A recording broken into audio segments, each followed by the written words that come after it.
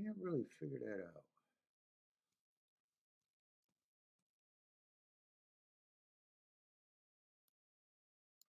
Not really gonna worry about it, to be honest. My life?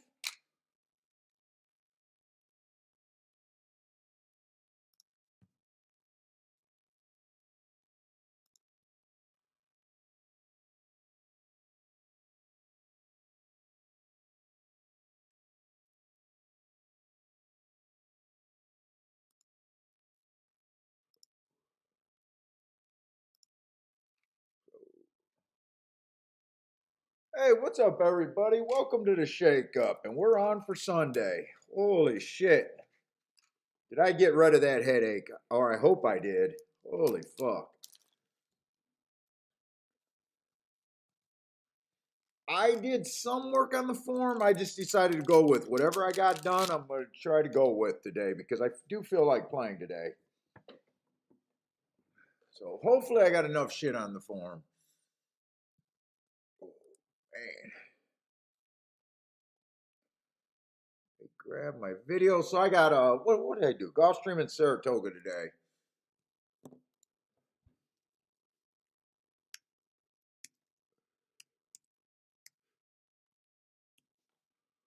What's up, Joe? Oh, you missed you. Oh, yesterday was not the man. I had to make a bet way bigger than my comfort level to have a good day yesterday. I only hit one day yesterday, or one race yesterday. There was a few spots, and even after that, I could have done some more stuff. My best spots were my sit outs almost.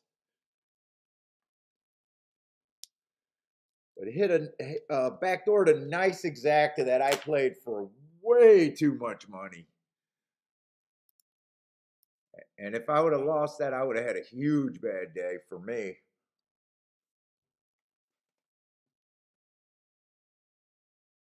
Let's see, Gulfstream starts in about 23 minutes, Saratoga in about an hour. Okay. And that's all I got today. Uh-oh, why did I get rid of Saratoga? Oh, man. Gulfstream, I'm probably going to be try to take it easy early. Uh, we had to make an adjustment in the second to last race to even hit that race yesterday on the dirt. I'm pretty sure it was an outside bias yesterday. Problem is, I don't know if it's going to be there today or it's going to be fine today. I have no clue.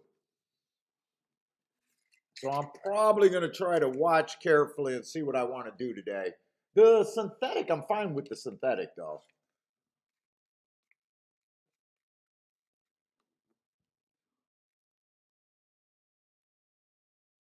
Yeah, well, that's the other thing. So Joe, yesterday there was a whole bunch of like those 2-year-old races for a lot of the card.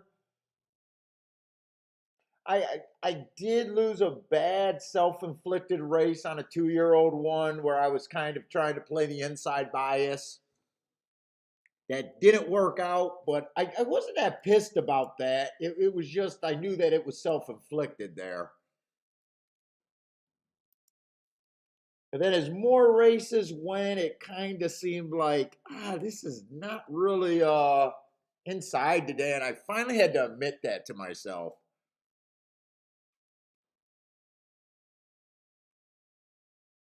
Oh, Jay went on tilt. Yeah, well, dude, if I would have lost that bet that I bet, I would have definitely been on tilt. The only difference is I probably would have raged handicapped all night and had more shit for today because I hate when I look terrible.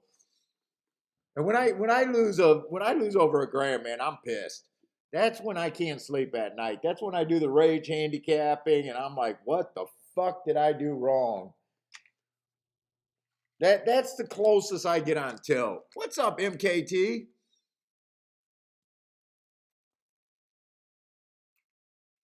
Well, yeah, those biases change, so I have no problem. Dude, you got to remember, I don't know if you were around, but 3 years ago, I think it was during the month of August,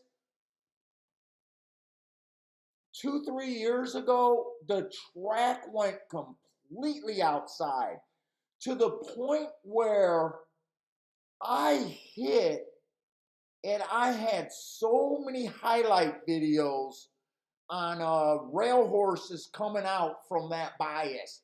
It lasted about a month to 6 weeks. And I swear to God, I made over a year's income just on that biases with the horses coming back. If you watch a lot of my early videos, you'll hear me talk about that August bad rail bias, and you can see how many, and that's just the ones that made the video cut. You know, I got embarrassed about making those videos for a time. You know, if I had two or three 20-1 winners or 20-1 key horse in a single week, I was like, fuck, I can't put these videos up all on the same week. I can't make a video of this. People are going to be calling, I mean, they were already calling bullshit. They were calling bullshit with like a video a month, with a 25-1 winner a month. I couldn't put 25 and a higher winners up fucking 3 times in a single week. That would have killed my YouTube channel. Fucking horse players don't understand. But yeah, but anyways, you know, I'm okay with biases coming and going. It happens. Now my guess is it'll come back, but you know, I'm not worried about it, or if it completely changes, I'm not worried about that either. It's just once I lock into something, I want it to be consistent. I hate the part where I'm going back and forth with the confusion. Or like yesterday, you know, I thought it was going to be inside. And by the way, I charted yesterday, and part of the confusion was that 4 and that 6 horse going wire to wire. I did not see those races because we were trying to look at Woodbine. When I did his charting last night, that 4 horse that went wire to wire at 5 or 6 furlongs, he got a 48 at the half. He ran that race like it was a route. So maybe if I would have seen that race and seen how slow those fractions were, maybe I could have got that inside out of my head before so late. But we did make a good adjustment. We made a good adjustment. What's up, Jeff? But yeah, you also, you know, you also don't want it. If I watched Scotty's videos last night,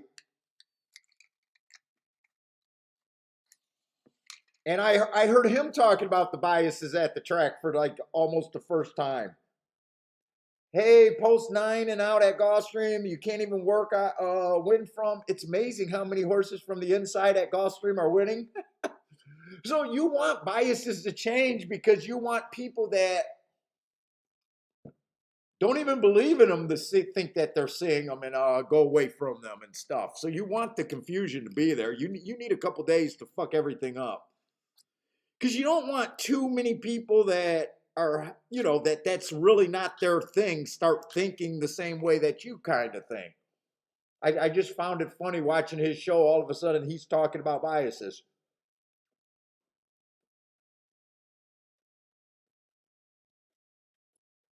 And I think I watched almost every of his show, and I can't think of another time where he really talked about them.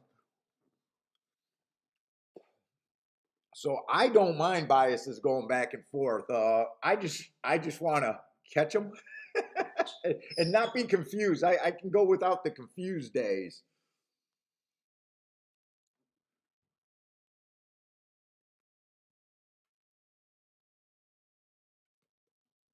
Oh my God, but dude, that headache was so bad last night. Oh my God.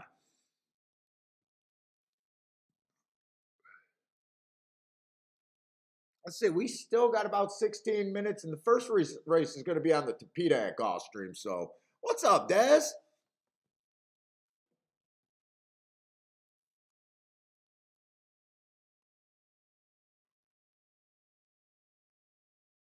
What do you mean by yes off today? Is somewhere they're off the turf or something? What's up, Paul? Yes off or off of work today? Is that what you're saying? Well, what's up, Des?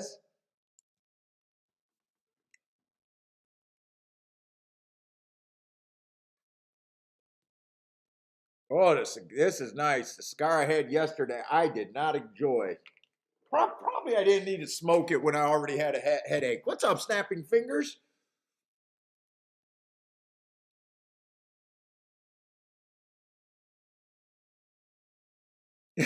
Snapping fingers are gonna go hand the teller 300 bucks at the track and then go home.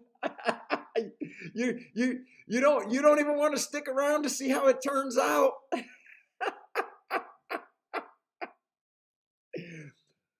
Ah, Des, you're off of work today. Okay, cool, man. No, I'm sorry. Yesterday with being confused. Do we got enough time to start a tournament? I don't want to do a tournament if we don't have any people. We did not yesterday no one said anything and I was not thinking of it.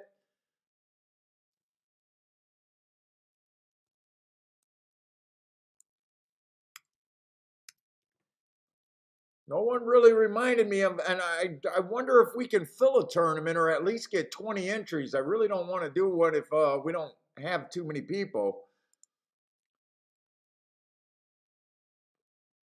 If there's enough people, maybe I can set one up. But I kind of forgot about it yesterday.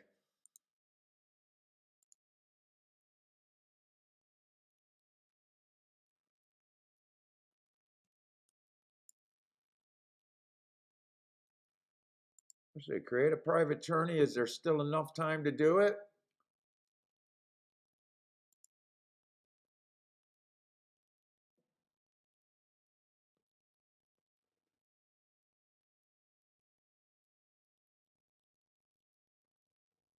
But we'll probably try to do it next week. I'm just worried if without being able to advertise it, I'm worried if we get enough people. What's up, Grandma? Oh, something for the heathens to watch. Gambling on Sunday. How many people are even watching right now? Because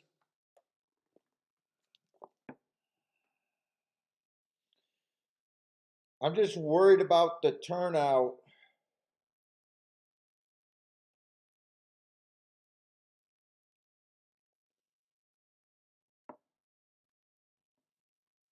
And they'll be starting pretty soon. I got a choice between Gulfstream and Saratoga.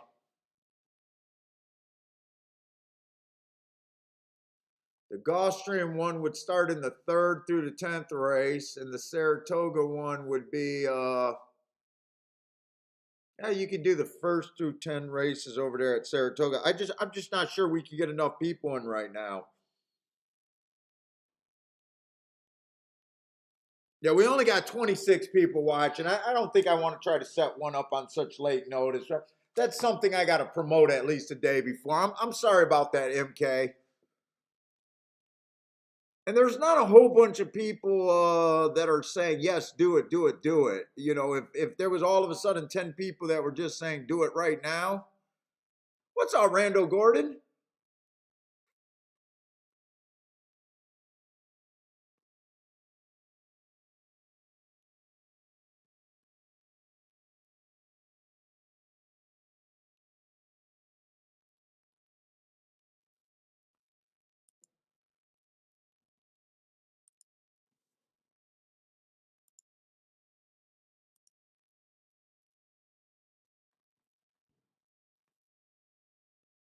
Oh boy.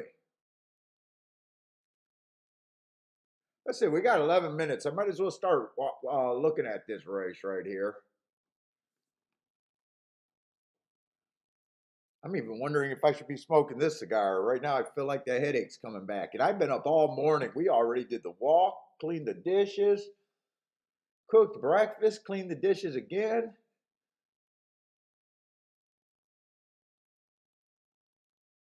See, I'm looking for speed and stalkers over there on the Tapeta Sprints.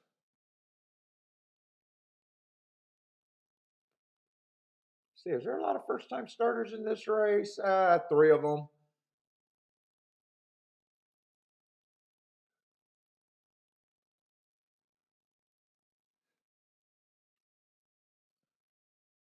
Let's see. Two has an 8 to 5 morning line. I mean, I really just got something on his last race, just being average, average, average on an early pressing day. The one and the three are both first timers, so I got no extra story on them. So the two is I mean, I don't know. I'm not blown away by his races. I can say that. Oh, knowing the first time starters, I'm not sure.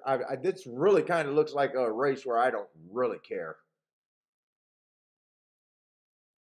Let's say the 4 horse ran one race, but that's not enough to get me excited and not enough to say that he can't have improvement. He was bumped at the start check. Maybe want to watch that replay. There's not much in here. I can tell you that right now. There's not much in here. I still don't know where I would think he would be mathematically, even if that was the worst. Let's watch that bump. I'm going to watch that bump and check. At least he is 20 to 1.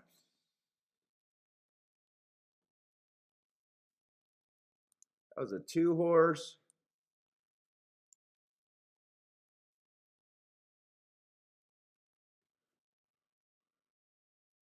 Snapping Finger says Russian roulette with anything more than 2 first-time starters. I just got to have a good story, you know. It's dangerous. I could have hit an 8 to 1 yesterday in a race with a lot of first-time starters, and I chose not to play.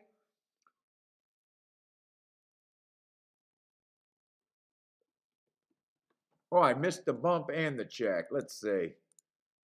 But yeah, I do feel like, it gets to be a lot more dangerous when you don't understand most of the competitors in a race. That's for sure. I seen a slow break there with the 2, or with the 4 horse, but I can't really see what happened. Okay, there was a bump. Sure.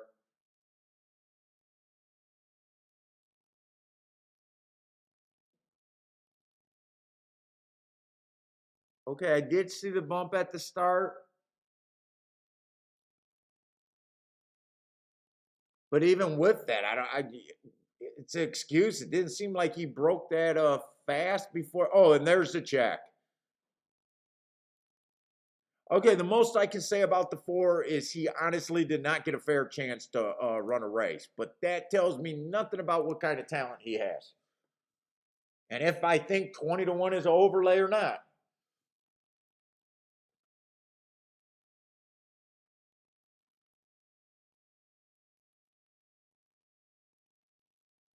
Let's see, the 5 horse early pressing day, first time he ran, so wrong running style, broke slow.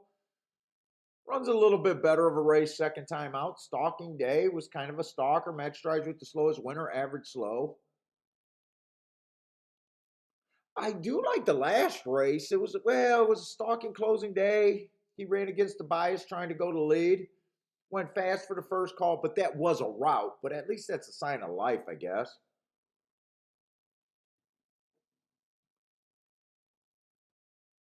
He's 14 to 1. I mean, a little interesting.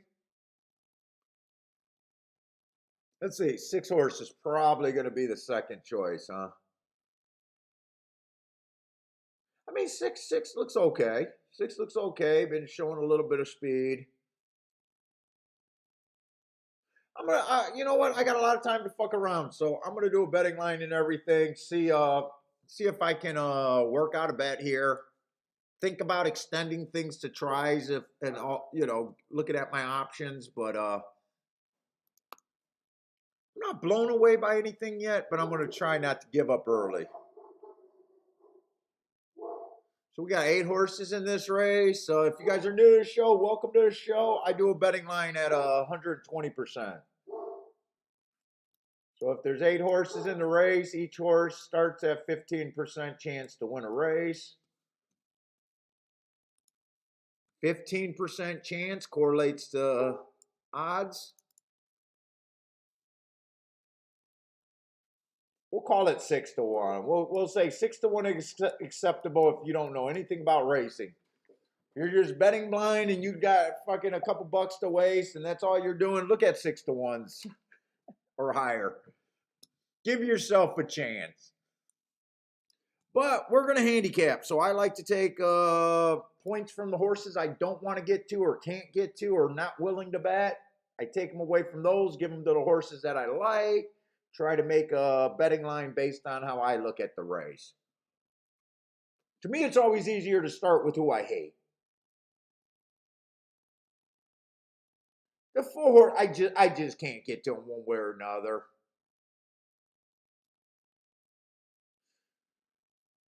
I'm not going to be completely hard on him, but if everyone starts at a 15%, I'm just going to take 5 points away. That puts his price at about 10 to 1 starting point. Let's say first-time starters are always hard because I never know what to do with first-time starters. I don't know anything about them. I don't feel like giving them the whole 6 to 1, so I'm just going to be, if I want a 10 to 1, or if I want a first-time starters that I can't handicap, it's just blind, I need to get 10 to 1 or more. Not every race you'll be able to do a good morning line on either, or your own good betting line.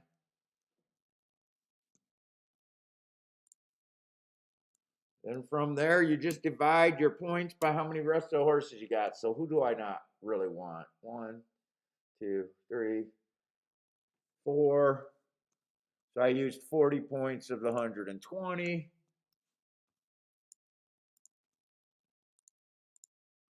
Is that 80 divided by 5, I think? I got 5 horses left.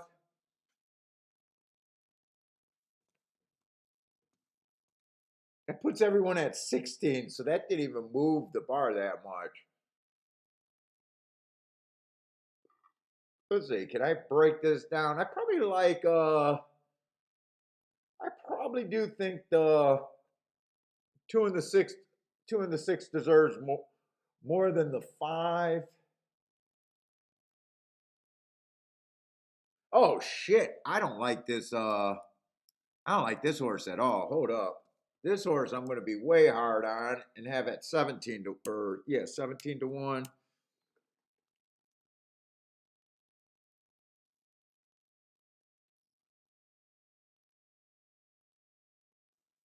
10, 20. I think I did the math wrong. 30, 40. Oh, there's 8. I kept thinking there was 8. So I used 45 points out of 120.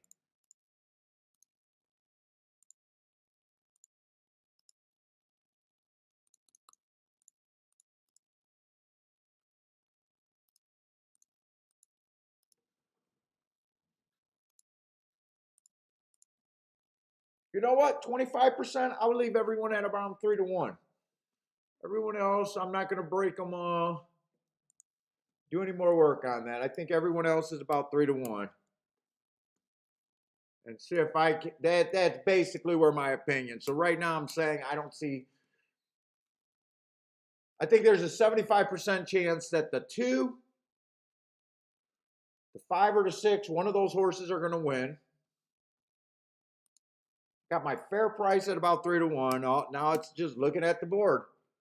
Let's see. To me, the 2's over bet. Not interested. 6 is right on the money line, basically. And 5's the only horse that offers a little bit of an overlay shot. That's how I'm looking at the race. So to me, I would only be interested in betting really the 6.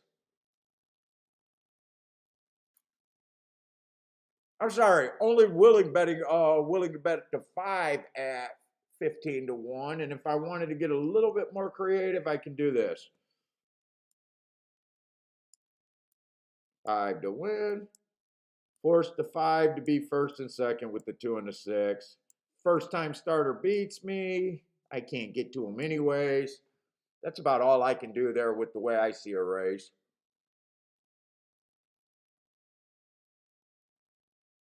And if I'm really crazy, I could also do this. If I wanted to extend the most likely trifecta,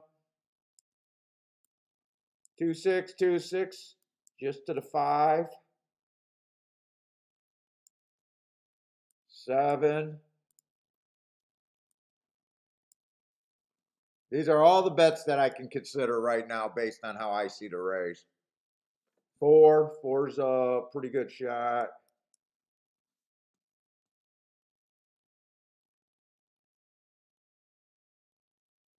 9 to 1's probably not going to be high enough for the 9, but the 1 at 16 to 1. And that's basically saying, hey, I like the 2-6 exacta, 6-2 exacta, but the exacta probably has no value. Let me just extend that one more spot. And what horses, almost blind, which horses make that exacta pay a good trifecta? What's up, Dennis Trusty? Blue Kin, what's up, guys? Windy, what's up? I cannot show the races, Windy. You won't find a better handicapping show, but I can't show the races here. What's up, brother man?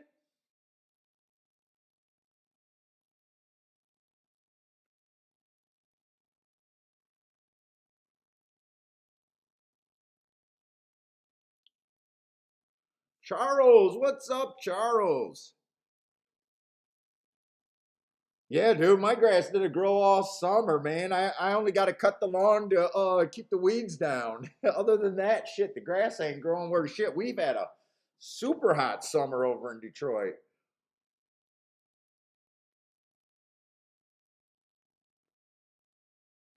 It's been great.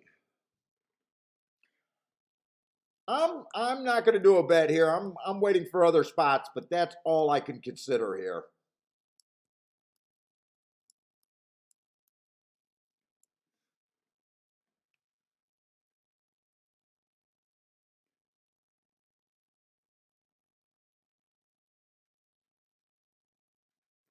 First race of the day, and here we go. Where's my pop?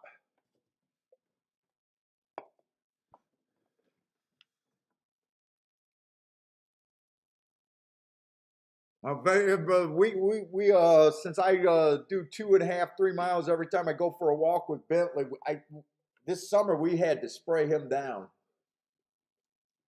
before we go out walking even. And by the time we get back, that fucker's dry.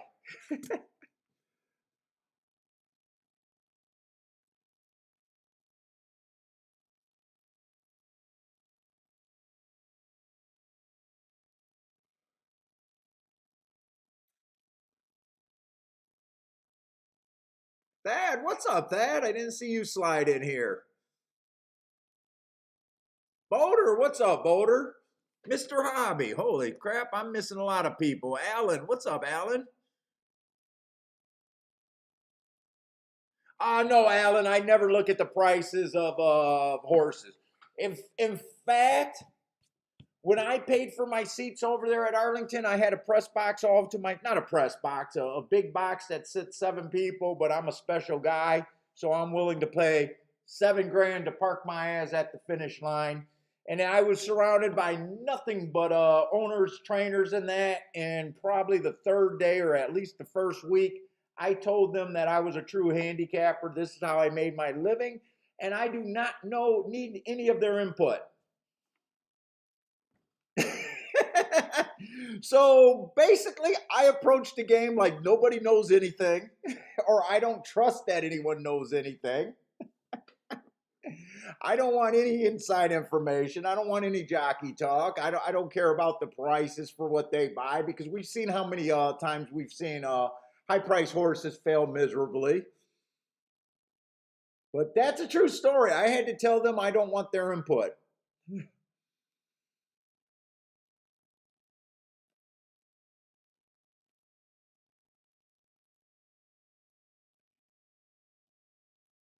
Let's see. I did not see the start of this race, but this race is going to end up being a good betting situation, even though I'm not even close. This is going to be a huge ticket if you got it. 319.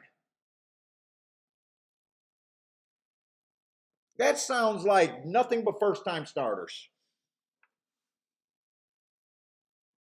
9 was a first time starter. 3 was a first time starter. 1 was a first time starter.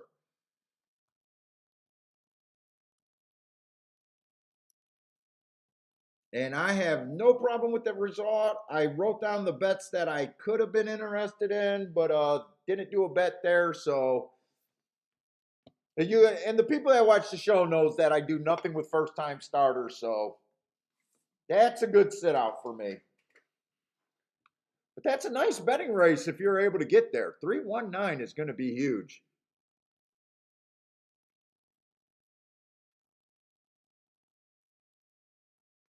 That is huge. 5-1 over 24-1 over 7-1. So that ended up being a good betting race. I didn't think it was going to. Well, if what I was looking at, unless the 5 got first or second, it was probably not going to be a good betting race. You know, if the 2 and the 6 won, came in first, second, it would have been hard to make that. Brother man, the human anchor accidentally finished second.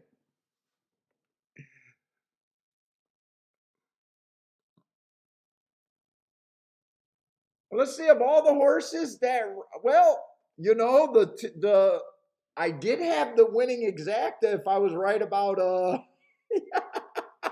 none of the first time starters being anything, because the 6 and the 5 did run first and second. Or I should say they ran next to each other, as long as you minus the 3 first time starters that beat them. I mean, they ran next to each other.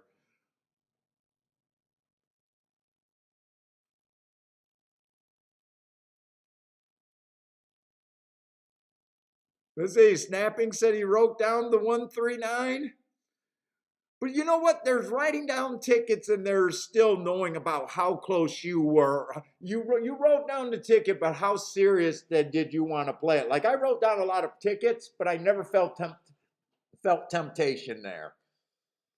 Now, if you wrote down the tickets and was feeling the temptation, is this the spot? I kind of like it, and you know, going back and forth. Maybe you do need to hire someone to come over and kick you in the balls.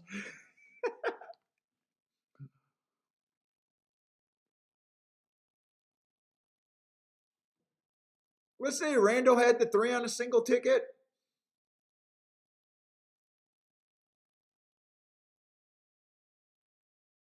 Yeah, fucking brother, man, get a form and chime in, man.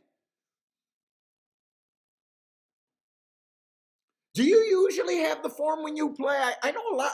I think I talked to you before, and I think I've seen you made bets before just off of your trip notes saying that you didn't even have a form that day, that you had a note on a horse and you were going to play him.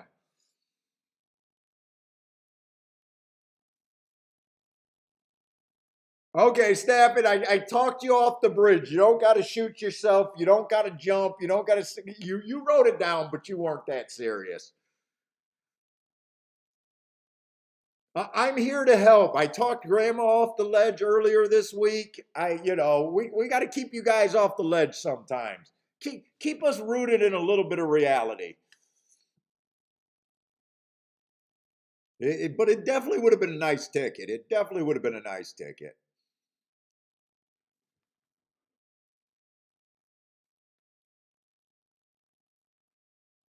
Thad, I wish I could have looked at the turf at Laurel. It sounds like you're having too much fun on that closing bias over there at Laurel.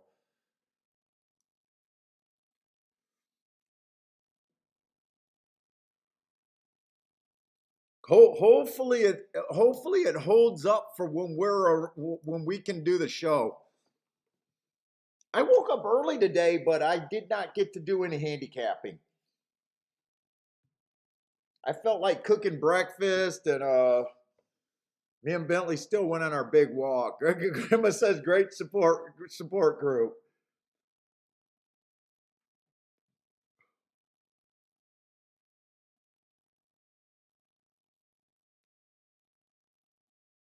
Now, I did look at the charts yesterday for Saratoga. Saratoga, especially on the turf routes and sprints, looks like what we're looking for. So I still want to play that. Gulfstream, like I said, I'm going to be a little leery on the dirt, maybe a little open-minded. I definitely think that the dirt was favoring the outside yesterday, and that's why I hit that ticket late in the day. That saved my ass. So I'm probably going to start out like my at least my thought process is to start out a little bit leery on the dirt over there at Gulfstream. I'm still guns blazing on the Tapeta routes.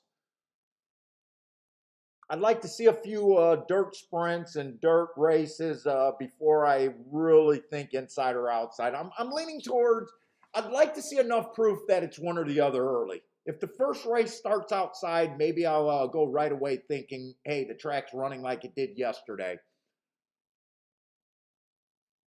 Actually, I want to watch this Laurel race. Is Laurel ready to go? And is Laurel a turf race over there, Thad? We're rooting for this we're rooting for Laurel to stay closers on the turf there.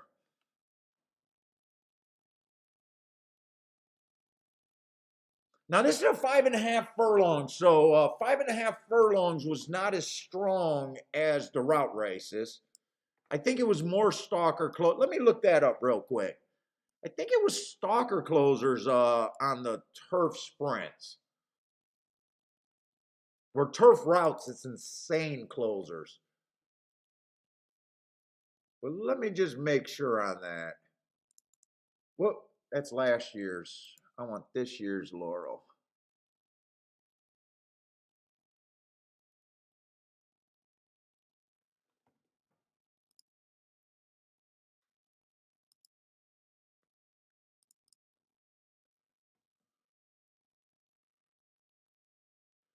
Yeah, the routes, turf routes, they're closing 62% of the time and only going wire to wire 12% of the time. I don't think I've ever seen a closing bias that strong. And that's after 138 races, so that's not a small number. So after 138 races on the turf routes, they close coming from 5 lengths out or farther 85% of the time. That's a fucking bias. I don't care. That's not coincidence. I've never seen a number that high. Turf sprints, they are wiring 22% of the time. Not impossible, but on the low side. Stalking 43% of the time, so and closing 36% of the time. So I'd be looking at the turf sprints like it's backing up. But if they wire every now and then, especially if you're looking at the fractions, put it this way: 22% going wire to wire. If the pace is slow and there's not like really developed speed duels or prolonged speed duels, I would still, go through the rest of the day thinking that that's probably a stalking closing track. But if you start seeing, 3, 4 horses, 2-horse speed duels, and they're dueling and it's a prolonged and the pace is fast and they go wire to wire, I'd probably use that to say, well, speed might be okay today. Because 22% going wire to wire is not a speed favoring track. It's not impossible, but it's not, to me, a speed favoring track.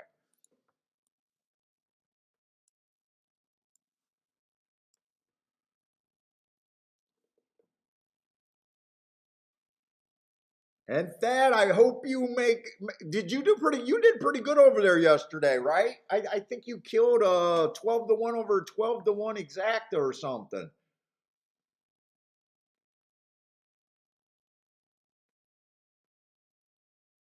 I hope you're crushing that Laurel. I'm gonna have to get over there and join you on that Laurel.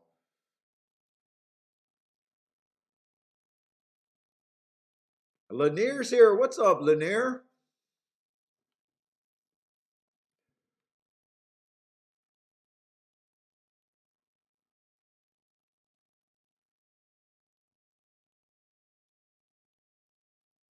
Oh, you did have a great day. Nice.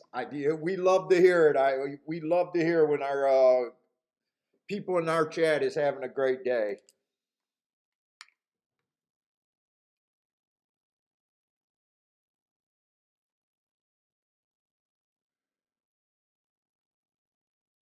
I'm gonna watch this race and I'm gonna get over to, let's see, Gulfstream or Saratoga, and hopefully they're not on top of each other. Let me look to see, because early in the card, a lot of times they got those races that I'm not super interested in. Let's see, Saratoga's first race is going to be a turf sprint.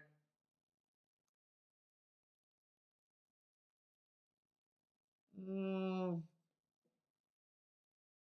four first-time starters, a couple horses that ran a few times. I mean, that race might be interesting. Hard to tell. It's not as bad as some of them.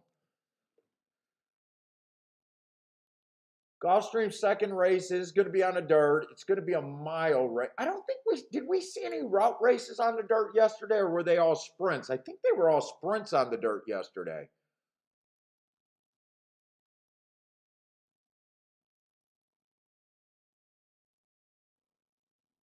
What's up, Steve B?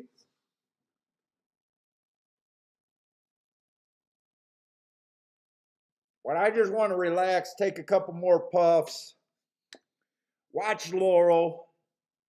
What Dad? What are you doing here, man? Key box 7 with the 4-5-6. Good luck. So 7. Oh, 7 16 to 1. Oh, and you got the, oh, give that a 7-6-6-7. I would say that's a boner inducing exacta right there. Give that a 6-7-7-6. I think the 7 reared at the start of the gate. I think that's what I seen, but it happened so fast.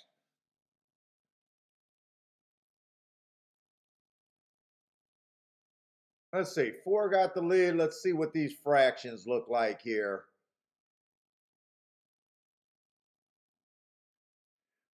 Brother man, ready to do some reefers?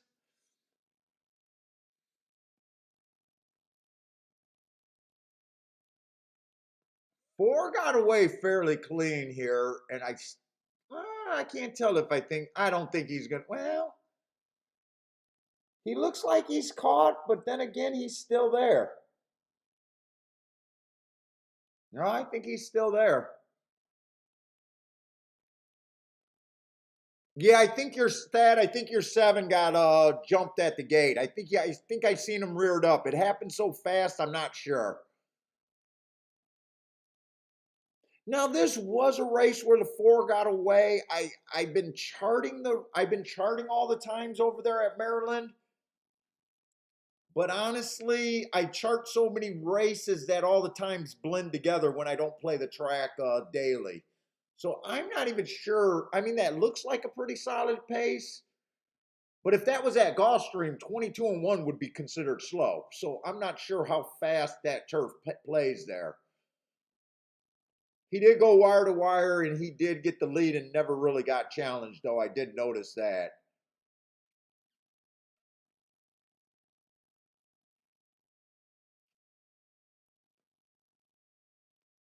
Let's see. Lanier had the trifecta in his group right there.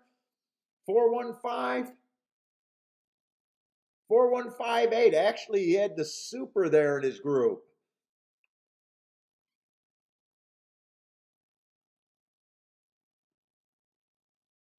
4158. All right, let's go and look at some races. I'm going to do Gulfstream first. It looks like Gulfstream should go 10 minutes first. I am not sure about the inside-outside today situation. Yesterday, I don't think there was a single dirt route race. And those two tracks, a lot of times, they run completely different. Meaning that, you know, if they ran yesterday, the inside could have still been good on the routes, but bad for the sprints. That happens a lot at Gulfstream and a lot at other tracks. And it makes sense. They, you know, they run on different parts of the track.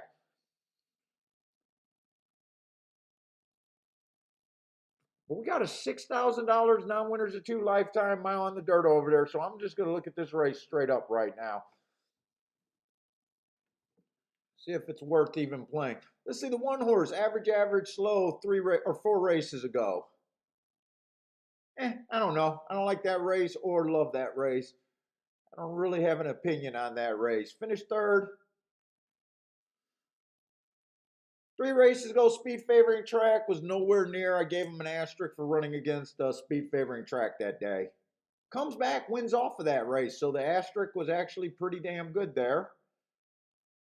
Bad rail, stalking closing day. He was in the 5-hole and well off the rail, and he was a stalker that day. Could have been a little bias aided, or maybe he did have muddy form running against that speed favoring day.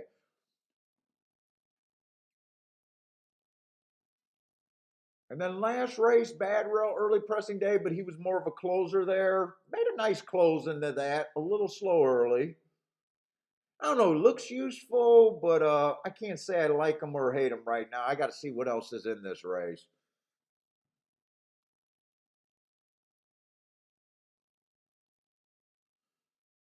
Let's say the 2 horse, 2 races ago, ran on a bad rail day, had the 10-hole, shouldn't have bothered him. Stalking closing day. Technically, he was a stalker.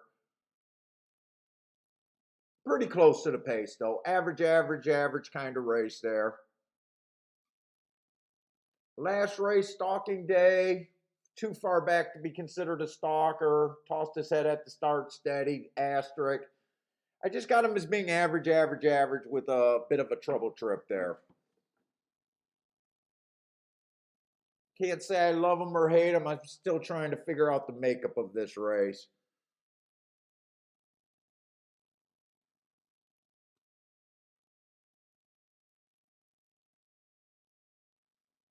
Let's see. 3 ran on a speed favoring track 4 races ago. Was a sprinter.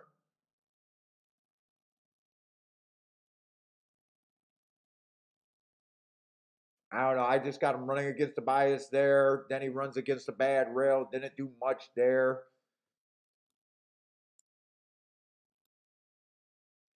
He did have an okay close. He did have an okay close, but nothing eye-catching there.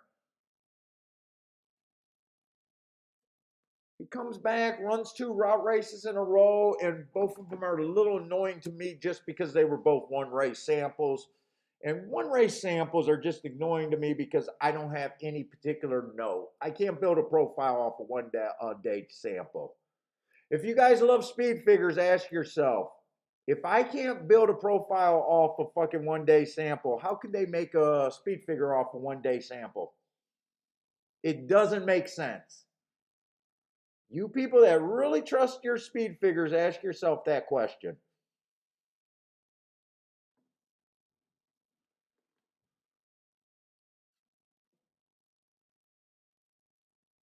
How do you make a variant on a single thing happening on a day? How can you judge a track if a track's fast or slow? Instead of being honest and saying, hey, I can't do anything with it. What's up, Sungi? hey, Sungi, I might not be the authority, but I got strong opinions on what's right and what's wrong in our mutual pool. And part of the reason why I pick on the speed figures is how can using something that 80 to 90% of the handicappers are using be right in a par mutual pool game? How can it be right when you're starting at the same point everyone else is? It's a weak position gambling. It really is. And I will say they do put you on winners. I won't even say that they don't put you on winners. I'm just saying in a par mutual pool, it's a weak position to start at the same place where you know that they're popular. Popular equals bad in horse racing. If you notice on Twitter, No one's ever posted a ticket that was a popular ticket. You know what I'm saying? Like no one ever just, hey, even money horse, check out my $5 win bet on an even money horse. They're always putting up these giant tickets, giant scores, which, you should be proud of. But the nature of the game to have a giant score, you're outside, you got to be outside. Whether you had to get there with an all or a big spread or however they got there is not the point. But whenever someone shows their ticket, that's a hit, they're outside the box every fucking time. But no one teaches how important it is to be outside the box.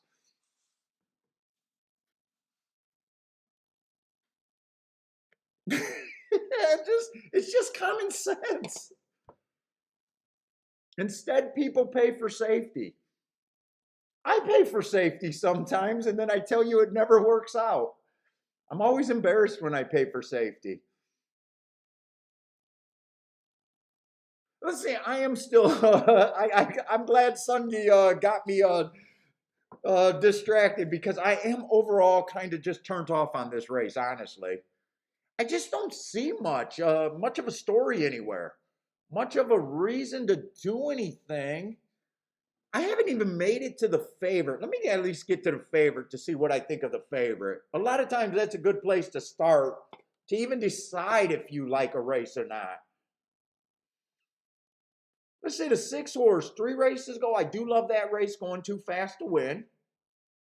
That race 2 races back, he ran on a bad rail. So I love those 2 races. And the last race was a little bit annoying. It was a 1 race sample. But everyone can see that running line with that finish that, okay, that's not a bad race.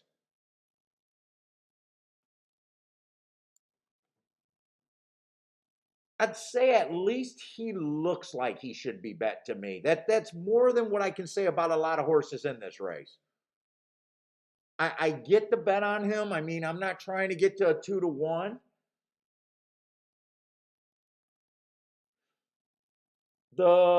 This horse beat him 2 races back. Let's see, who is this horse right here? Does this horse got any upside? Is that the let's see, starts with a P and it was on July 1st. This horse right here beat him 2 back on July 1st. He came off the pace, caught him. He matched strides with the slowest winner. He was nowhere near that bad rail.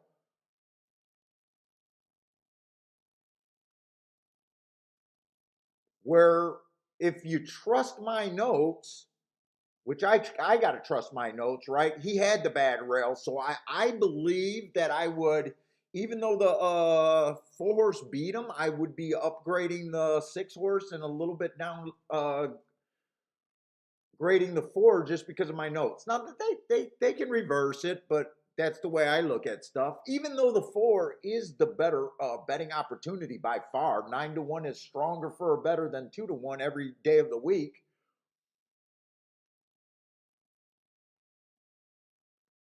So I will say that 4 at the very least has some upside. But in a head-to-head matchup, I still think the 6 is a little bit better.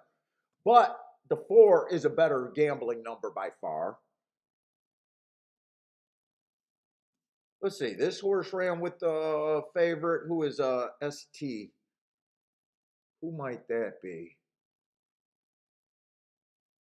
That will be the 3 horse, and that would have been on what day? July 22nd, the 1 race sample. So he didn't do much on July 22nd. He at least got 3rd. Those are just annoying 1 race samples. So, I can kind of see him. Decent price on him, 9-2. So,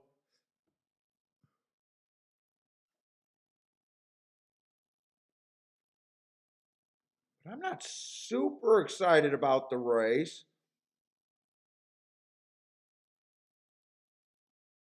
Now, he ran on that July 22nd and did better than both of those horses, but they're close. They are all close.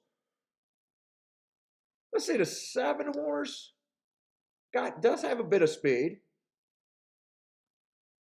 4 races ago, ran on a bad rail stalking closing day, so he was nowhere near the rail. He was a little close to the pace, went fast for the first 2 calls, so that's a sign of life. Comes back, 3 races ago on an early pressing day, chased for a little before flattering. Dropping in class a little bit. Then he tried to go wire to wire on a stalking day, so he ran against the bias there. And then last race, tried a duel going fast on a stalking day, again ran against the bias. My contenders are looking like this. 7, 6, 3, 4 in no particular order. That's about where I'm at there.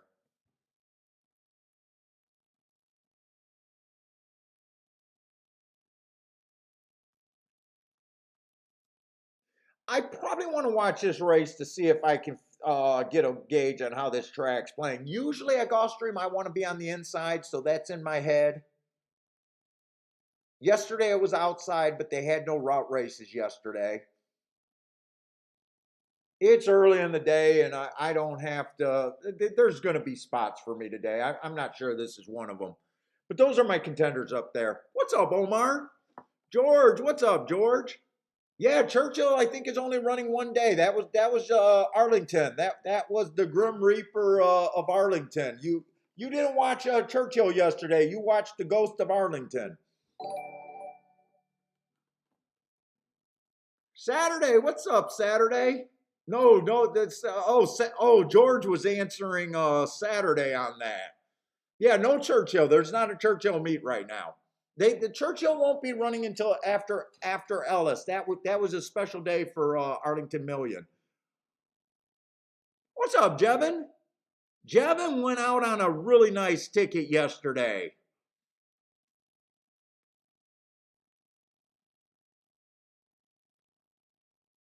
Mizzou man, what's up, Mizzou man?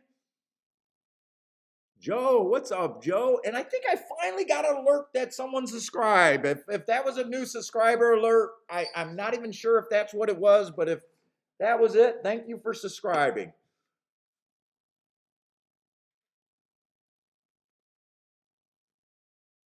And by the way, if you guys are new, I will sit out a ton of races. This is what I do. I make money betting on horses, not YouTube. I have to win. Sitting out is a skill that's not taught in horse racing. I'll also try not to blow bullshit up people's ass. Everyone picks winners, and everyone sucks at picking winners. I don't believe that anyone long-term picks more than 30% winners. I probably pick about the low 20% of the bets, the races that I bet are winning. Meaning I'm going to lose probably 80% of the races I play. But I will be profitable if I hit 20%. But to achieve that, I got to sit out. I won't have an edge everywhere. So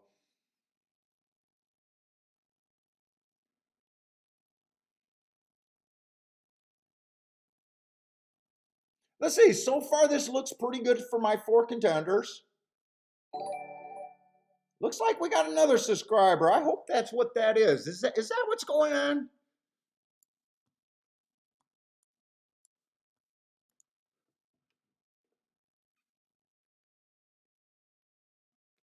And if you guys are new, feel free, jump into our chat room. Don't be shy to throw up picks, even at tracks that we're not covering. I'm only able to cover 2 tracks at any particular time. All we ask is if you guys have picks, throw up what track you're putting the picks up. That's all we ask.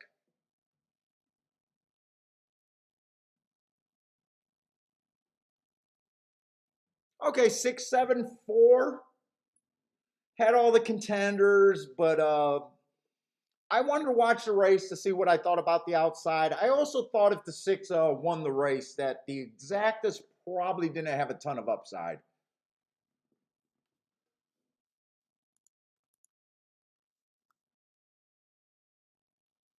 And I'm ready to check that right now. Yeah, $18.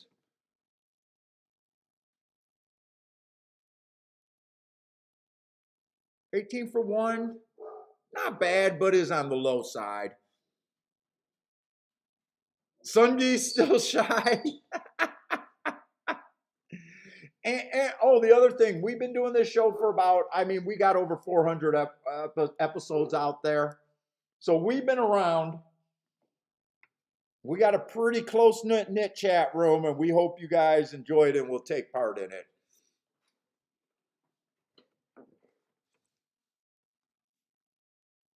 And we're just here to promote handicapping. Handicapping, bringing back the handicapping.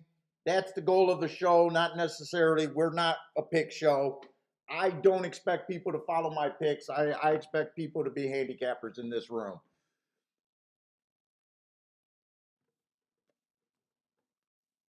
I got too much respect for you guys to think you guys are just here waiting for some pick handouts.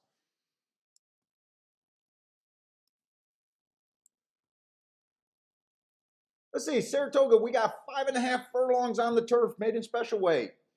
And it started being a speed stalking track, and it's the last 2 or 3 weeks, I've been thinking that it's been actually a stalking closing track over there on the turf sprints.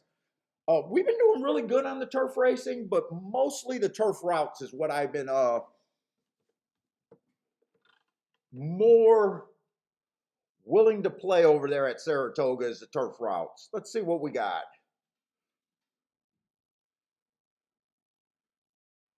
One horse is going to be our favorite. First race out, that was an early pressing day. The timer malfunctioned or something there where I don't have it my little ratings. I'm always willing to excuse a horse first time out anyways. That just looks like a useful first time out. He then goes to turf route. Speed has not been good over there at Saratoga. That was a stalking closing day. He comes out average at the first call, 1 tick slower than the fastest winner at the second call, and at the 6 furlong mark, he went too fast to win. Those are really nice marks. I don't like route to sprint, and right now we only got 2 races on him. I'm not sure if he's more of a router, more of a sprinter, or capable of doing both. I don't look at breeding and that sort of stuff.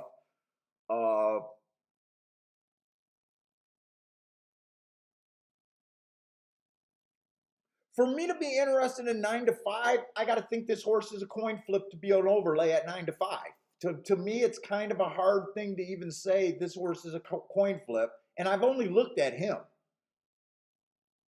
But I know there's 10 horses in the race, and right now he's not screaming coin flip to me, meaning even money prop. You know, I got to bet horses at an overlay where I'm getting overpaid, so I can't say that I honestly feel like that's an overlay. But let's look at the other horses.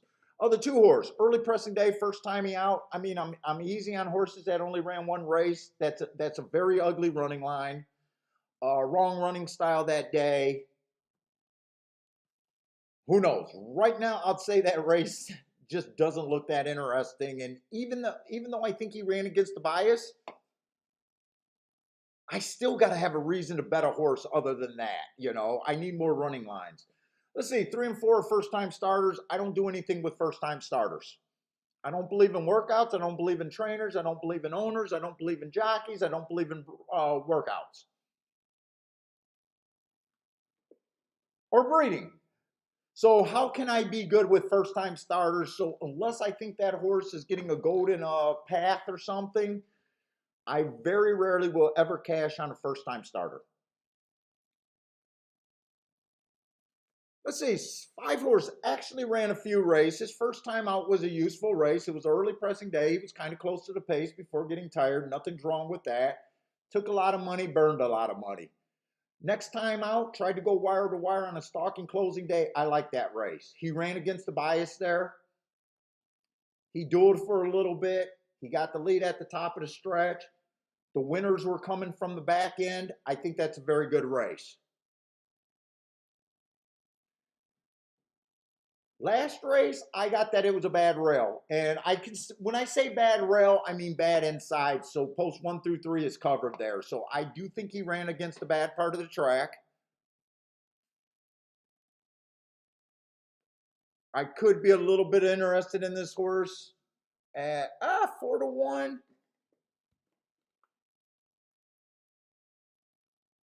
I probably think he has about a 20% chance to win.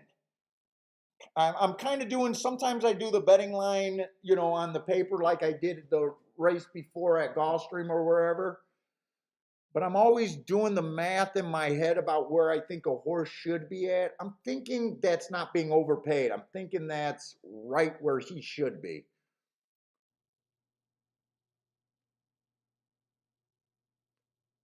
Let's see, 6 ran against the inside speed favoring day first time out. So I got him with a little bit of excuse other than just being a first time starter. Next race was a 1 race sample, so I don't have any inside info there or extra notes there, other than I can see that he was off slow. And then he ran against a bad rail, so I find him to be interesting also.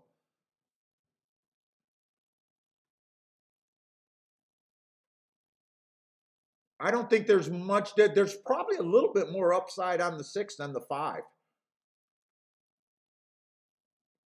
7 only ran 1 race. I don't. He ran against the bias. We got a few first timers.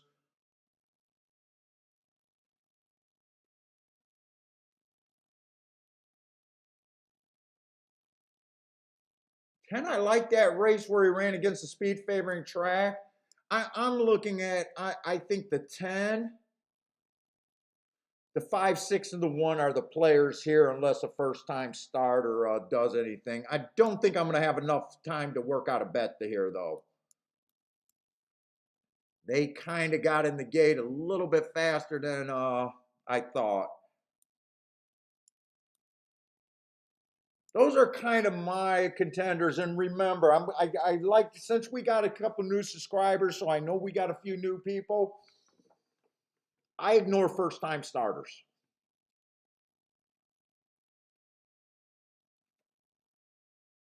So I got that written down, but I need to write, I got no bet here.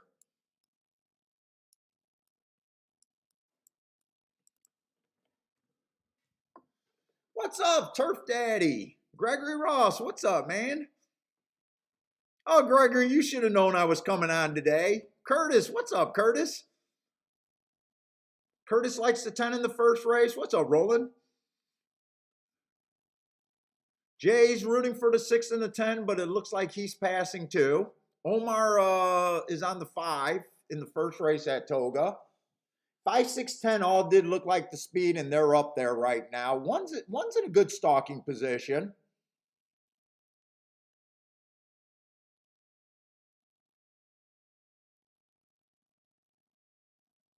But it looks like 3, a first-time starter, is, well, I think he flattened out a little bit. Here comes the 8. 8 looks like the threat. But I think 5 should survive. 5, 8, 3. I'm pretty sure 3 is probably a first-time starter. So first-time starters, when I decide to play a race with the first-time starter and they mess up my tickets and stuff, I don't earn the right to bitch because I can't handicap them. 8 being a first-time starter, also same thing. 5-1, he was a contender, but I'm not so worried about that. I just, you got to decide if you wanted to bet or not.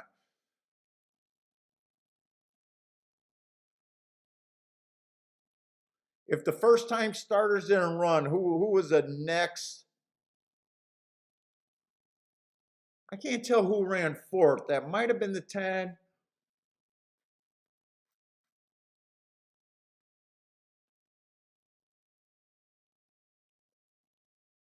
And you can just use common sense and math to get off of some of these bad favorites, The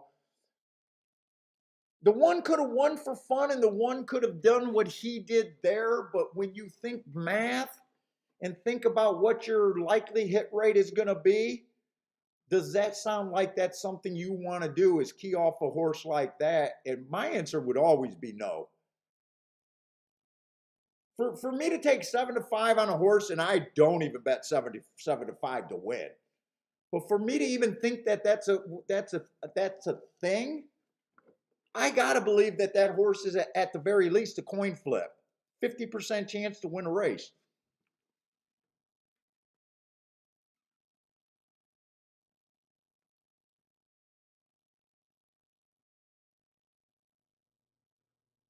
Omar with the nice win tick plus an exacta. Nice job, Omar.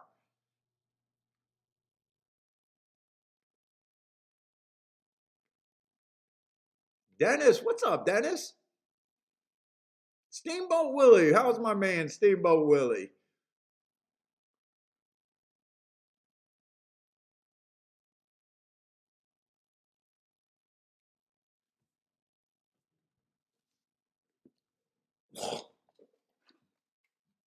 Wow, I gotta empty that.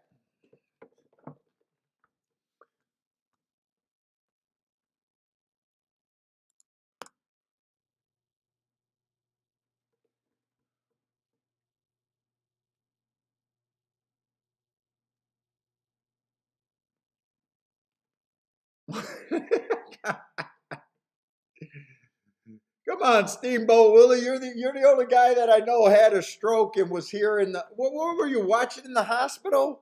Come on, man. You gotta like this show, man. You're hardcore.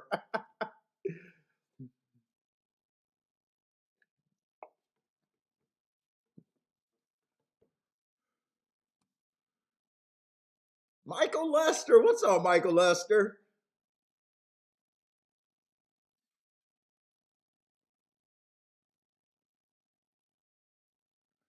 All right, let's look at Gulfstream. I'm still looking for some plays, but I feel like I'm at least handicapping pretty well.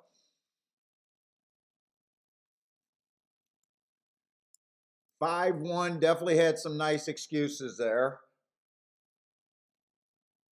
What you get on him, Omar? About 9-2, or did you get 4-1, or did he get bet down late? What did that Saratoga horse pay? 9-2. He actually creeped up, I think, a little bit for you.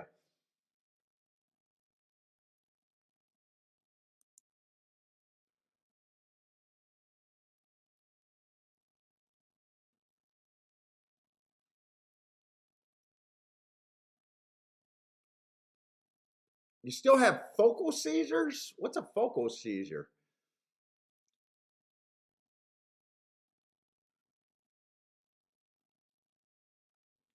Let's see. Gulfstream. Gulfstream is my main track. Well, Gulfstream and Saratoga has been my main tracks for the last month or so. Well, Saratoga's been my second track for the last month. Gulfstream's been my main track for about 3 or 4 years now.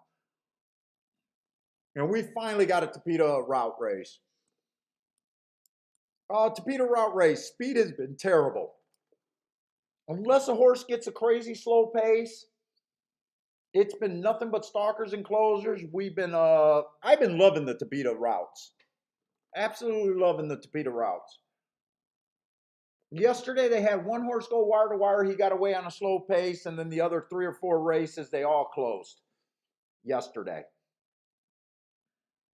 So I think they had 5 races, if I'm right, Tapeta routes. So that means 80% they closed, and the other 20% they went wire to wire. So I don't ever worry about the one outliner race, but overall, you definitely want to be coming off the pace over there on the Tapeta.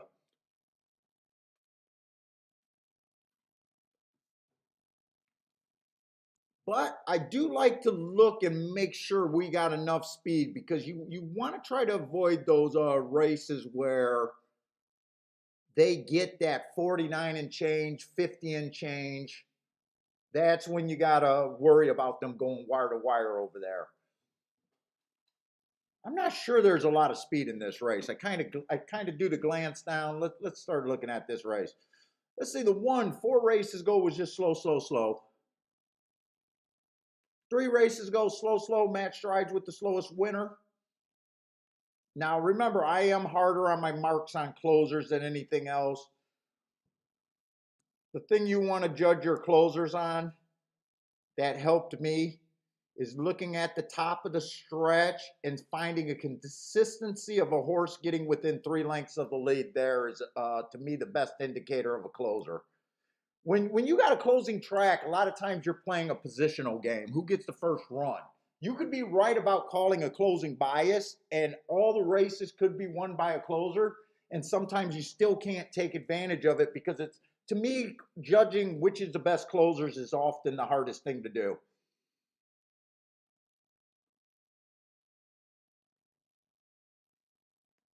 That race 3 races ago was a good race though. He was 4 lengths back. He was a little slow for the day.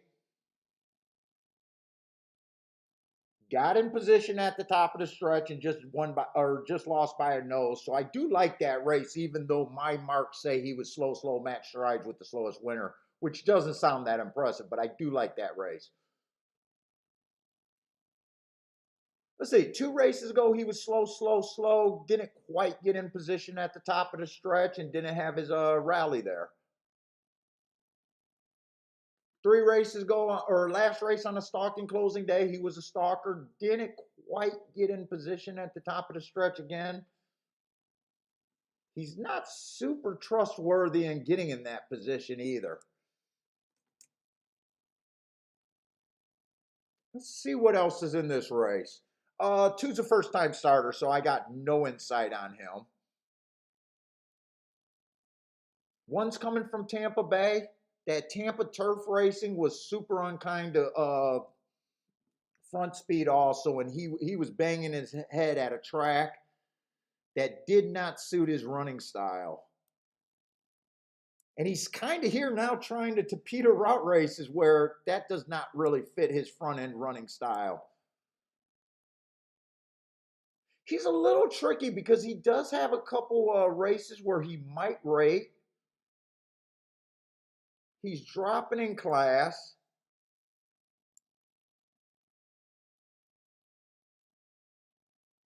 He is a nice price. If he goes to the lead, I don't like him. If he stalks, I think he has a chance. It's just, there's going to be no way to know before the race which running style they really choose here.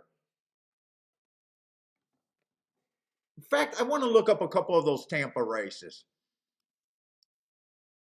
because I think they're going to be, I think they're going to rate fairly good.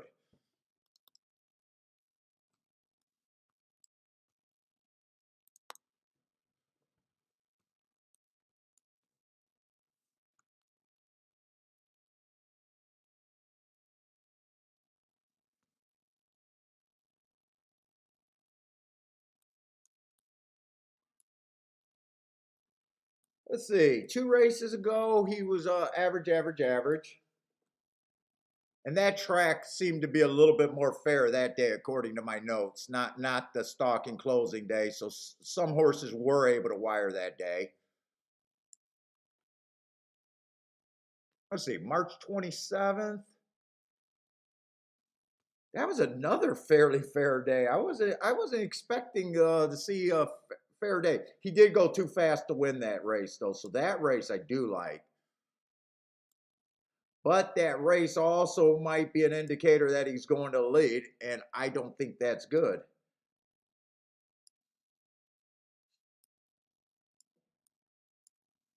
I'm going to look up that February 27th race, too. He stays interesting to me just because of the price.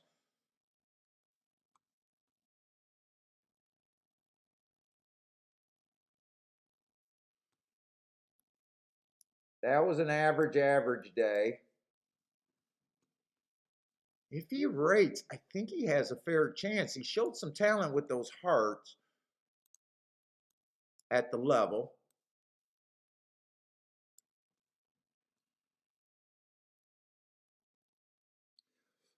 Let's say 4's tricky because 4's lightly raced. Also, 1 race he was off slow. It was a sprint also. Probably not a sprinter.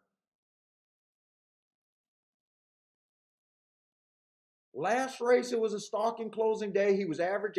Very nice finish. He technically stalked there. Huge price.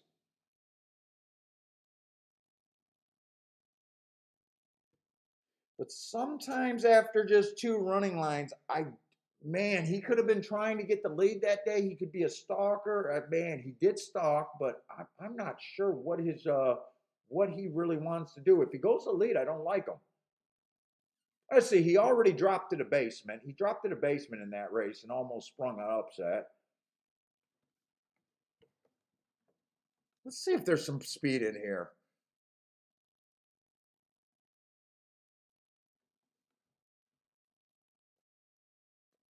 Five horse went too fast to win on the stalking closing day last time. But this horse also, well, he rates at, this horse is also capable of rating. It just depends on the ride these guys are getting right now to me. And six is another horse that may be on the lead, may be stalking.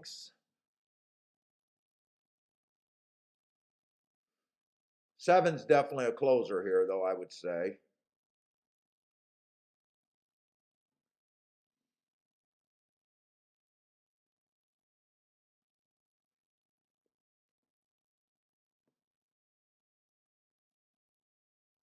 I'm trying to be a little interested in this race.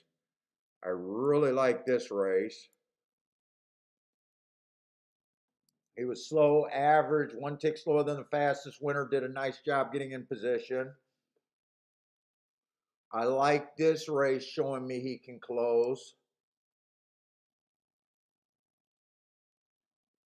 This one not so good, and a lot of horses are coming out of July 17th. Let me look up this race. I'm interested in this race because there's a couple price horses that I think I could make a bet on.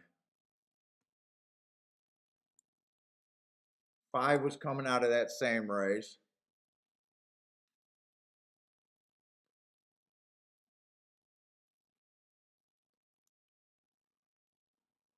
I think 1 and 7 benefits the most if all those horses go to the front end. I think I am gonna take a play here. I think I'm probably gonna use the 1 and the 7. I think you still got to use the 5. I think 4 is still interesting, and I still think the 3 is interesting. 2, I'm just ignoring because he's a first-time starter. Really, even 6 can come off the pace. They kind of leaving me a little too wide there. I was thinking of doing a key box 1 and 7, first and second with those horses, but that's probably wider than I want to go. That's wider than I want to go here.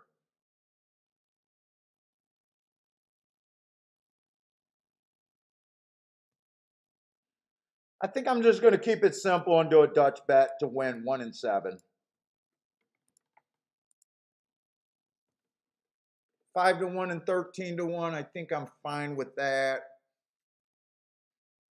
I think those are the two horses that I can count on most coming off the pay. I do acknowledge there could be some danger with them being way too far back though. And a horse getting first run might be able to take advantage of them.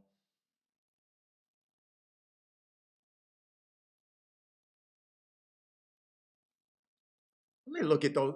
I'm going to put the win bet on the 1 and the 7, and then I'm going to look at a couple more exactas.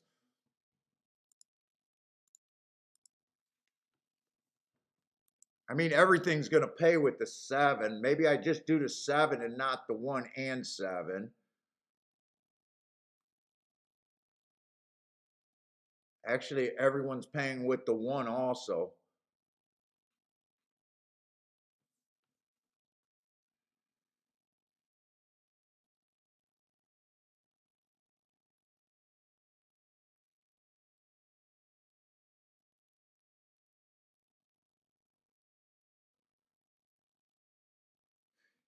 If I throw out the 3, if I guess that 3 goes to the lead,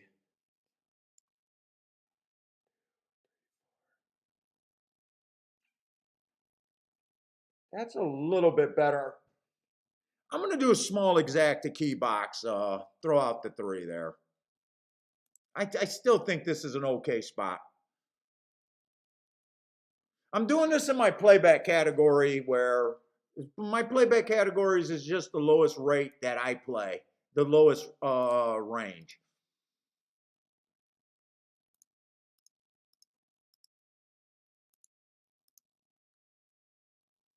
So it's kind of like an ante in poker. You got enough on your hand to be interested in the race. I think there's enough to possibly be a good race. I see enough that I'm interested, but it's definitely not a main bet for me.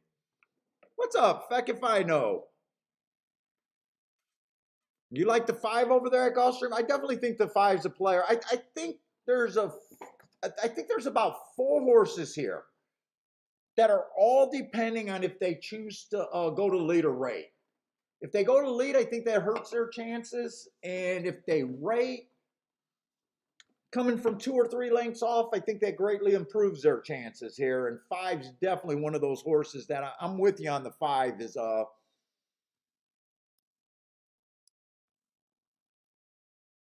and if five rates, I think he's the safest play. We only see one race where he went to the lead.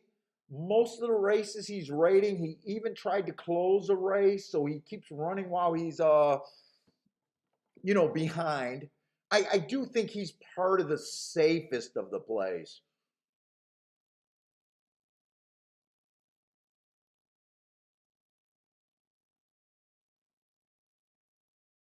I think three's probably the most likely horse to get a lead, but that's kind of hard to say too.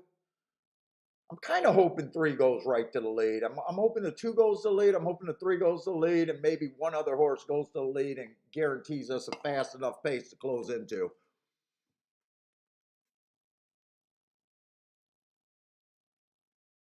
Let's see. Jay was doing some trip note watching over there, or had trip notes. He says the last race on the four, not the best of trips.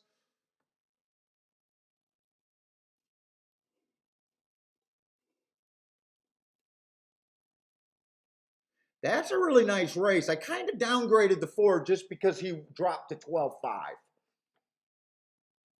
And his price was 3 to 1. He's another one of that group of horses that would not shock me here.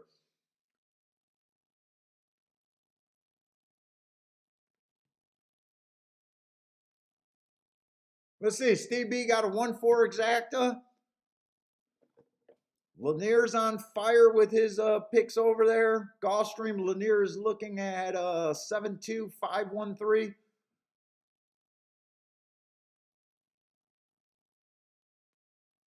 Thad is 1 all 1. Thad's rooting for that damn chaos.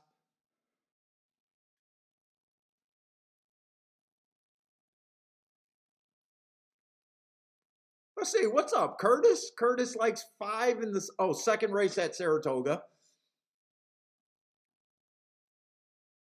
Jay does not. Well, Jay does not think there's any speed at Gulfstream. I'm questioning the speed over there at Gulfstream myself. I was kind of thinking that this is going to be an average pace here.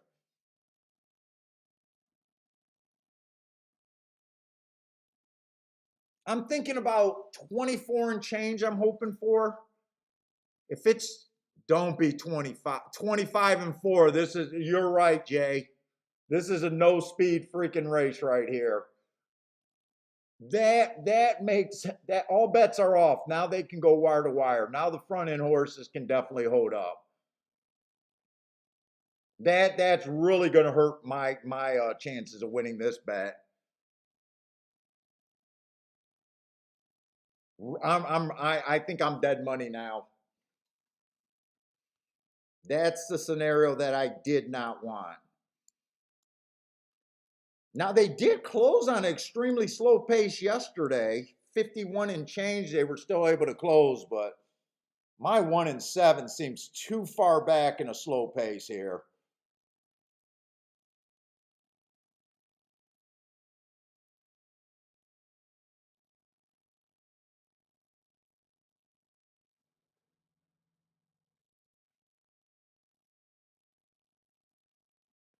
Come on with this one.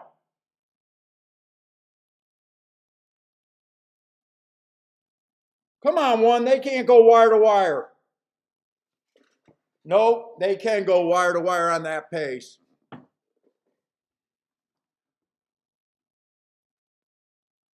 By the way, I handicapped that race perfectly, getting beat by a first-time starter.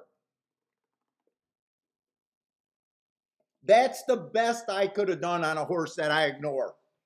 So I'm not allowed to bitch when I get beat by a first-time starter because I ignore them. I got to be a big boy because I don't do any work on first-time starters. So believe it or not, if you guys are new to the show, I'm happy with that result. Other than me not winning money. I mean, if I get beat by the only horse that I'm not capable of handicapping, so be it. I did the best job I could have with the knowledge that I could use. One made a nice run, but sometimes that was an extremely slow pace. Jay caught it right that there was no speed in that race whatsoever. I was thinking more of an average pace. That was a well slower than average pace right there. So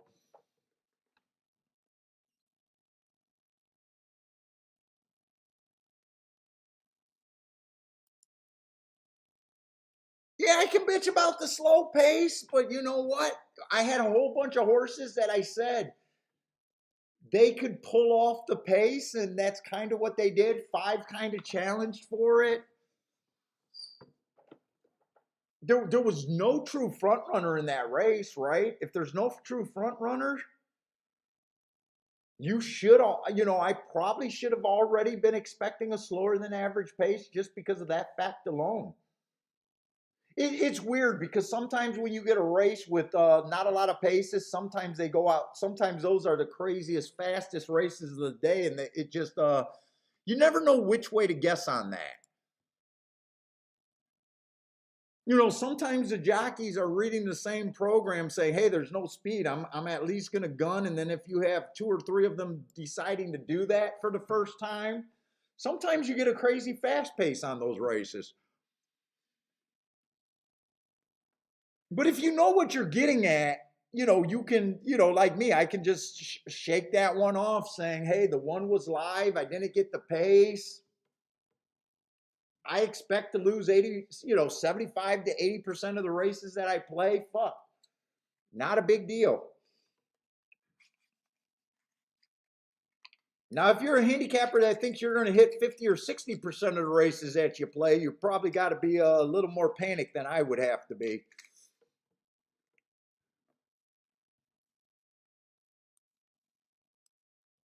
But all right, that was the first bet of the day, and that was a play bet for me. So let's see, second race on the turf. This looks like this is going to be a freaking 2-year-old first-time starter special.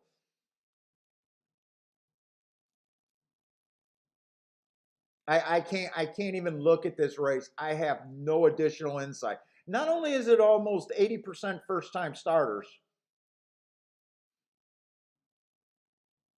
you got you got a few of them that are even like the 9 horse that ran before was a stalker on a sprint. He was off a step slow. You're going to have to guess if that horse wants to lead. All I know is on the turf at Saratoga, you do not want the lead. That's all I know.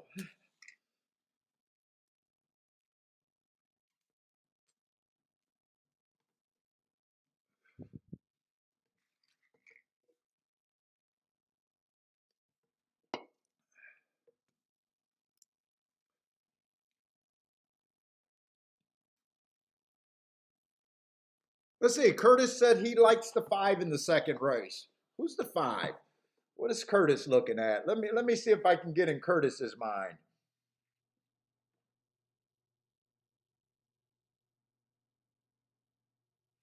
Oh, was that the race where they were not able to pull the tractor off the field and it became a non-wagering event? Is that what happened there?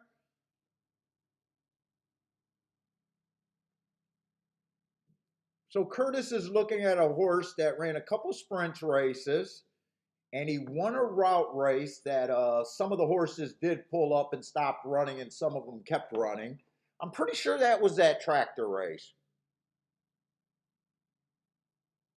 But the horse, I will say, definitely looks like he's interested in racing early in his career. I mean, he ran second by a neck, third by 2 lengths, won a non-wagering event. So this horse is at the very least a trier.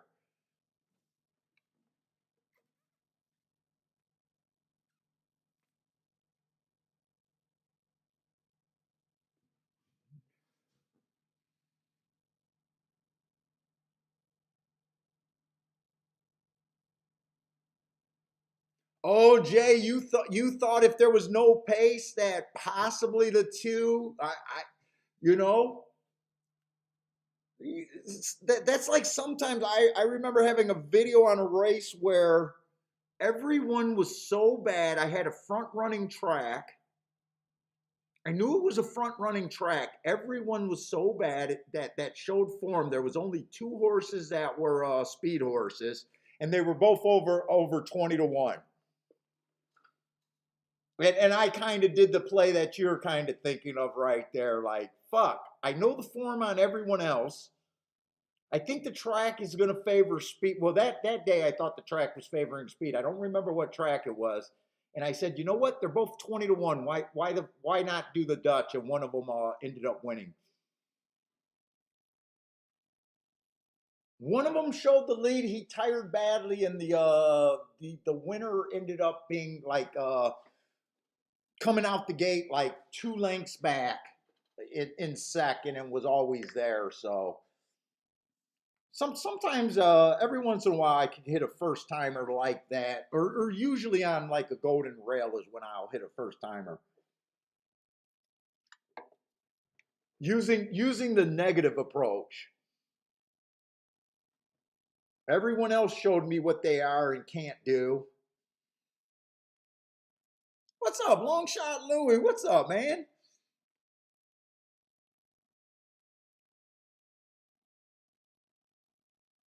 Lloyd, what's up? Lloyd slipping in here.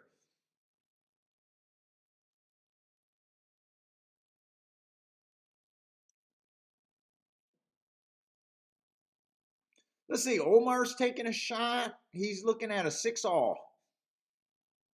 Is that exact the box where you're willing to 6 first and second? I think because you got to be there, that's probably boxing it both ways.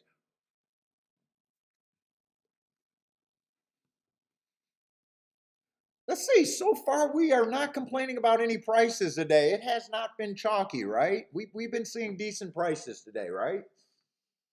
It has not felt like chalk so far. Hopefully that keeps going.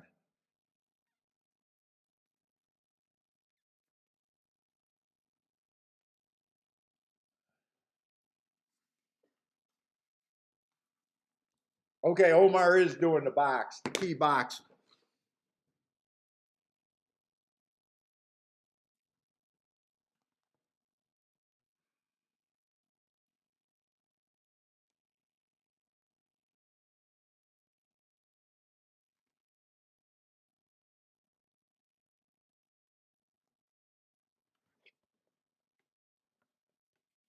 Oh, let me throw this up.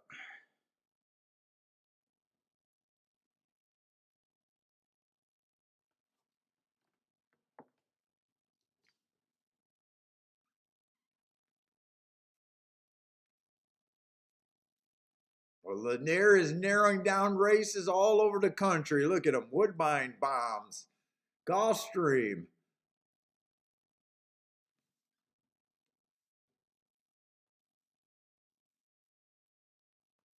Did he have a Saratoga? Look at I see Lanier with his bombs and stars at every track. Laurel he's hitting. Woodbine. We'll see. Michael Lester's jumping in with a 7 and 9 to win. A Dutch bet over there.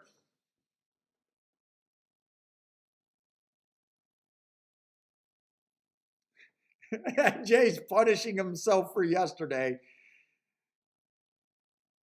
Dude, I think it was Bayer that said a lot of times the secret of success for the year is recognizing your streaks before they become streaks.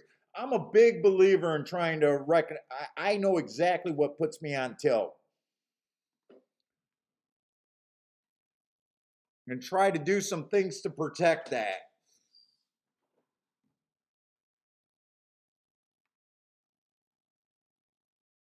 I kind of have my year structure where I have about, I try to keep my tilt days at below 10. Those are the days. I almost had one yesterday, but my last bet worked out. That bet, if that bet didn't work out, that would have left me in a non-sleeping night last night. I would have been tossing and turning, going nuts last night.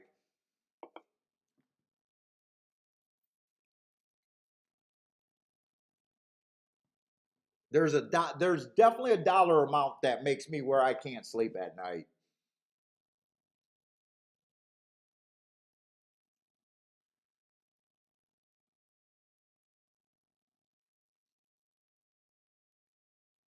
Ah, Thad, we got a turf route over there at Laurel. Good luck on that Laurel race.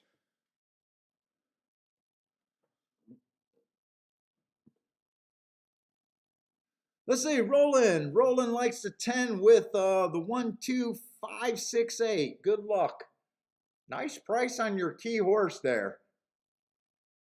Turf Daddy Frankie got some plays over there. The 8 and 9 to win. Whoa, wait, what's this? 8 and 9 to win, and then 5 and 6 with the 6, 8, 9. So 8 and 9 to win.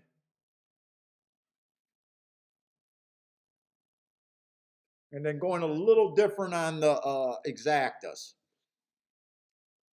So it looks like you're betting that race where you kind of need 8 and 9 to get either first or second. If 8 and 9 wins, you want to get paid and not have to worry about the exacta.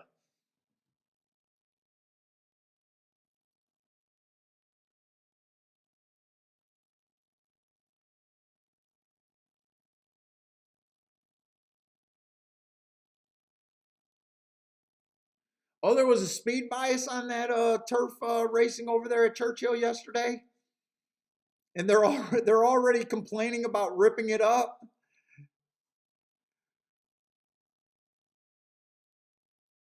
Let's see. Jay got a Laurel double over there. 1, 3, 4, 8 to the 6.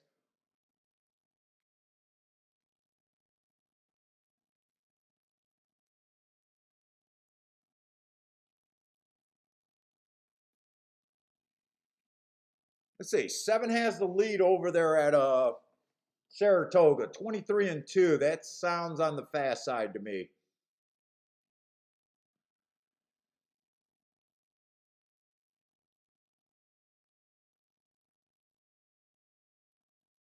And he has a bit of pressure. 5's not letting him get away. Either is the 10.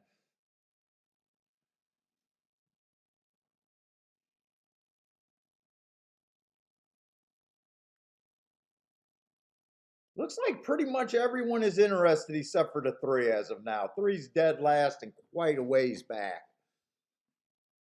With this track being pretty much off the pace in my opinion, I think everyone right now is still in range.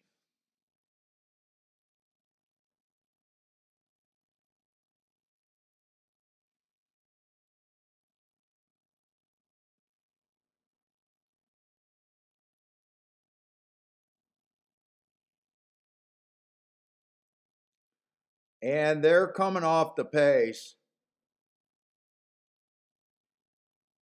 8-1. 8-1-5-2. 8-1-5-2 over there at Laurel, and they definitely came off the pace. I'm just not sure how far that 8 came from. Turf Daddy Frankie, you got I'm guessing you really wanted the win ticket more than the exacta. I'm guessing that.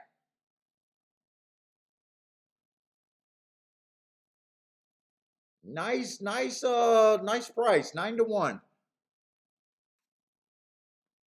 Am I right on that guess? Am I right on that guess, Frankie? Were you pulling for the exacta more or the win ticket more?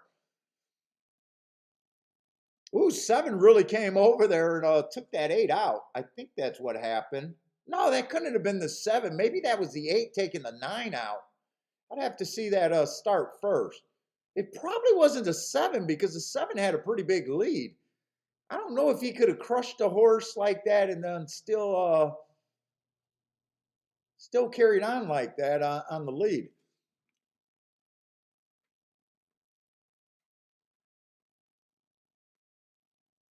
Anyone else besides Turf Daddy have that?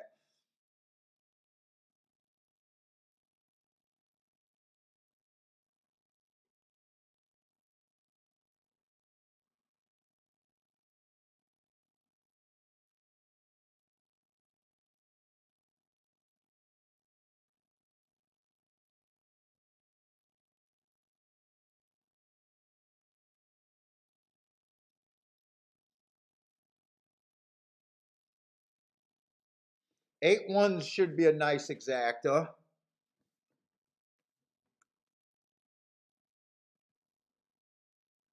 First time starter there. One was also a first time starter.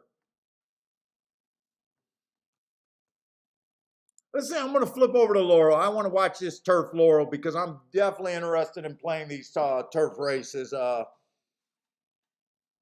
when I can fit them in. Dennis is alive in the double. Nice start. What over there at Saratoga? Nice start, Dennis. Need the 1 or the 4 next race.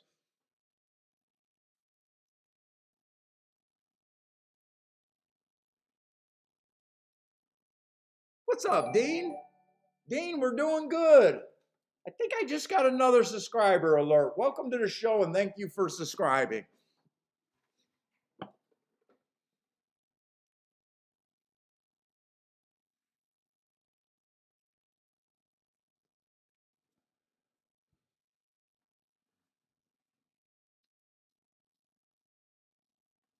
Let me get over to Gulfstream.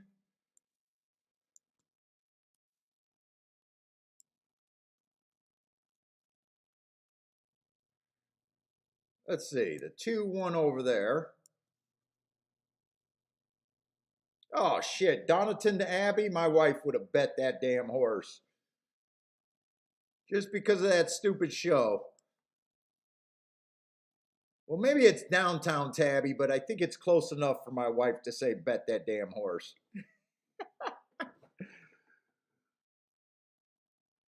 A long shot Louis likes the 1 at Laurel. Let's see who else got Laurel plays. 2-3-1-7 on Lanier.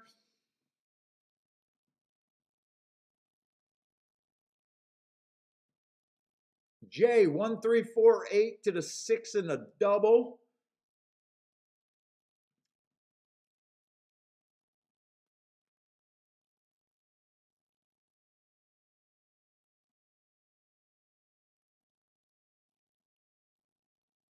Dean says, how could they not grow grass in freaking Kentucky? Really? Is the turf course that bad?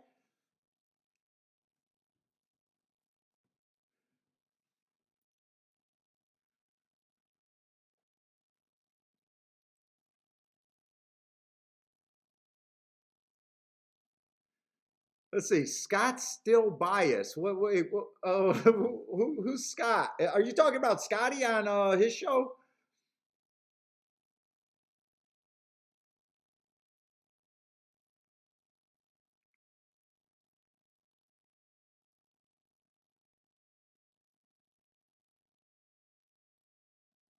Yeah, but isn't that, wait a minute, but Dennis, isn't, if you're talking about the turf racing at Saratoga, those are brand new turf race. For them to break a record or almost break a record, they're not going back to the old record. That'd be stupid.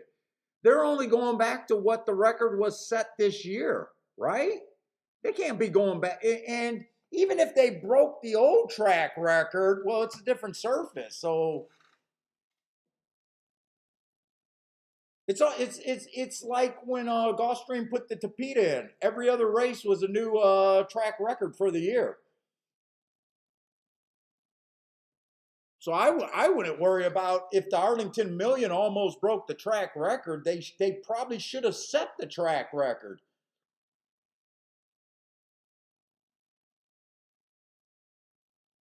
Because that's a brand new surface, and they barely ran on it this year. Oh, if they're going back to the old, that's not even a good thing because the new surface could just be a much faster surface than the old. If they're using the old track record, that's stupid. But then again, it is Churchill, so.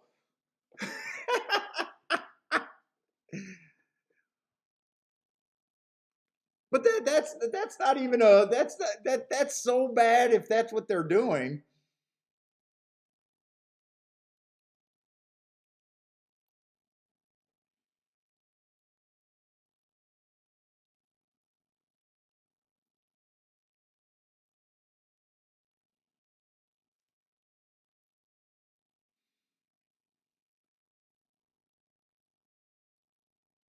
I would have thought they would have just been using the track record from shit. Maybe they were using it and saying that they almost broke the Arlington Million track record, and that would be even stupider.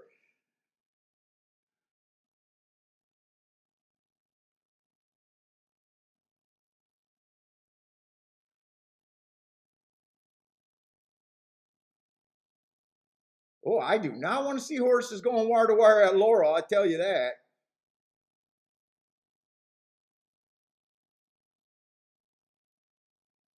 This horse is in danger of going. No, no, he's not. He's not in any danger of going wire to wire. Whoops, there we go. Long, long go. Goodbye. It's a closing turf.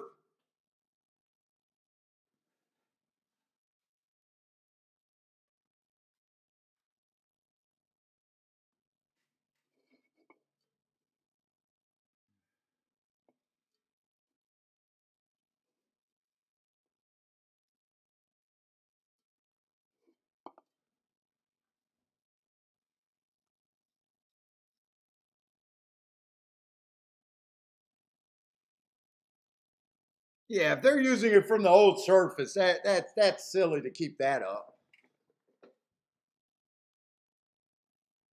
Thad with the boom. I know Thad had to have it when someone came from well off the pace.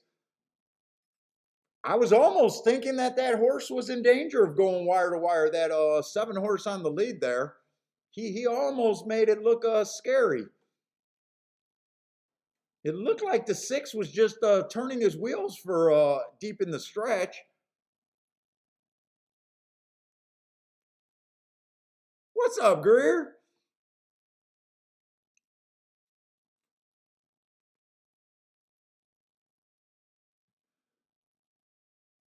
Let's see. I'm trying to look at those damn Laurel bets, but I can't find them now. Who had their Laurel bets? Where did they go?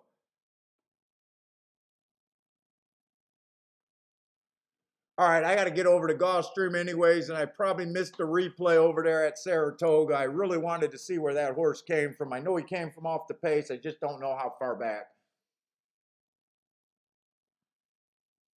Got another dirt route over there at Golf.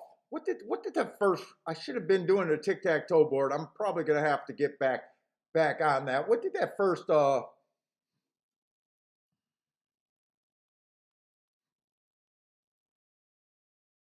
6 won that race, didn't he? 6 won that race, the favorite. He was outside. I think that came in 6-7, kind of outside, right? 6-7.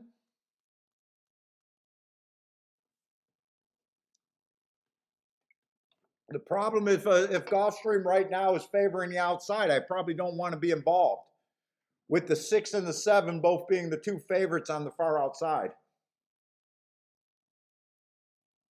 Let's see, we got a maiden special weight over there on the dirt. One stepping up in class, back up.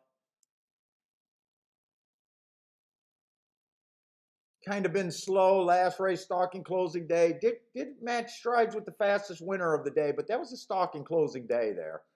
Usually, well, that was also on the Tapeta. On the dirt tends to favor more speed and stalkers.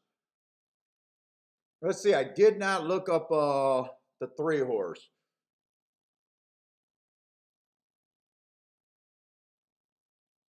Full horse. I think this is a nice race. Two back though. Stalking closing day. Tried to go wire to wire for a little while. Comes back, improves the speed figure off of that, trying a route sprint. Might not be a sprinter. That horse might have some decent speed and a decent look. What is he at? 5-1? Did drop to the basement, or not, he didn't drop to the basement, but he definitely took a drop.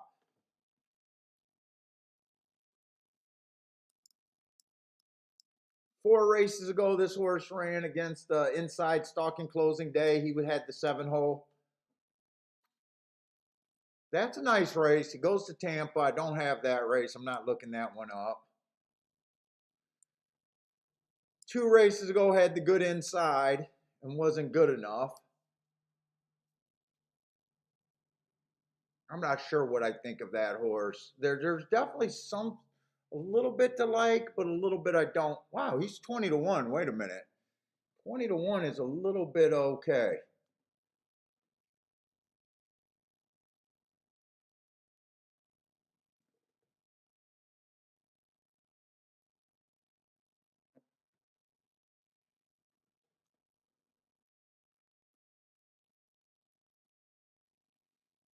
Hmm.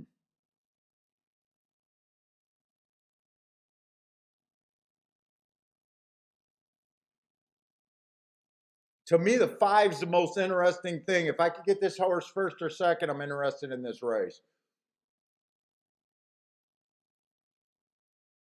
He is outside. The outside was really good yesterday. Does he have an outside chance?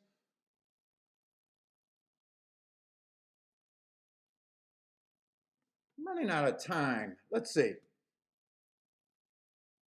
If he wins, I just want the win ticket.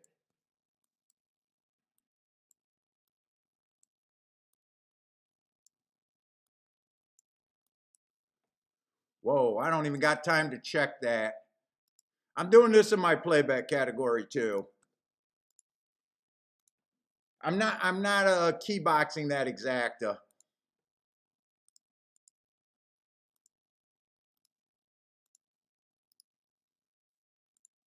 Playing that one straight. And shit, I gotta go to the bathroom.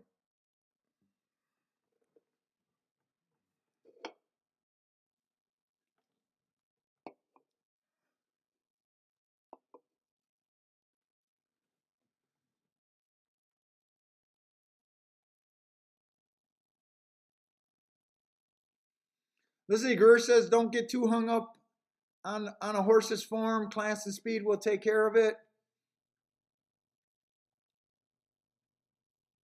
What's up, Kevin?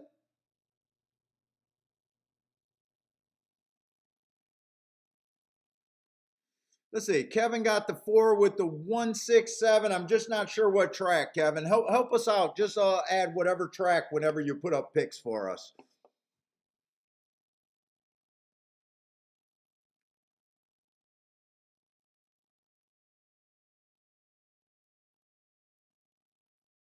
I just want the 5 to be interested, and I want him to stay in the middle of the track. I think the middle of the track might be where you want to be today. I'm just guessing on that right now.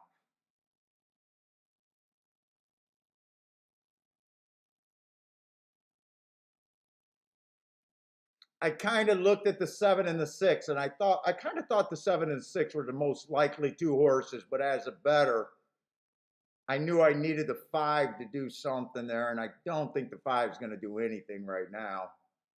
He's already way too far back.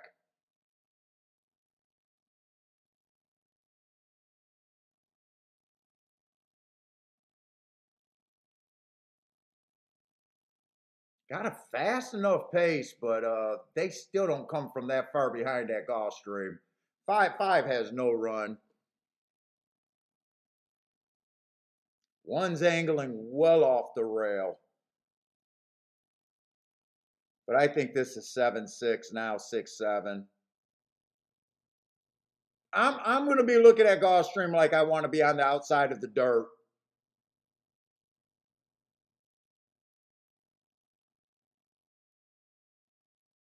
I was hoping the outside would help the 5 horse there. It really didn't. You could have timed the 5 with a sundial. I'll be right back. I gotta go to the restroom and give Bentley some snacks. Billy, you want some snacks? Get you some snacks.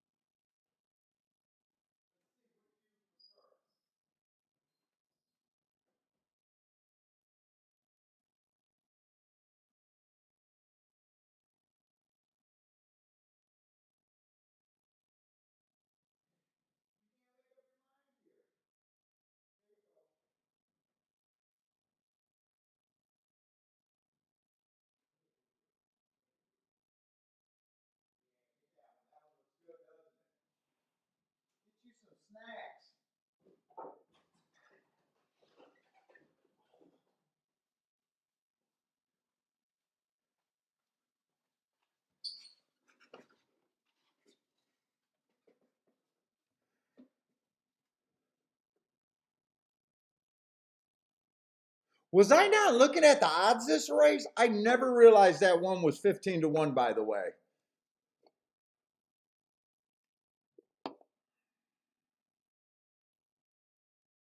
Yo, I really got to think about these tries. I really got to think about these tries on these low paying exactas.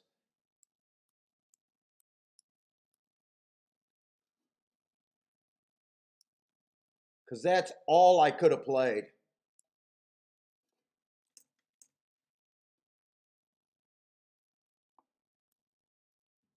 That's all I could have played on the try there.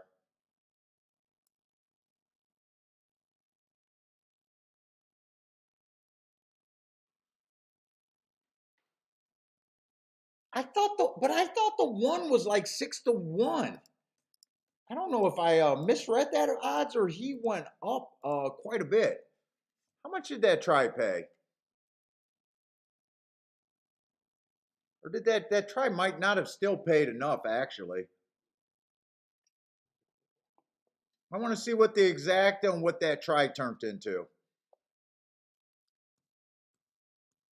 They got the results right away there.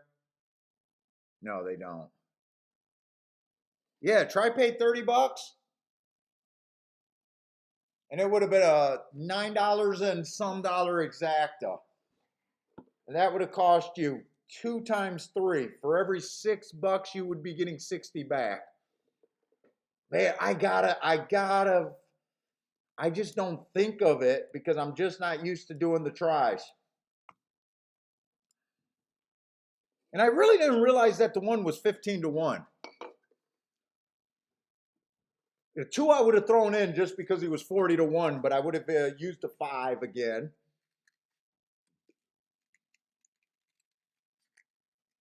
I already used the 1. I was trying to split them with the 5. I'm gonna have to think about running down those damn tries.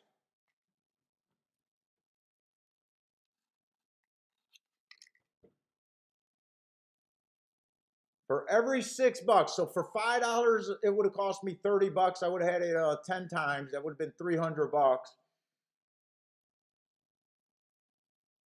And I might have even did that for $10 for that kind of money, and still called that a playback. And I still would have been able to do the win bet on the 5 and the exactas that I did. All right, but now I know what I'm looking for, I think, at Gulfstream. I definitely think this dirt is favoring the outside.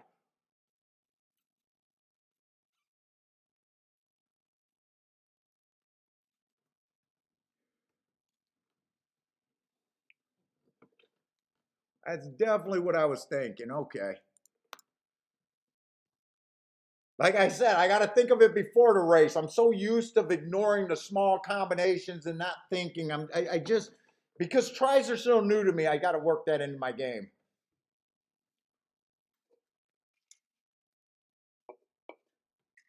I really do.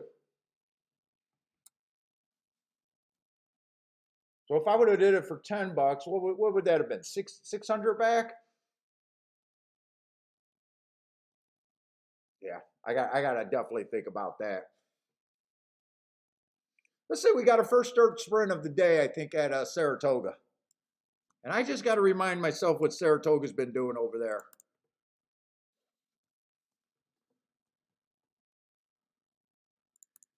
I'm not sure how good I've been doing on the dirt, by the way, at Saratoga. I think most of my hits that I can think of have all been on the turf. Let's see, post positions to me really don't matter so far at Saratoga unless we spot something for a day. For the meet, it's been pretty even. Closers. Horses coming from 5 lengths out or farther is only winning 6% of the time, so I'm fading closers. I'm looking for speed and stalkers. Horses on the lead or within 4 lengths of the lead.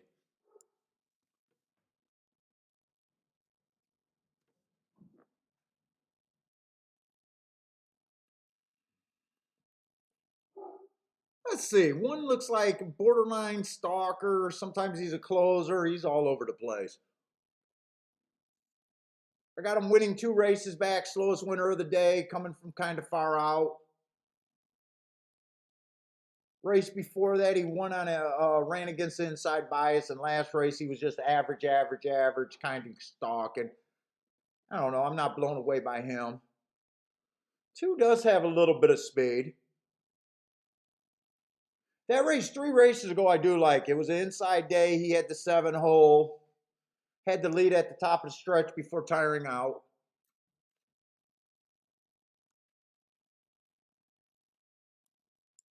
Depending on what other horses are doing, he does feel like he could be a little cheap here at Saratoga.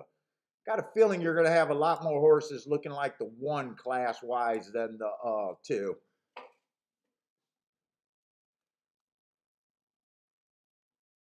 You know, you got horses dropping that makes his stepping up a little more severe.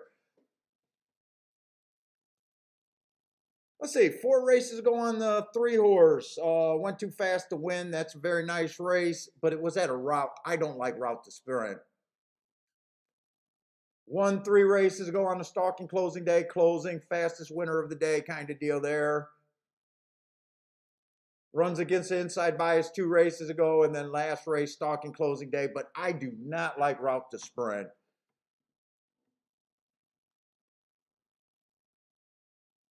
Four horses the favorite, making a fairly decent sized class drop. Not the quickest horse early. Looks like a stalker, so he does fit the profile.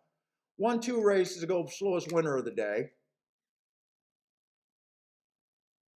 He's just not that fast. For me to take 9-5 and to think someone's a coin flip,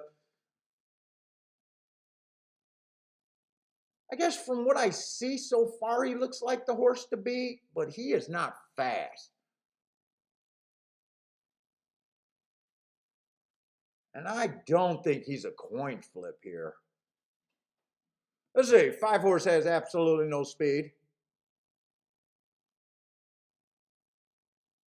6 horse has absolutely no early speed.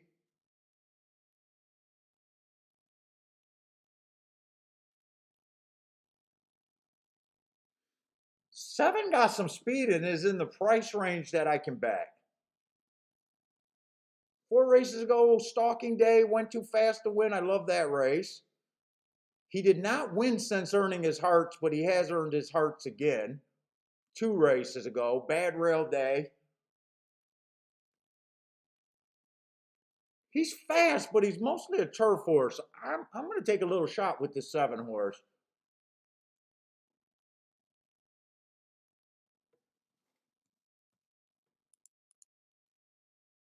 11-1 sounds like the right price to me. Let me see. Exactas. I still think the 4 is going to be tough. Let's see. I just wanted to get that bet in. Who are the contenders that I even think are in this race? Let's see. I did the 7 to win.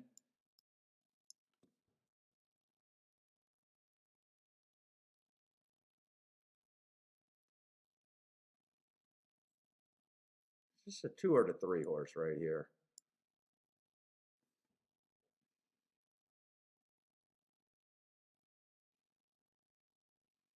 Never really see a sprint horse 9-2.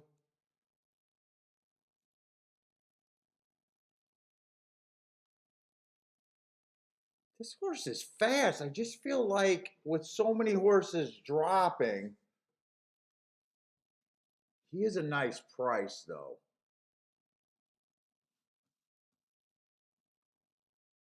Let's see, 4-7 is paying $40. I do want that.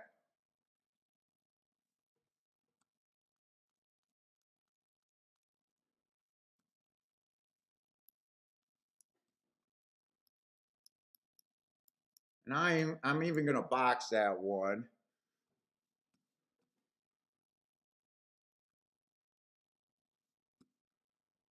Let's see, if the 7 doesn't run,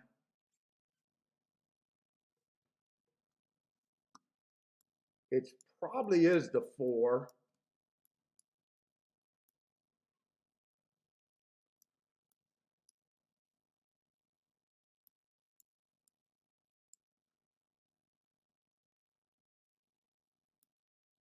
Do I want to do that? Let's see, I didn't do the exact box.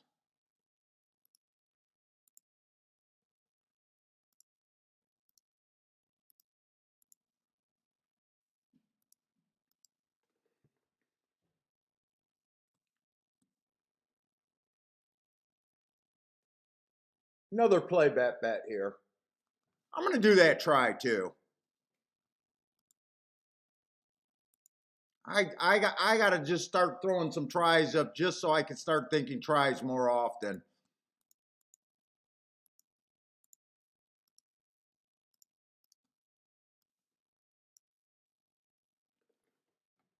Let's see, Kevin went 2-3-4 over there at the Toga.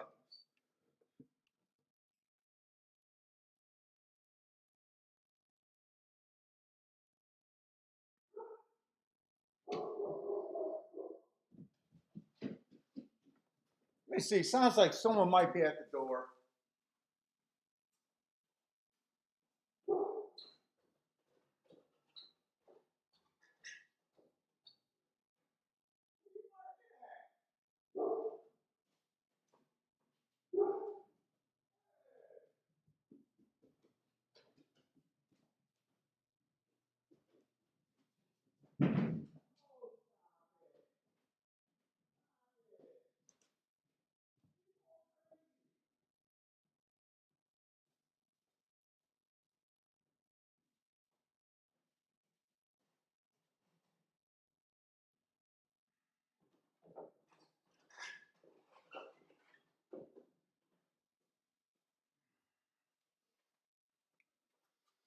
7 gets the lead there.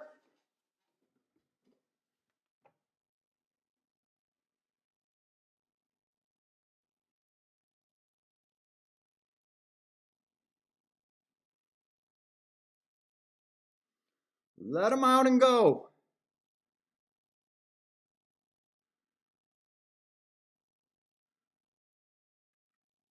Do home invaders knock? I don't think so.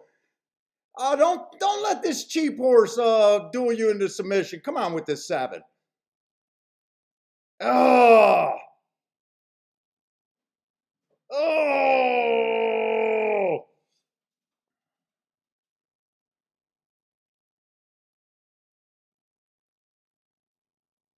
4's not running, is he? 1, 3, 2, all inside. 4 never lifted up a leg. At least the 7 ran. Holy shit. All right.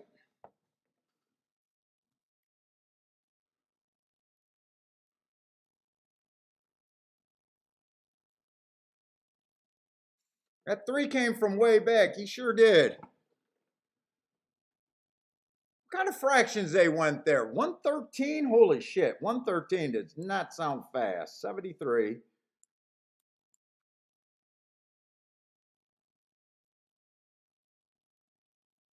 7, you got dude in submission. He was a turf horse, so maybe didn't like the dirt. I like the price on him.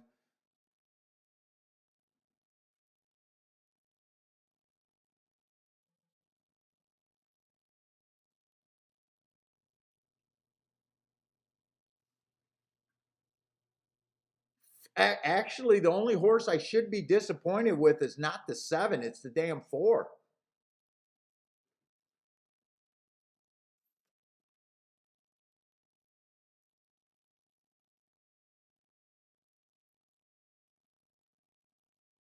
It's the damn 4. I thought if 7 didn't separate and go and get a slow, that is a slow pace, by the way. 22 and 4, 46 and 2, so 7 had no excuses. He just wasn't good enough. I got the lead on a price horse. That's what I wanted. But 4 has absolutely no excuse. What was that? 46 and 2? 46 and 2?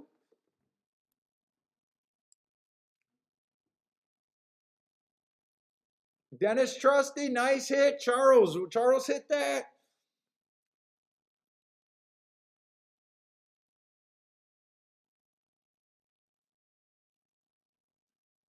One horse I liked, but I did not want to go 2 chalks. I thought 4 was the safer of the 2.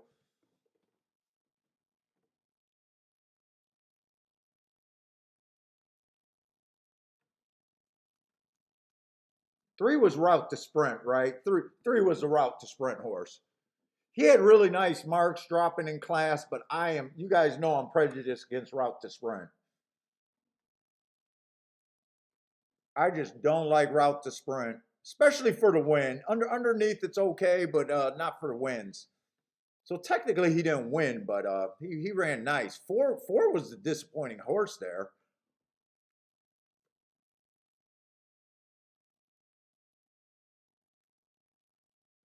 Yellow Silks. Always bet the yellow damn Silks. Why do I fucking handicap? Nice hit, Charles. And who else had that? Dennis Trusty had it.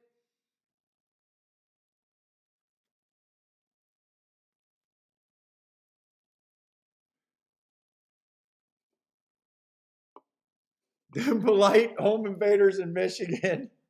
He was just going off at a dog walker. Usually he's not that bad. Plus Kiki's coming from Kiki's been up north again. So I thought maybe even she drove up. But I'm not really expecting her this early. All right, so what? I think I made 3 bets today, all play bets, but 3 bets so far today.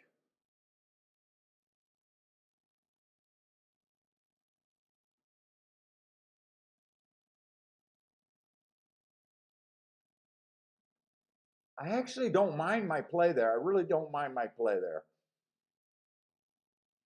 In fact, the only thing I think I could have did better was just adding the one on the exacta with the four. But that would have just been another loser. But I think I would have liked that bet a little bit better. Even though I like my losing bets. You know, if I review my bets to see if I can stand behind what I was thinking at the time, and I got what I wanted with that 7 horse. I really did. I probably I'm just thinking that I really shouldn't have thought that there was that much difference between the 4 and the 1. I just thought 4 was the safer of the bet. But if 7 would have held on for second, I would have and the 1 would have won, I definitely would have been disappointed by not having that one.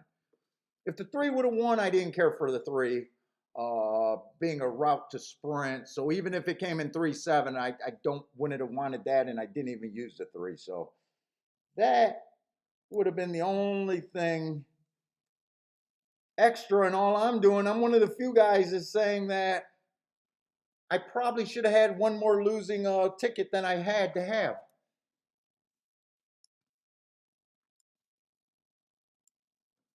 It would have been a loser.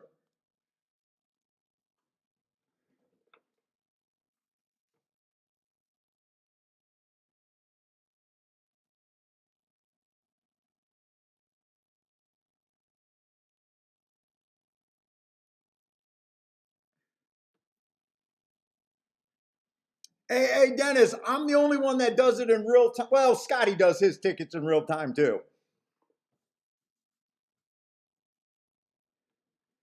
I'd like for some of the wise guys to, you know, I always put out the challenge. Hey, you know what? YouTube is free. Instead of hating on me, do it real time if you're so much better, is what I always say when we get the haters now.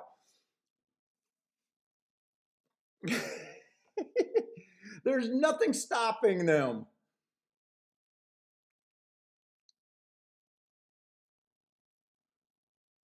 Let's see, this is another dirt, and I think I've seen enough between yesterday and today to think that I definitely want to be on the outside of the dirt at Gulfstream.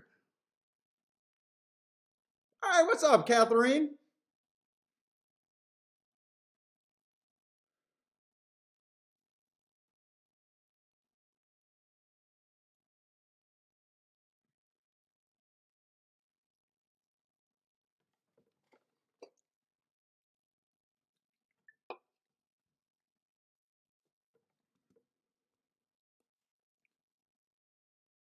Which does make this kind of tough because I do like the one, but I live and die by what I think the track is doing. So if you're new to the show, the reason why I love bias is I know what's responsible for all my major hits. So I play them to a fault what I think the track is doing. I have no problem going against horses that I really do like. So one is a horse that I do like. Let's see. 3 races ago, middle of the track was good. It was a stalking day. He had the 4 hole and he stalked. Nice win at a big price. Comes back, goes too fast to win, so I love that race. And then he comes right back off of that race and wins being average. So he's obviously in good form and a nice horse, but I also try to consistently get to the biggest tickets that I can get to. I don't bet horses, I bet scenarios and trying to get what pays more. I know that you've got to play this game for jackpots kind of deal. So a lot of people, you know, new people will say, hey, I love the 2-to-1, I told you, and I don't really care uh, about that. I have an overall philosophy. I play the game for long term, monthly, 6 months at a time, and then a year at a time is what matters to me, kind of deal.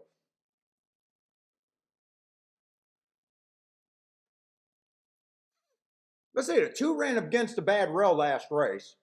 That's a nice race. So there are some nice horses on the inside.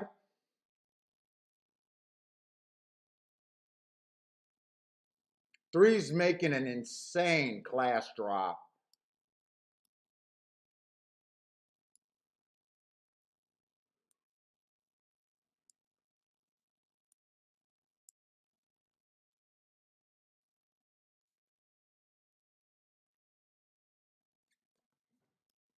5's making a pretty solid class drop too.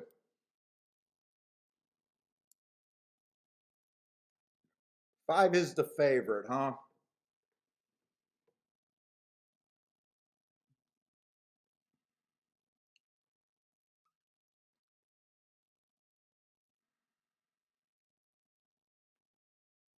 Six is pretty fast. It looks like we got a fair amount of speed here.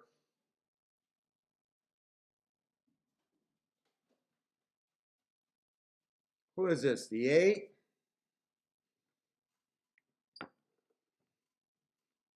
Three races go on this 8. He ran on the middle of the track, stalking day. He had the 8 hole, not quite the middle of the track. But he tried to duel on the lead going too fast to win. I do like that race. 2 races ago, he went too fast to win. I love that race. Last race, he ran on a bad rail. I love that race. There's some serious class droppers in this race, and that's what's giving me a little bit of pause. But I definitely want to test this outside of the track here. 7's fast on the outside.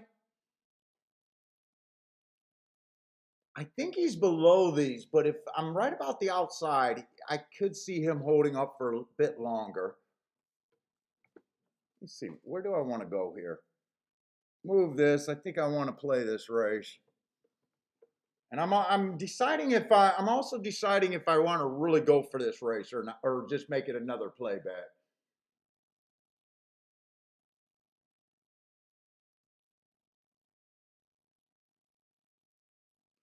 Let's see. I don't think the 6 is good enough. The 6 is fast, but there's a lot of speed in this race.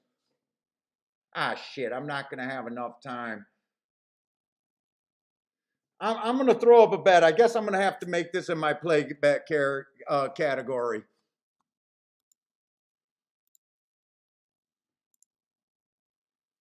Five, 7, 8 is the box that I'm doing for exacta.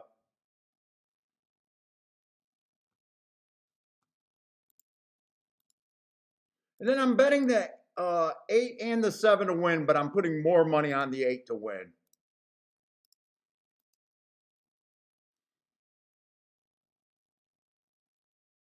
This comes in outside. I'm definitely thinking it's outside today. Because there's some real contenders on the inside here. That I would have liked. So I'm putting the 8 on top of 7 just because I got more money to win on the 8, but I bet both of them to win. And then I bet the 5, 7, 8 here.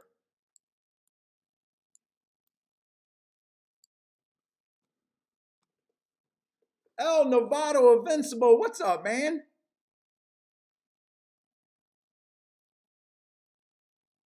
Oh shit! Tell me I did not pick bet Marcos though.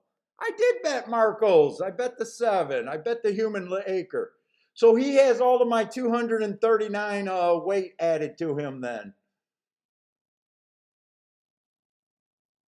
5's getting a super nice trip right here. He got even wider than the 8. I need the 8 to stay outside. Don't go to the rail and get tired here.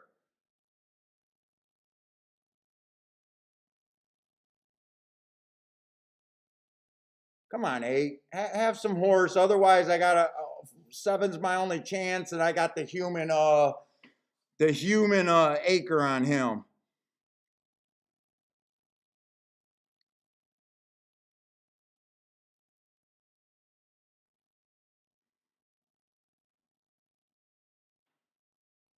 Come on, 8. Keep running. He's being pushed to the rail. I don't know if that's good.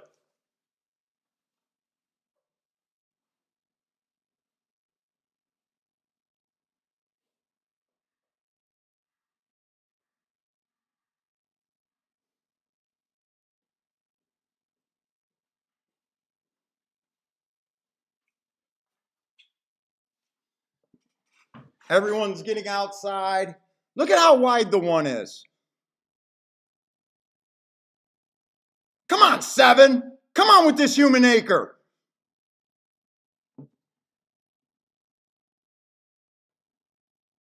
Come on, 7. We got the human acre home. The human anchor.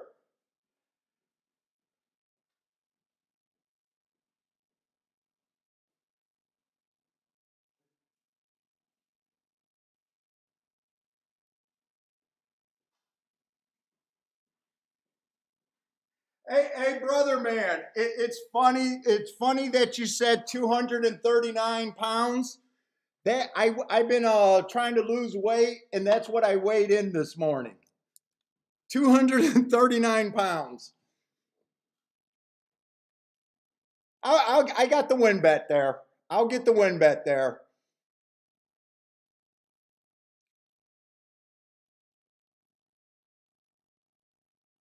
God, I'm glad I didn't read your comment before I bet because I might have got off of them.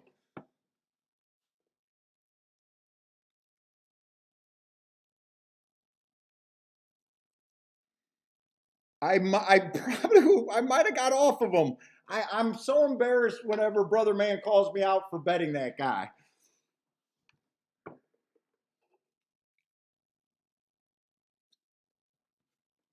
And Brother Man's right 99% of the time.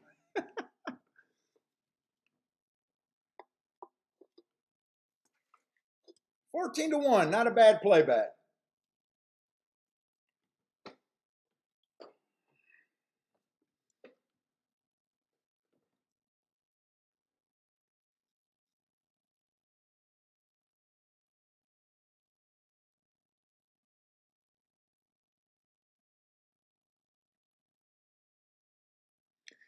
But what I was pointing out, I do think the rail's bad, and I did think the 1 and the 2 were real contenders there, and probably were the best 2 horses in the race.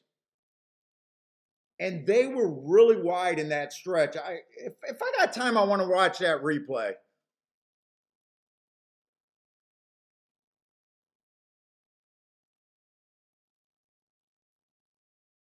On a normal day, I would have been all over the 1 and 2, but just because of what I've seen today and yesterday, I am believing that that inside of the track is good.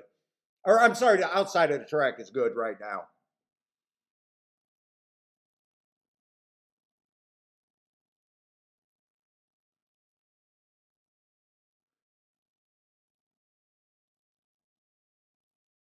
Yeah, I know, brother man. I know. I admit he's a terrible jockey. I don't know how I keep land. Well, I don't look at jockeys, but I do land on his horses way too many times. So, brother man, does that mean that horse was 10 lengths better than everyone to have the human anchor on him? Does that mean that the 7 was 10 times better than what he showed there? Or did I just get lucky?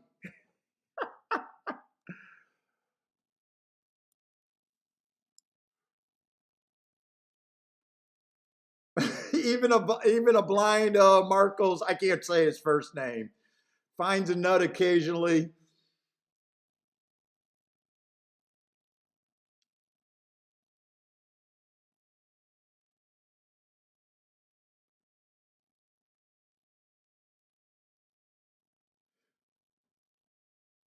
Okay,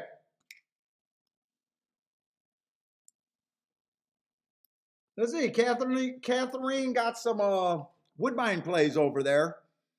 468 over there at Woodbine.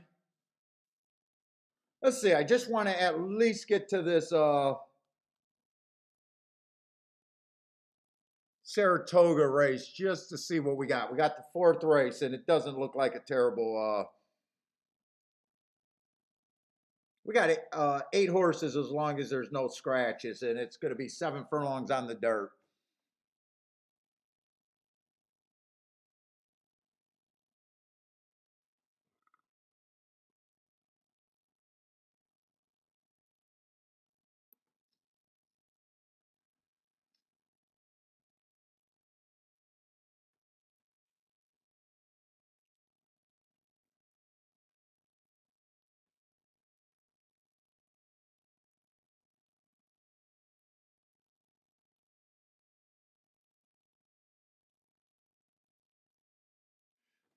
Let's see.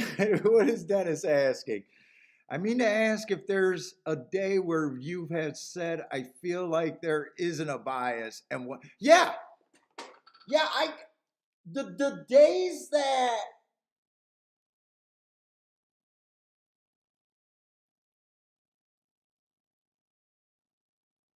the days that I am really confused and a lot of times wearing my emotions late in the day and I'm going back and forth are a lot of times are the days that I end up labeling it a fair track. Like there's not a bias every day. Like I'm not crazy enough to think that. But I do know that there are days where I'll be like, oh, it's inside, oh, it's outside, it's inside, it's outside, it's speeded, and I'm just confused. And then when I go back and chart, it's always easier for me to see them as I'm charting the races. But usually,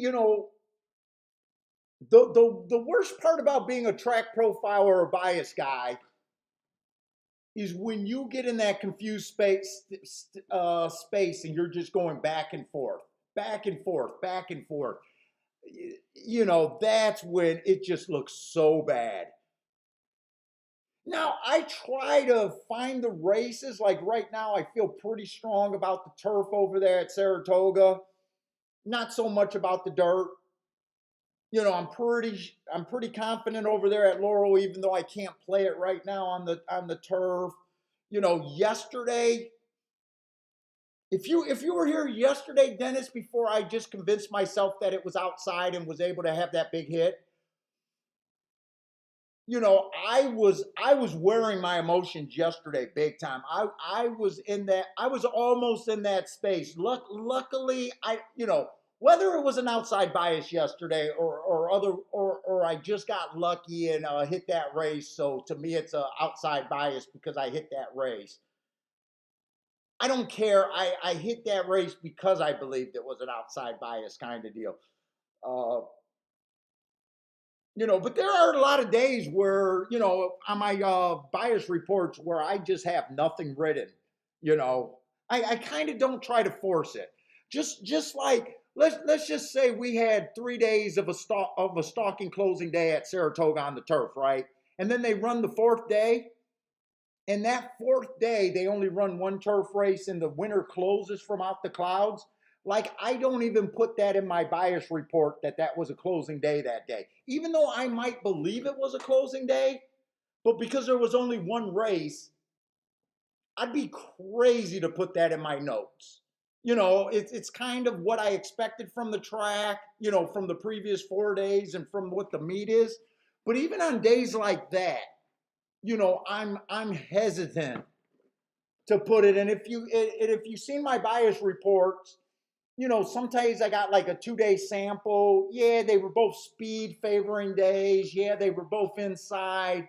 But a lot of times I'm also looking at the odds.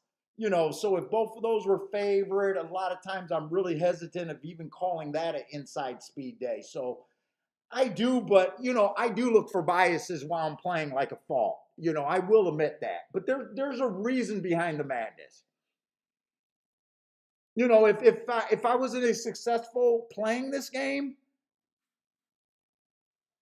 I wouldn't be in front of people doing this like that. But there is a madness kind of behind my beliefs. It's based on just my experience and what's been big, and how I get to the big hits. Like I always say, I can't even prove a bias. I can't. I make the joke that maybe I'm just a good coincidence player.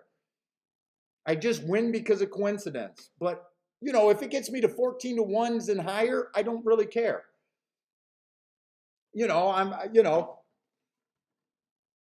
Hey, what's up, Howard? In is in the house. What's up, In?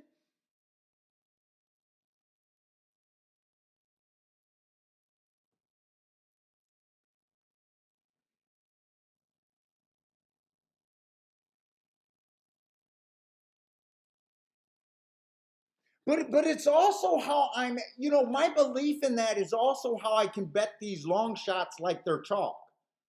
You know how a lot of people can pick long shots. Everybody picks long shots at the racetrack. Everybody has their days that they pick long shots at the track. But a lot of people, if you look at how they bet, usually they're scaling down on the long shots and they never take advantage of them. And that's one of the worst math horse racing par mutual sins you could make. You know, I always make the joke, if you know a guy bets $20 every race, and then he comes to you and say, "Hey, Paul, I love the 60 to 1," and then he shows you the ticket and you see, I always call people out when I was at the track. And I see $2 or $5 on him, but I know he bets 20 or more every race.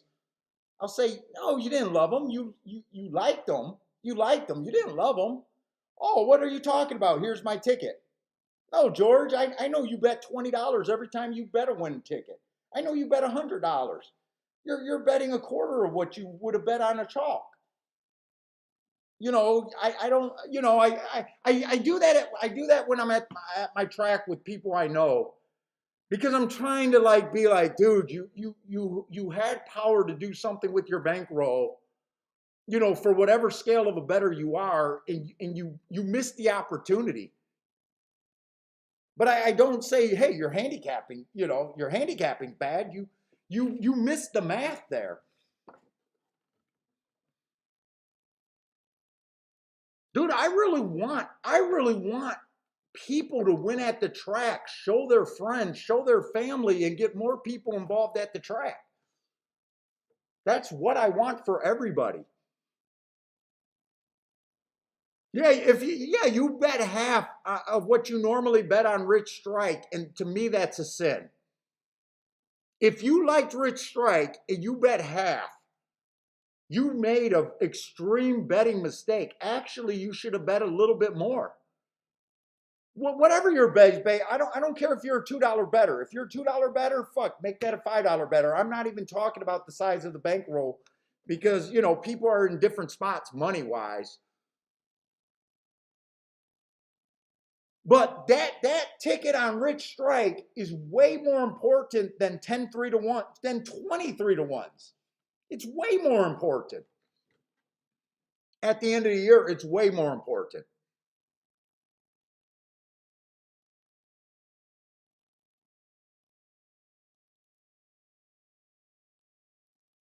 But nice job having Rich Strike. I mean, congratulations on Rich Strike, but you made a betting mistake.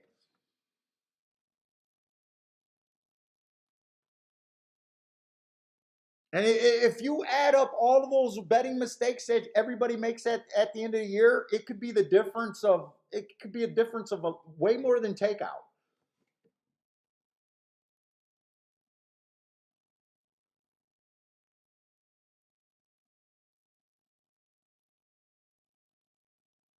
Yeah, but Dennis, that's a sin that a lot of handicappers can't get around. A lot of handicappers make that mistake. Like if you would have asked me that last race, who was the safest bet there, I would have told you the 5. But I know as a bettor, it was better to bet the 8 and the 7.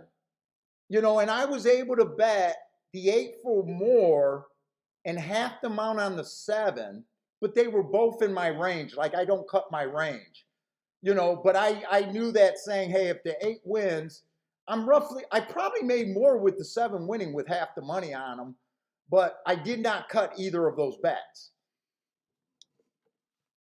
But if you would have asked me who I liked the best, if the safest horse in that race, I would have said the 5. But at 2 to 1, you know, I think the 8 went off at 5 or 6 to 1. I know that's better for the bettor. That's why a lot of times I said when you get a race down to 3 or 4 races or 3 or 4 horses, it's almost always better to go with the longer prices, unless you're trying to do something a little funny. It's almost always better long, because we all suck at picking winners. Everybody sucks at picking winners. So let the math dictate what you're doing. Hey, what's up, K Phil? Almost everyone, I can't say for sure, but I bet almost everyone gets a little bit better if they just did that little rule. Make the higher price horses in your group the key horse most of the time, and you'll probably be better without even trying.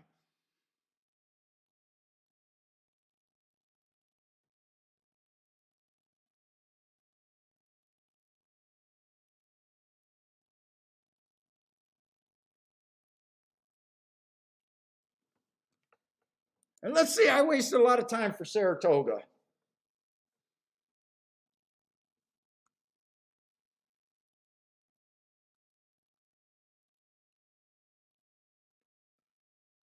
Oh, I think I got to look up this February race at the very least on this two horse. Oh, he's the favorite. I definitely got to do a little bit more work on the two horse.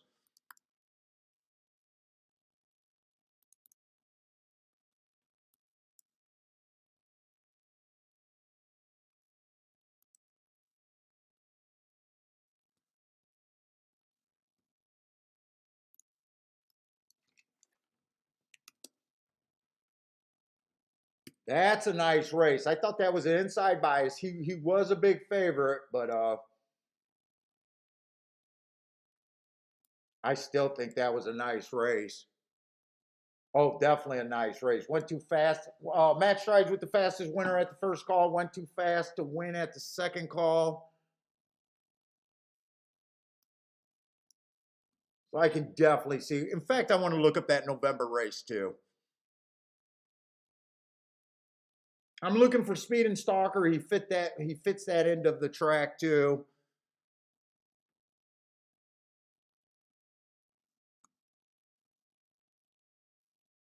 Let's see, that was early pressing day.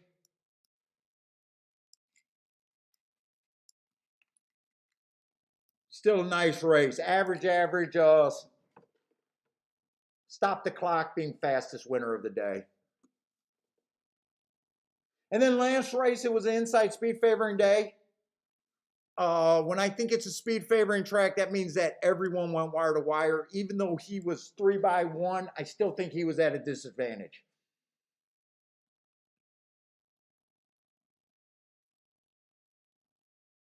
So I do right now. I just think the favorite's going to be tough here.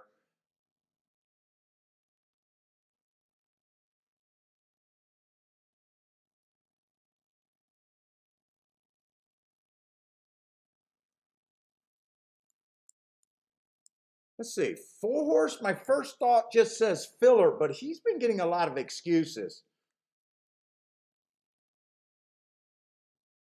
3 races ago, his speed figure went way down on the speed favoring track. He's not a speed horse by any stretch of the imagination, so I got him running against the bias there. Early pressing day, he was a closer there. And an inside stalking day, he did have the inside, but he's a closer. If a horse is capable of closing, he might be interesting, but it's a reach. And Saratoga has been speed and stalking, so I think it's a reach for him to win, but he might be interesting underneath, especially if the two is much the best and everyone's chasing.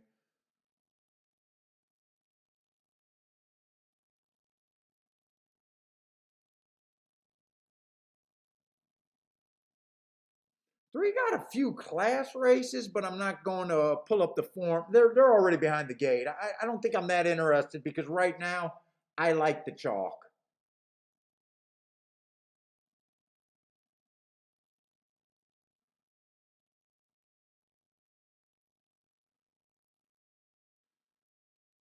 Seven is fast. Seven's definitely fast. Seven got some up, but seven's, you're trying to beat an 8-5 with a 3-1. Yeah, I'm not interested in this race. I'm gonna root for the 4 to maybe just slip up in there. Let's see, the 1 got scratched. I didn't see that. Oh no, the 1's not scratched. Why did I think the 1 was scratched? Grandma says I should have Dennis. I'm willing to have Dennis. I told Dennis he's welcome once he's been on the if he was going to hang out for a while. I know Dennis was doing a lot of stuff, so I always put the invite out for people that watch the show and enjoy the show, not necessarily people that are just already having their name out there and just want to use the show one time.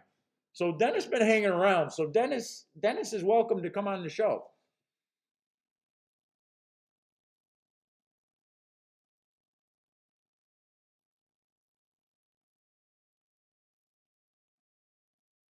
Seven was that fast horse where I just was turned off at 3-1.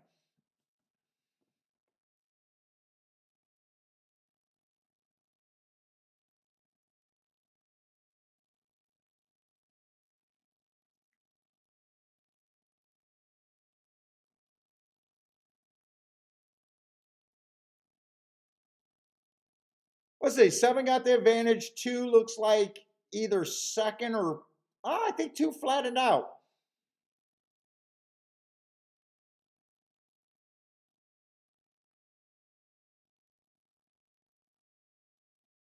And four's not sucking up anywhere. I thought two definitely scared me out of that race. I seen seven late, but I like the seven, but I not at 3-1. I wasn't willing to buck with the two at 3-1, but seven was actually much the best, and eight got second there. I never even made it down to the eight horse.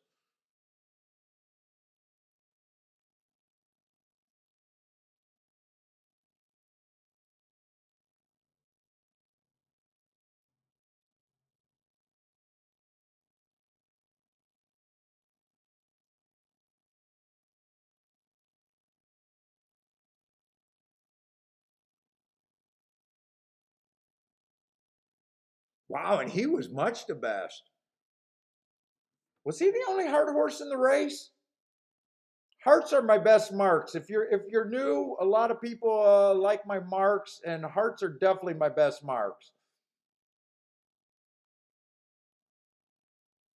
So the two earned a heart, and I think the seven were the only two heart horses in the race.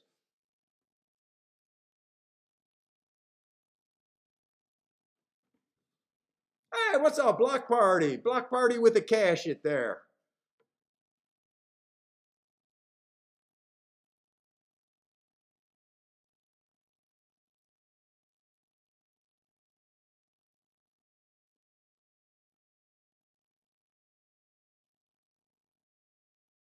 K Phil says the Paulie and Dennis show sounds like a good 70s talk show.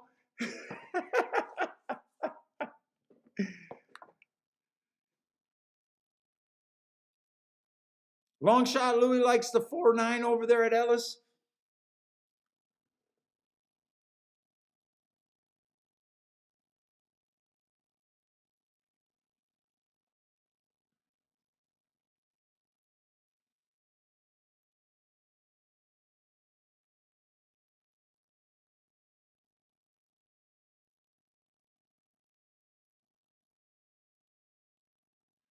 Block Party liked the 7. Let's see. Two was coming off. Oh, I didn't see the layoff. Two was coming off a long layoff. Three was a donkey. Seven was the lone speed. Nice call. Cash it. Cash it. Who was the 3? I didn't really care for the 3 all that much.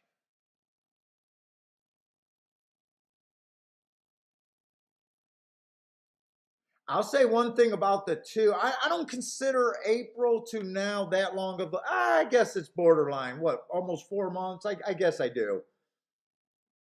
But now that I'm looking at his last few races, he has not been able to put a couple races together, has he?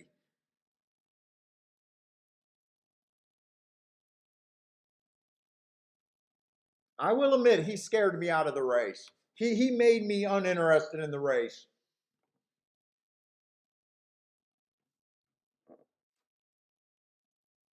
Let's see, In's taking a shot over there at Laurel. Let's see, the 2 to win at Laurel.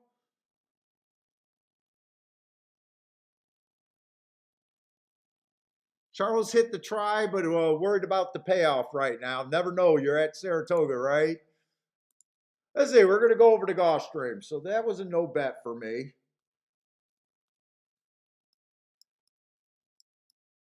I didn't have anything written down, so I really don't got to write that actually. Did I circle the 7 though? I did circle them.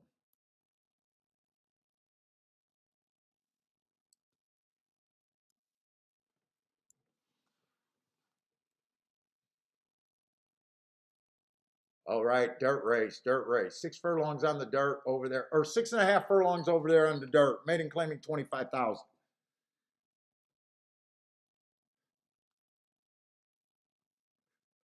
Oh, don't look like I got a lot of work on this race, though. A whole bunch of one race samples.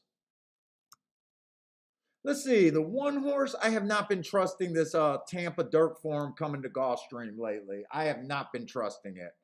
Plus, I am kind of convinced that the inside of the track's not that great. Two only ran one race sample, or I can't judge. I can look at the running line like everyone else and just say, ugh, I don't care for that running line.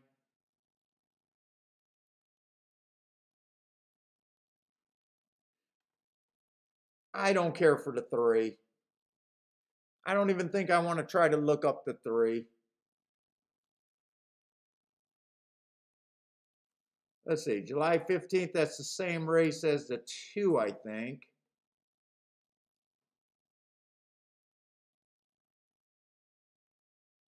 But one race samples, I'm not that, let's see, the 6 is going to be outside, but I don't have marks on anyone in this. Wow, I got marks on no one in this race.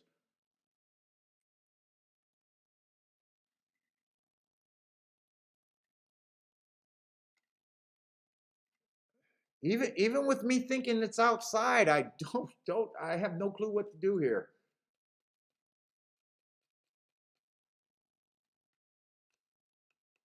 One race samples, I can't mark them. I have no thoughts on them. I guess the 6 does have the nice running line, but shit, 4 to 5? 4 to 5 cannot be right. I don't care if the horse wins, but 4 to 5 as a better can't be right. Not for this type of horse.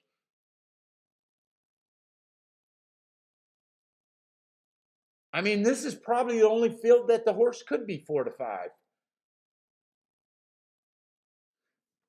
I got 2 minutes to waste. I'm gonna look up some races, but this race, I'm not interested in even doing anything. I'm gonna be rooting for the outside of the track, just so I can keep thinking that it's an outside track bias. But other than that, I don't see any reason for me to jump in this race.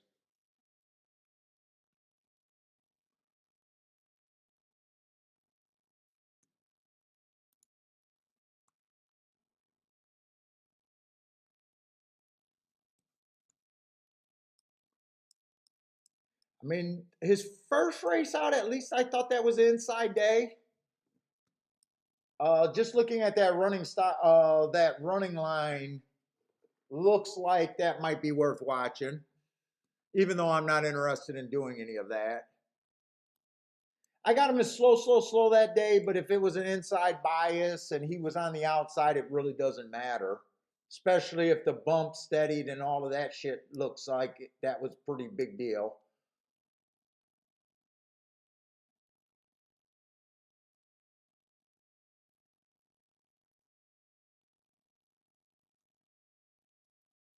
I'm gonna look up this January 21st race just for shits and giggles and to waste time. Ah, that was an early pressing day and he was a closer. So running against a little bias there. Not that I like route to sprint, but at least it's something. He was average while doing it. What the hell? I'll look up that Churchill day too. They're not in the gate, right? They're not in the gate. November 27th.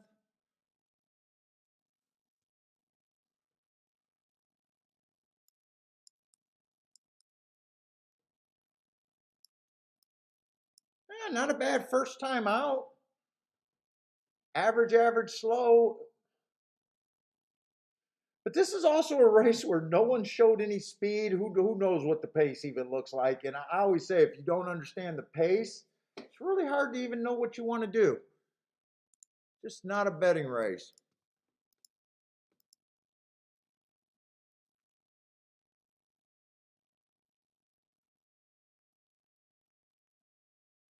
Oh, looks like long shot Louis had a nice call at his bet over there at Ellis.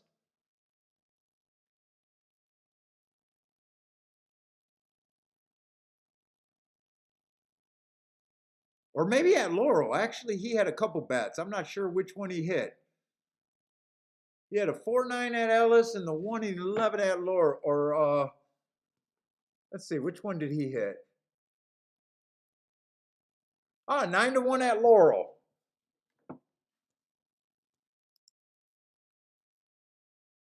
Nice.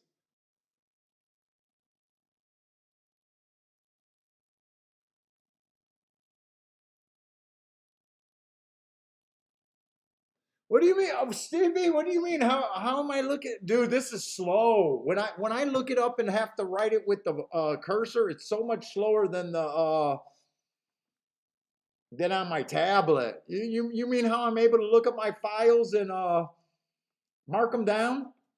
I got a quick profile sheet and then I got another sheet that I can look up deeper. So I use my quick profile sheet where it's just the days, the comment, and the running range. So this is what I'm looking up here.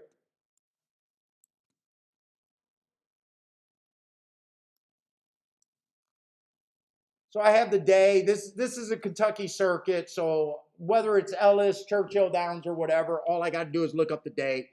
So there's December 12th. These are my sprint races. These are my route races. There was no turf racing. If I had turf racing, they'll be over here. But I got my comment off inside, stalking, closing for the, and then I got my range there. So, and then for the routes, I thought it was the opposite. Inside was good, and that's my range there. And then I don't, this is not what I make. I chart the races, so I got another chart that I got more information on. But this is what I'm usually using when I'm marking them up quick. So all I got to do is get the right circuit. I got Florida, I got Gulfstream, I got Tampa Bay, I got all of them. Or, all the main ones right now.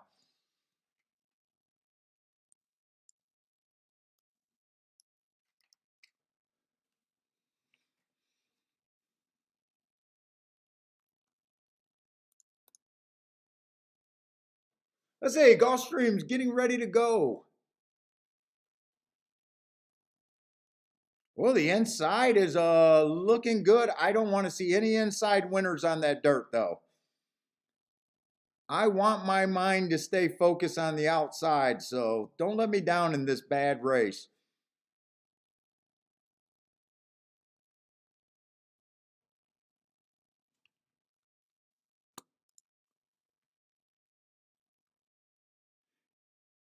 And Steve, I can't tell you how many years I did that without that. I used to have to look up each day, each chart individually. And just the last few years, I've been charting races like this for probably like 20 plus years. Probably 20 plus years I've been doing it. And I used to have to look up each individual day on a single file. Well, back in the day, it used to all be in a notebook. So I'd be flipping pages. But I should have had that written down there where I would not have to flip as many pages. I don't like that the 1-1 and went wire to wire there, but that was such a weak field. I'm not going to get off the inside or outside of the track right now. But I have been warned that an inside horse did win today.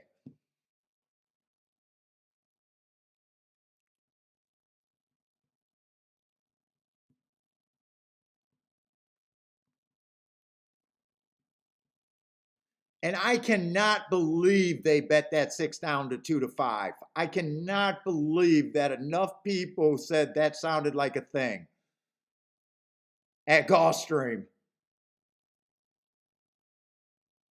No, I said I don't like the Tampa form coming to Gulfstream. So I didn't even want to look at him. Oh my God, I didn't even want to look at up him, and plus he was on the rail, so I did not want to look up him. But if you're saying I said him, you just heard me say something about him, but I was not thinking him.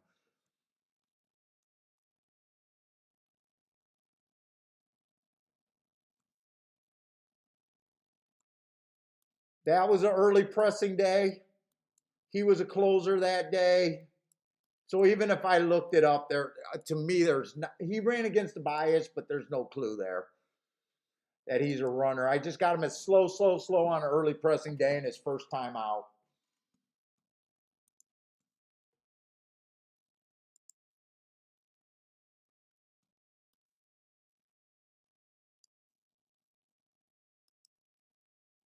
And I said when the 6 was 4-5, I said I don't care if he wins by 20 lengths. That's crazy. Dude, just respecting horse racing math can get you out of so much trouble in horse racing. Instead of being desperate to cash a ticket that gets you nowhere, because even if that worked out, what were you going to get?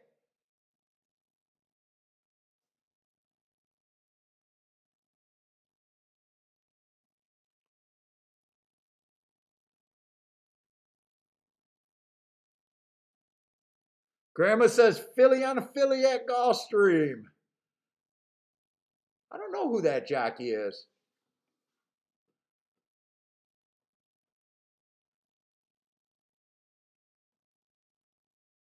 Jeffrey Bourne, what's up, man?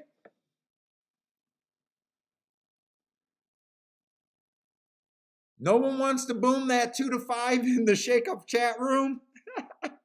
Well, wait a minute. Actually, he didn't win, so you can't boom him.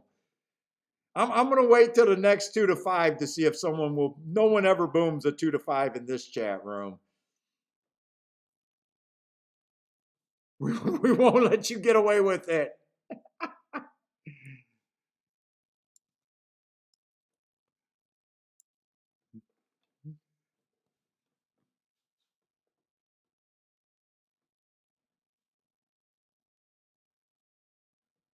Oh, they got a big picture in that winner's circle.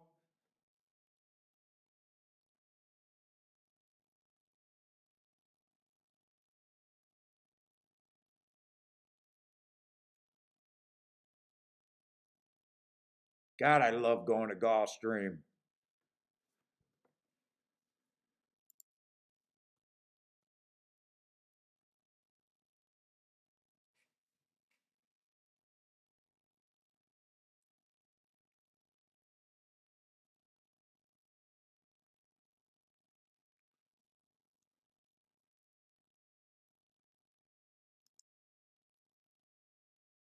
Let's see.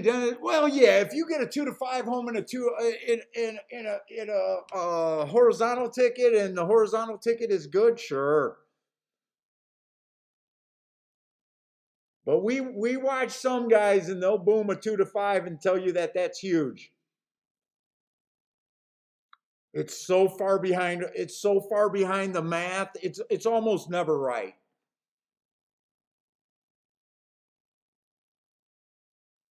See, long shot Louis did a 1-9 over an 88-1, but that's having meat with him though. That's not booming a 1-9 though. That's not the same opinion. That's actually a proper boom. That I got no problem with something like that. Shit, if you turn to 1-9 into a 30 or 40-1 exacta, maybe even a $20 plus exacta, I got no problem with that. It's just he's 2-5 in the win bet. He's 2-5 in the win bet. You should never be there. I'd have more respect if you say you love them and you're sitting out of that win bet.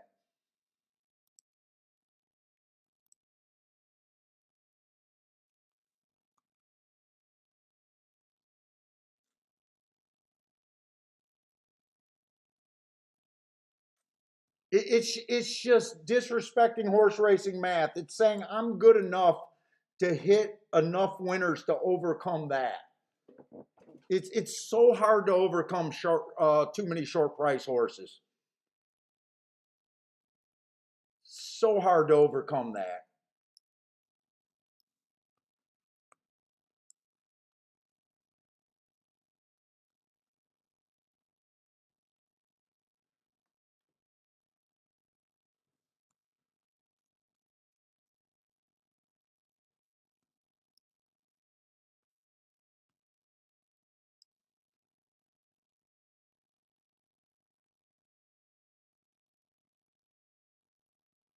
We got some horses that are off pretty big layoffs here.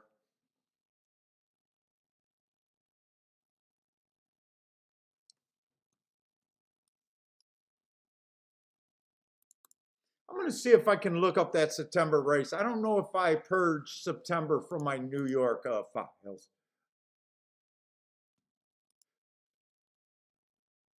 It's such a long time ago, though. It was a really long time ago. It's more I'm looking to see if he looked talented that day.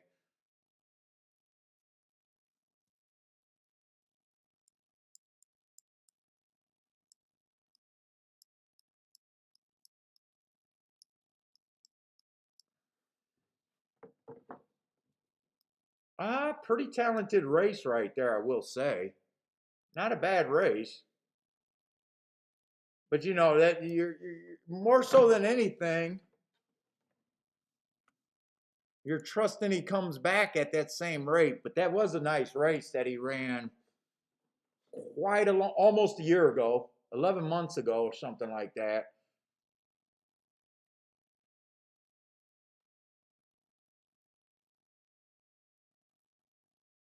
Let's see. The one's a first time starter, got nothing on him. The two horse, first time out inside the track was good. He was in the 4 hole. He's off a bit slow too, so I like the asterisk there. Slow, average, average. Nice improvement second time out. A lot of horses improved second time out. Stalking day, he was a stalker. He was average, 1 tick slower than the fastest winner average. So a solid race there. And then last race, it was early pressing day. He was on the lead. He was dueling, and they were going average. Lost by a no. I mean, there's nothing really you can say bad about him. It's just this 5-2 the price in this situation, and do you want it? Are you willing to bet it? There's not really a right or wrong answer. It's just he's in good form and he looks like a contender, and everything's just fine. I don't see a big edge there though. Oh, the 3 horse basically ran 11 months ago. Showed a little bit of talent. I thought it was an inside early pressing day. He had the 7 hole, so he was on the outside. He went too fast to win early, so a nice race. But I always say they did not lay the horse off for 11 months waiting for this spot. You got to put a lot of trust in the owner and the trainer just bringing the horse back right. But that was a nice run.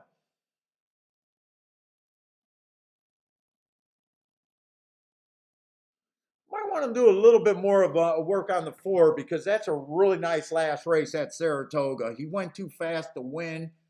I love horses going too fast to win.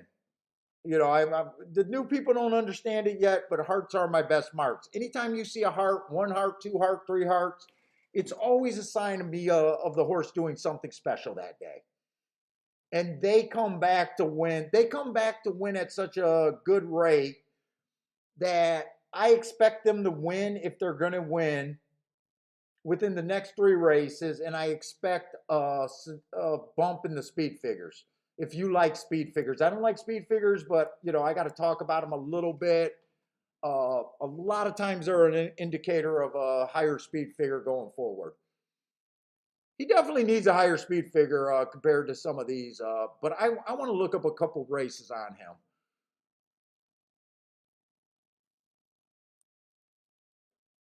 Let's say the 5's just coming off of a 2-year layoff. Yeah, I don't know. I ignore these horses. I have no input on that. He's trying a sprint. I don't know. I guess if you want to look at him, he's a first time starter. I mean, he took a lot of money. He ran I mean, an okay running line. The running line looks fine. I don't like the route to sprint on the 6 horse.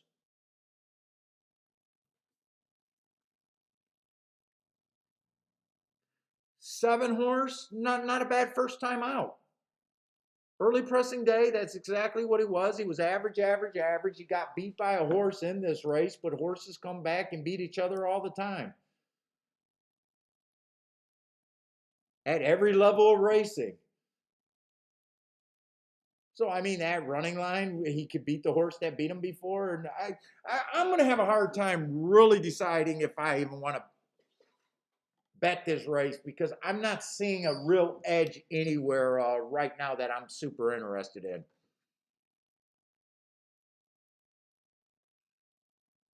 8 horse, I don't know these foreign tracks at all. First time in the States, it was a stalking closing day. It was a route. I don't like route to sprint. Although I see that in the foreign land, wherever that is. I don't know if that's Europe, South America, France. I have no idea where those tracks are. He was a sprinter there.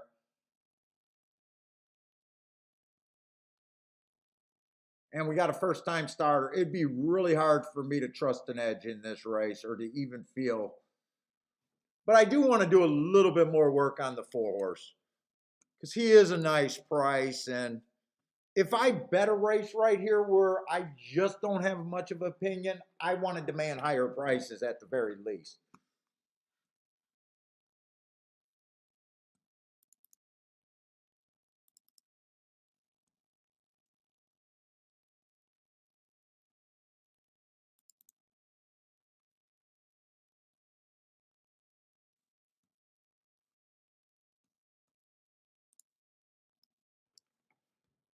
That was a speed favoring track.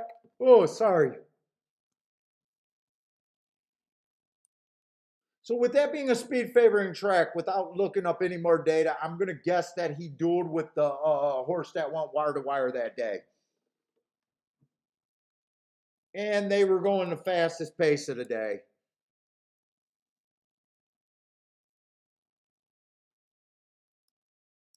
So, I mean, not a bad race. I could look up that day just to make sure.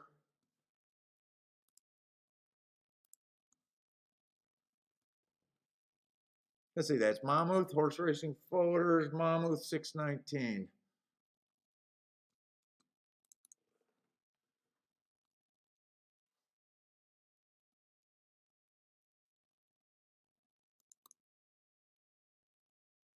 There's 619 21, where's 619 22?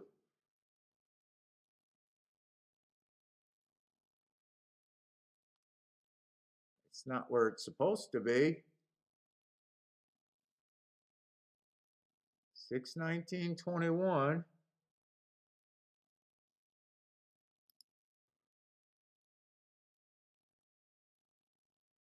Why don't I have that?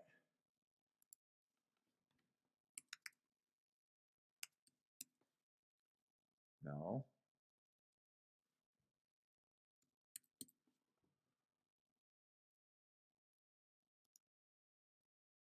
Why the fuck don't I have that date?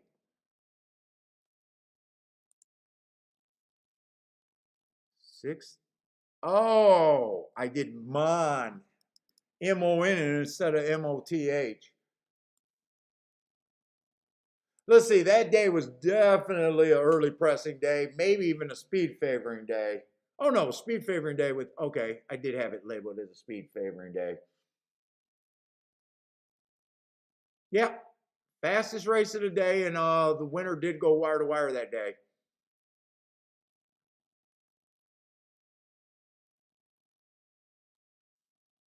So coming off a nice race, I just noticed that, let's see, he did run on the turf once.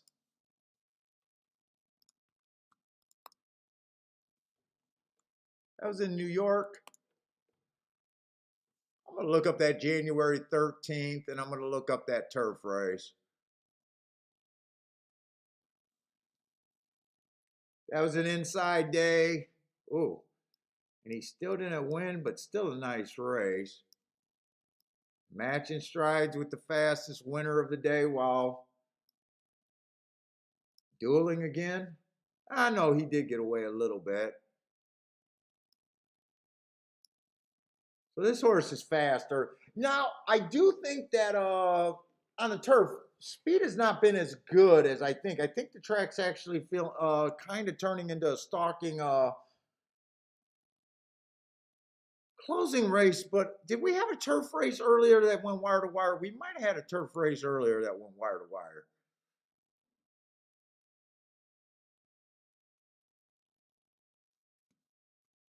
This was another inside early pressing day.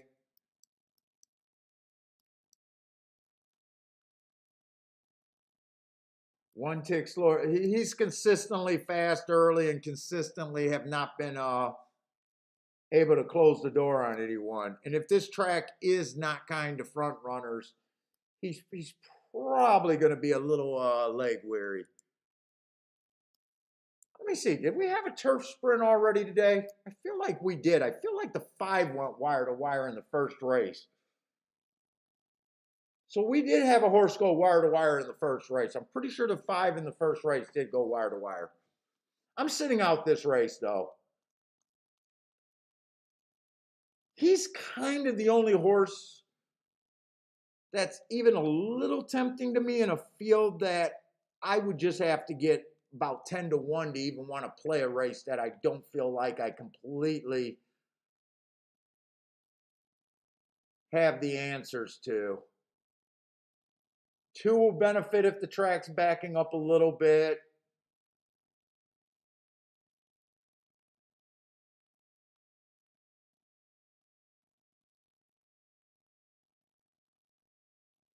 A 7 wouldn't surprise me. 7's a double-digit horse that would not surprise me. He definitely has to improve.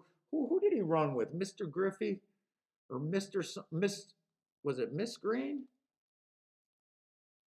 That's Miss Green. He ran with the 2 horse, so the 7 would not surprise me. 2's taking quite a bit of action. Horses come back and beat each other all the time. 7, I could see a little interest in the 7 here. But I got the famous no bet. I got the famous no bet for me.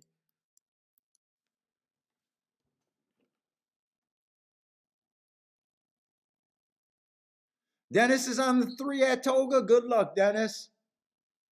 Is 3 the horse that's been off for a really long time? I think that's who the 3 was. 4 does get the lead. I thought he was one of the most likely horses to get the lead. I thought 2 was the biggest threat or a first-time starter. Or no, not the 2, the 3. 2 comes off the pace if the 2 is going to be there. Who's the 8? 8's challenging him. Eight's the horse that coming from the foreign lands that I just have no clue on.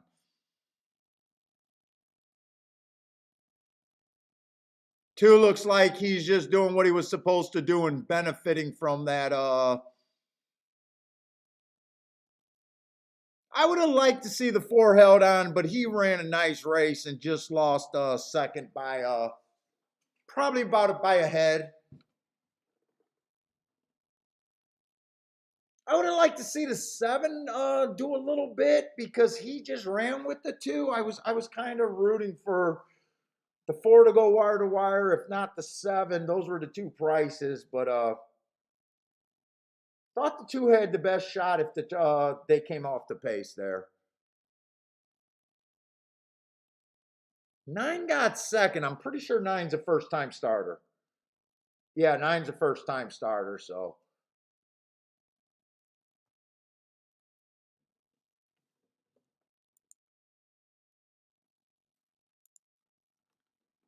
Catherine, God, I always got to watch how I say Catherine's name. With the bombs over there.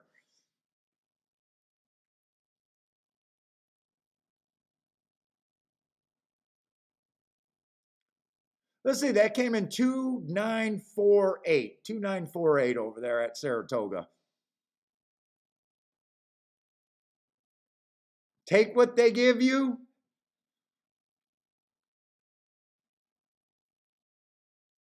Two in my head was the safest bet there. You know, me thinking that the track is coming a little bit off the pace. Four was the most tempting long shot for me, though. So I was definitely rooting for the 4.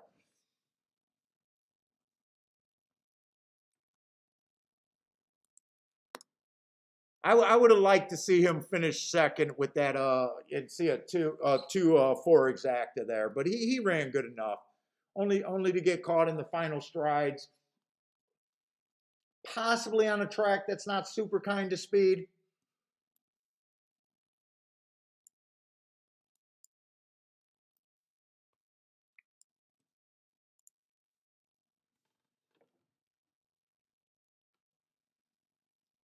Oh, we got another 2-5. So you boomers at 2-5.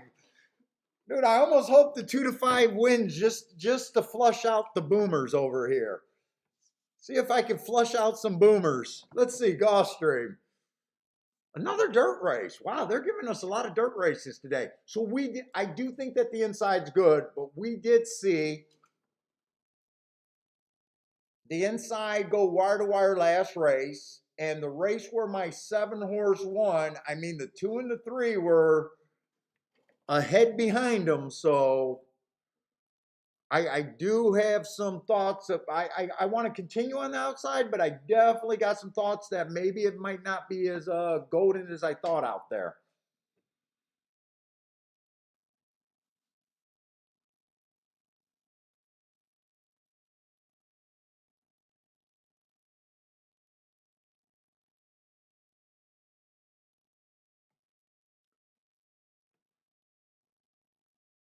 See, there's definitely some. Well, okay, I can see this is optional claiming 75,000 7 furlongs on the turf, or I'm sorry, on the dirt. I was gonna say this one looks pretty interesting, but I can kind of see why he's a shot now. He's coming up first time against winners, and that does feel like kind of a high step up from maiden claiming 25,000. But first race out ran against the speed favoring track, comes back, wins right off of that. Going a mile. He was average, and then he was fastest pace of the day. Oh, by the way, if you guys are new to the show, I do my route races differently. When I do my marks for routes, I only handicap the first 6 furlongs of any routes. I don't even look at the rest of the finish of the race or anything. All my importance is on the first 6 furlongs. That's it. Don't look at the finish. None of that stuff concerns me. So I do look at routes different from a lot of people.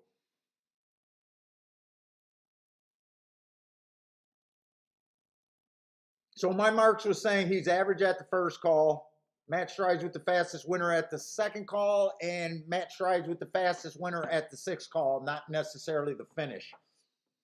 There was still 2 more furlongs within that race that I don't even care about.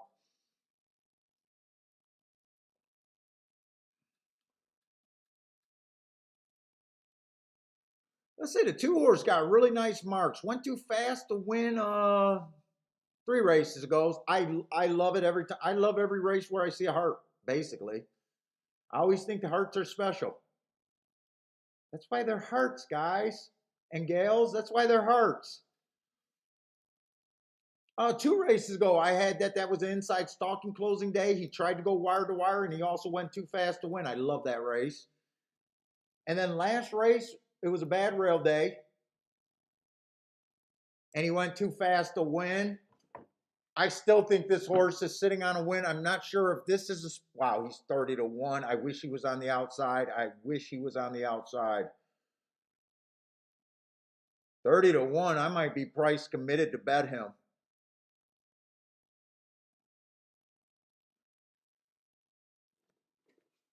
Okay, I might be price committed to bet him regardless of what I think the track is playing. Even if I think he has a 10% chance to win this race, meaning 10-1 is fair value, I'm getting 3 times that. I only got to be right 10 times out of every 100. and I'm getting overpaid severely if he stays at 30 to 1. That's a good bet in my bet, whether he fails miserably here or not. It's long-term thinking and math.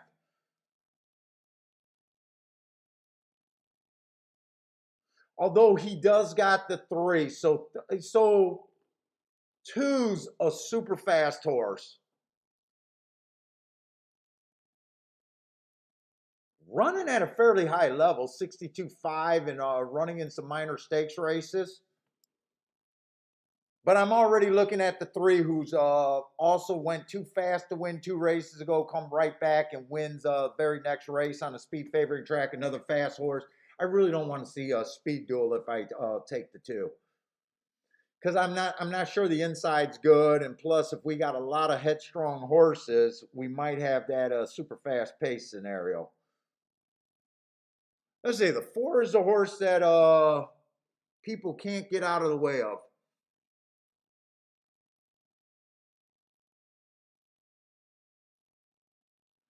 And yeah, he's been running in some major races over there at Gulfstream, so I definitely want to look him up. Last race, he was basically the fastest pace of the day, or he was the fastest pace of the day because that was a 6 furlong race. Kind of suspect that they did put him in 20,000 though. Looks like he wasn't claimed, so they did get away with one.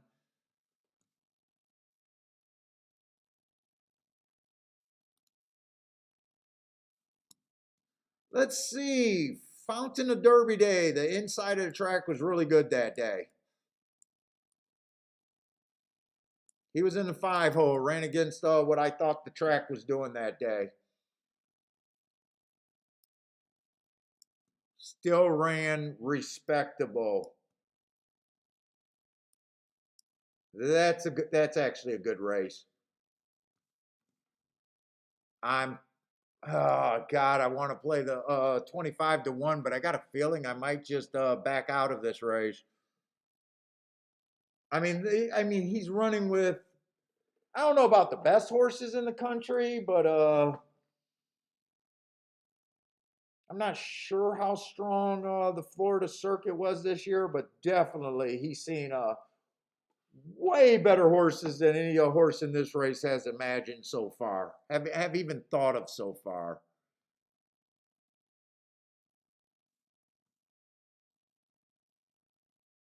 Let's see, February 5th, it was a bad rail day.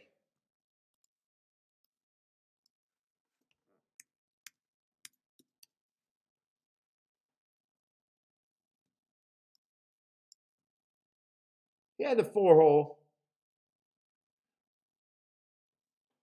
If I was super interested right now, I would watch that race just to see if he made it to the rail from the 4 hole. He might have even been on that bad rail. Average match strides with the fastest winner of the day, and average at the finish. I'm going to look up that Tampa Bay race. I cut myself shaving, and now I'm picking it like a freak.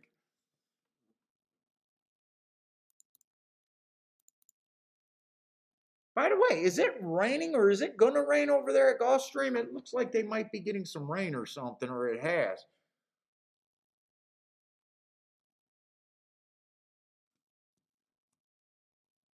All right, this race right here at Tampa Bay is going to come back better than I thought it was going to be. I got that it was a bad rail day. He had the rail, and it was a speed favoring track, and he had no speed. Asterisks.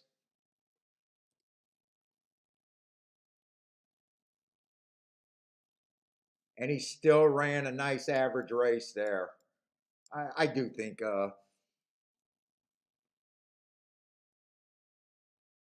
Let's see if it's outside. Let's see. Do I want to make a case to beat this horse? I think it is raining over there at Gulfstream, by the way.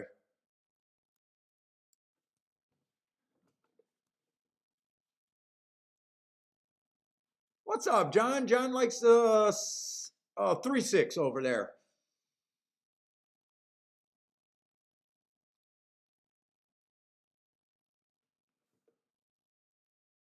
let's see, 5 ran in a couple stakes races and 2 races go on the turf route. I just don't like route to sprint, but he has a lot of sprints underneath.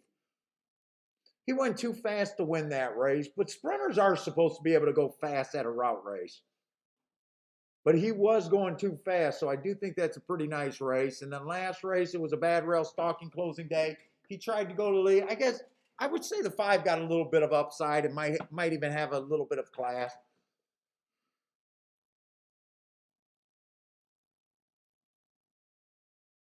6 horse, 3 races ago, ran against the inside bias, had the 6 hole, comes right back. I like that race, by the way. Anytime you run against the bias, it's excuse. He still ran second.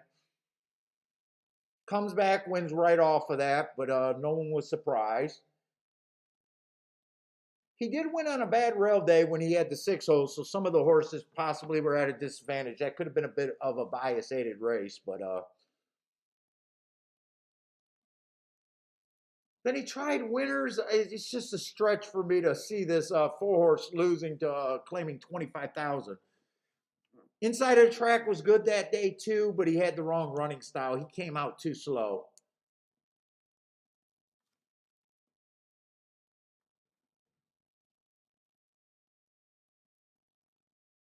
Seven horse got some speed.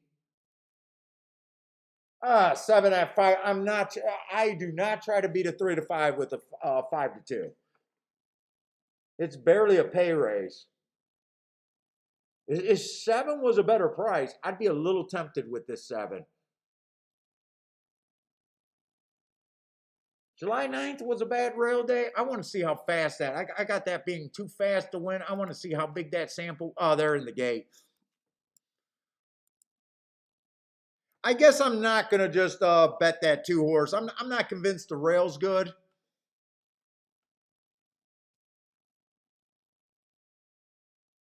I'm pretty convinced that this favorite is pretty solid. Not that I would ever suggest betting the price that he's at.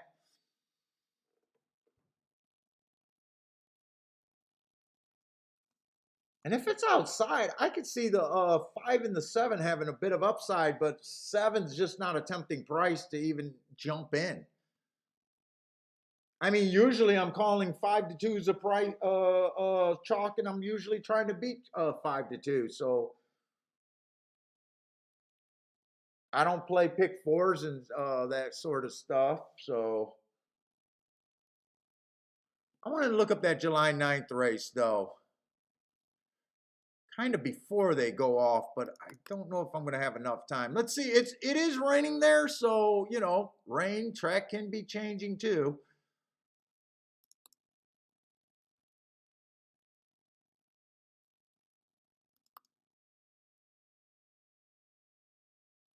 Definitely think that was a bad rail day. I definitely think that was a bad rail day. There was 3 horses that ran that day on the 6 furlong races, and all of them were long shots, and all of them were on the outside. None of them were chalk, so I do like thinking that that was a bad rail that day.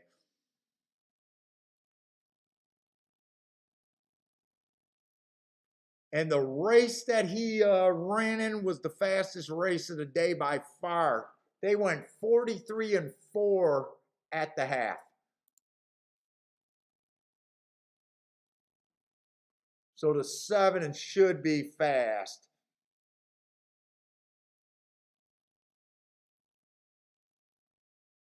And right now it's just 4 and 7. 7 might get a little edge if it's outside, but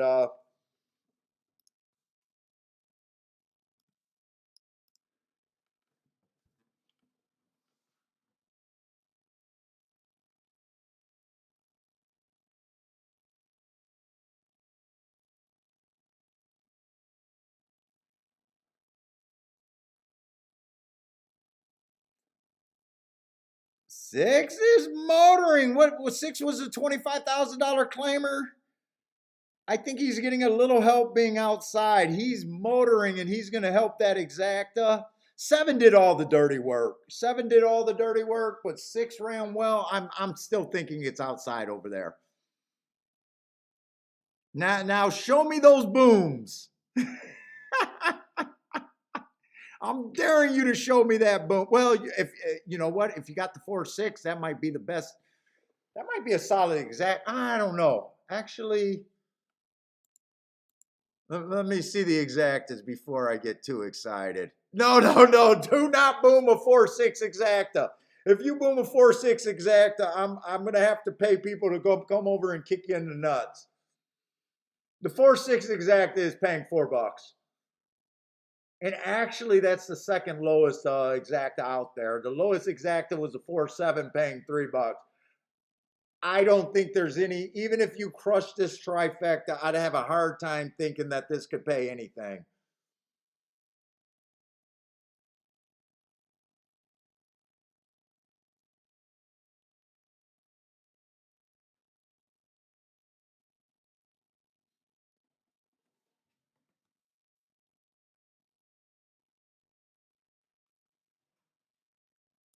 Dennis Trusty with the boom. I thought you were all gonna boom just to put me on tilt.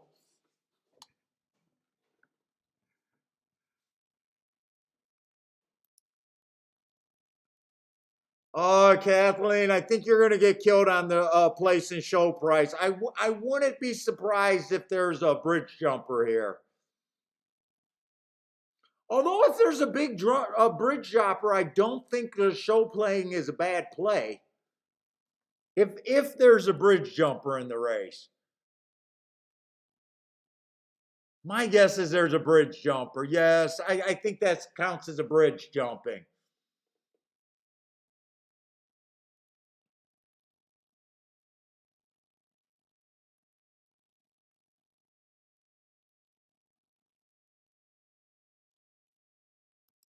Jay says I don't have to pay someone to kick him in the nuts. He'll do it for free.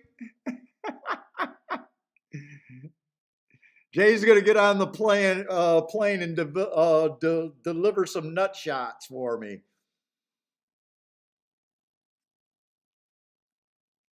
Now again, if you guys are doing something in pick fours, pick fives, and this is part of the sequence, you know, that's different. I'm talking about people that boom off of a 2-5 winning a race in the win pool.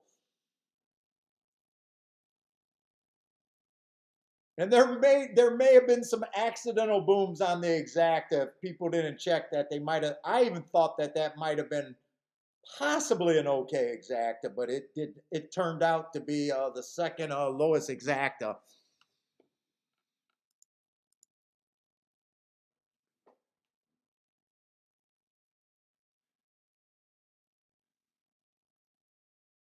Jay got the jag,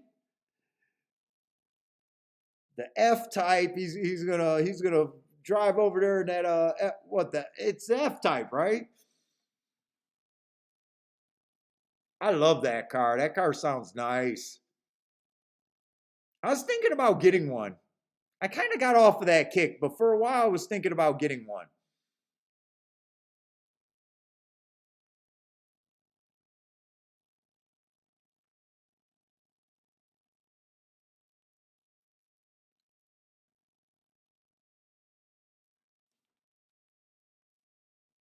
Dean says, why would you bet against a horse named Dean's Delivers? Nice. That's his name. Yeah, I mean, he just saw better horses than any of these horses that even came close. 6 made it close, although I was not watching if the 4 was really riding aggressively at the end. Sometimes without watching their hands, it looked deceiving. I honestly don't know how good the 4 was pushing. I didn't give that 6 much of a shot. I know someone liked the 6 there. He definitely ran well.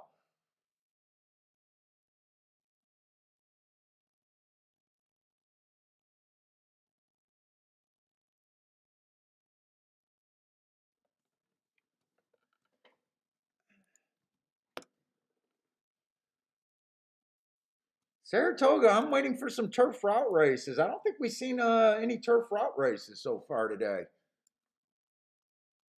Oh, we're still in the part of the card at Saratoga where I mean, it's the nice thing about it, I'm not trying to sit out races right now, even though I hit a nice ticket.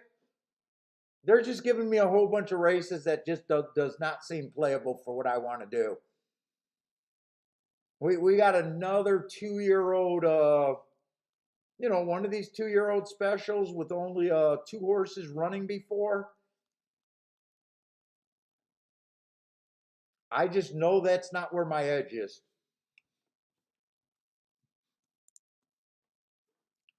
I just know that I don't want to be in these races.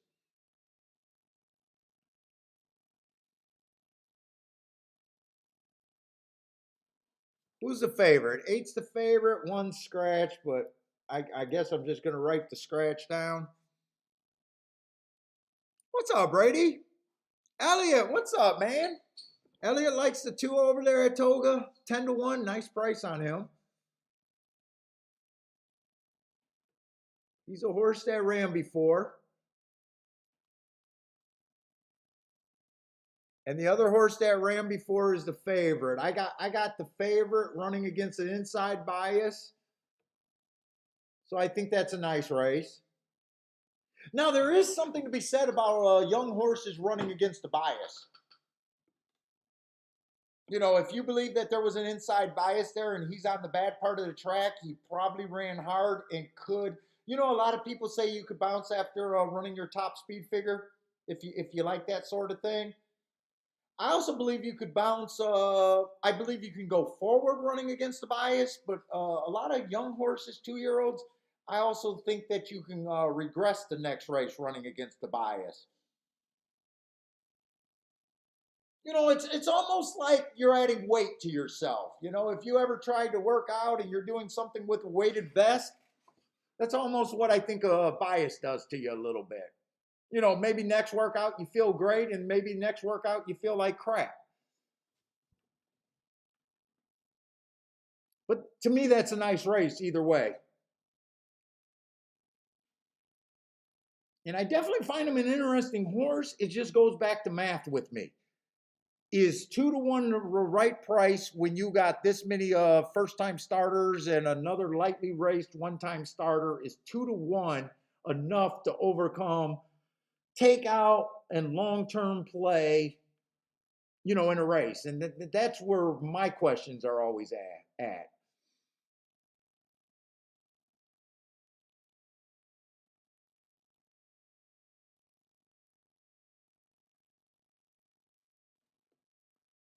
I think I gotta go grab some more aspirin. I'll be right back. I'll be back before this race.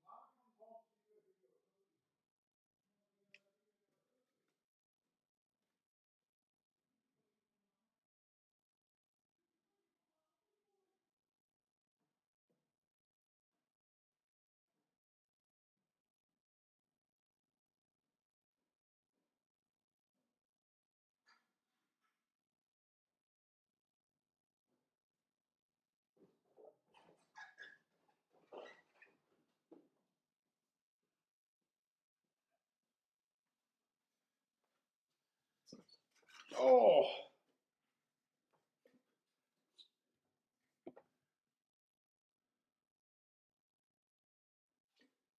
Kevin's betting Canterbury over there.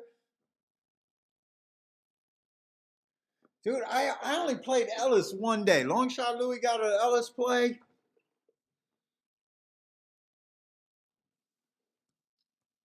Ellis got a very good I think Ellis has a fairly strong profile, except I just have not had time to play Ellis. I think Ellis has a really strong track profile, actually.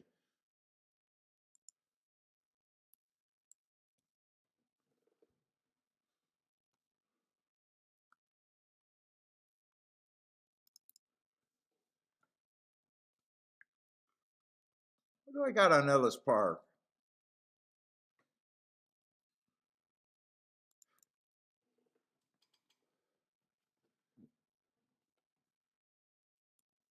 I got Ellis on the dirt right now, going wire to wire on the dirt sprints 48% of the time.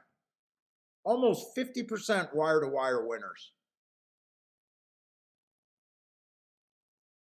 13% closing, so speed and stalkers, but really an edge towards the speed horses.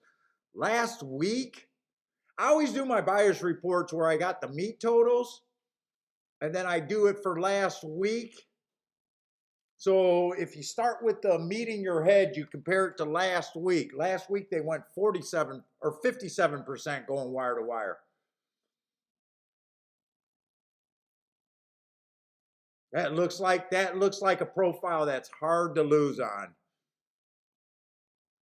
Unless they just been short prices. That I don't know because I don't completely follow them. But then for the dirt routes, 46% from post 1 through 3. Last week it was 58% winners from post 1 through 3. Turf sprints, 55% inside. Last week, 67% inside. With an 82% wire-to-wire rate over there. Now, they only ran 11 races. That is the problem. They did only run 11 races so far there. And then the turf routes, 13% going wire-to-wire, which is hideous. Speed and stalkers big time, and stalkers closers big time, and closers are winning 43%, which is a fairly huge number. Just haven't had time to play it.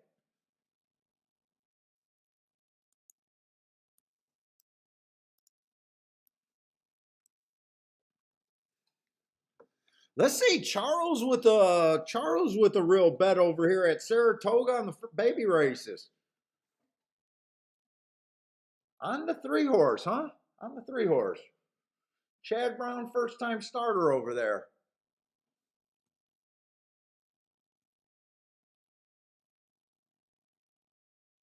Where did my Saratoga go? I went to pull up Ellis and I lost Saratoga.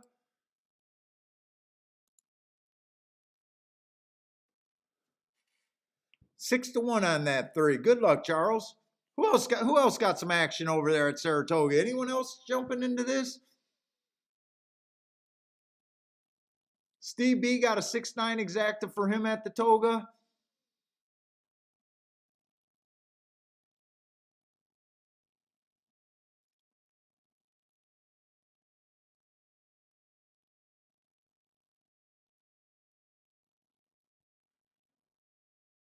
Let's see.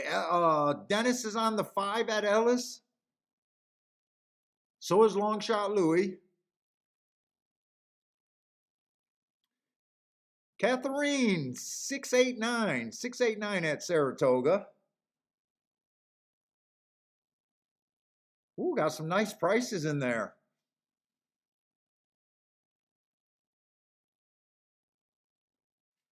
Alan is on the Tesla combo. What's the Tesla combo? I don't get that one. 363969. 363969. That's a Tesla combo? I don't get that one.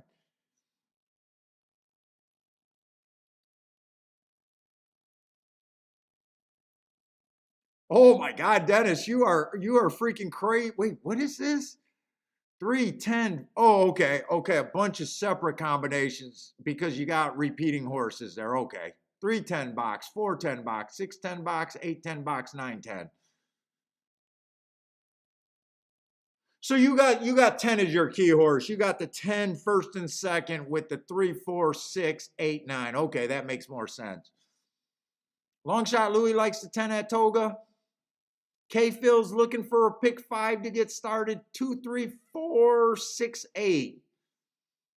Starting off the first leg on a $30 ticket. 3's pretty popular. 6 is pretty popular.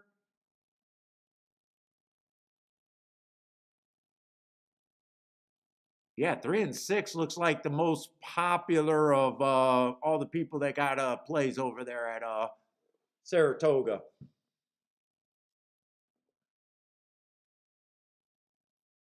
Let's see, the favorite got the lead over there. Eight's out and running. 2's coming up the inside. Oh, he looked interested, and then all of a sudden 2 just yeah, he's still there. It looked like he kind of idled or something.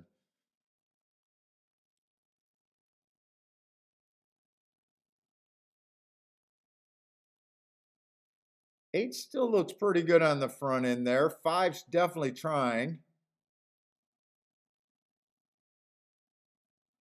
3's definitely trying. Three is in second right now, but 8 the win spot looks over.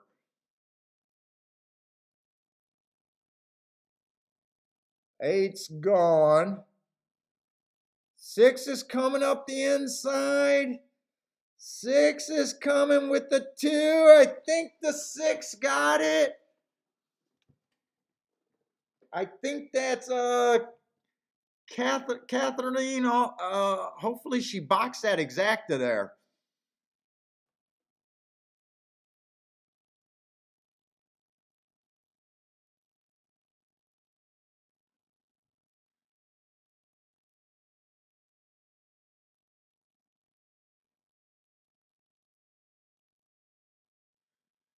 It was either 8-6 or 8-2. It got close. I thought the 6 got second, but it could have also been the 2.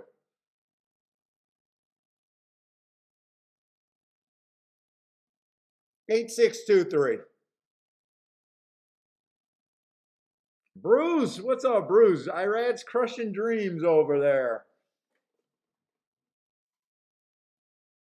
Kathleen did get the double or exacta. Nice job. Kathleen, you've been on fire.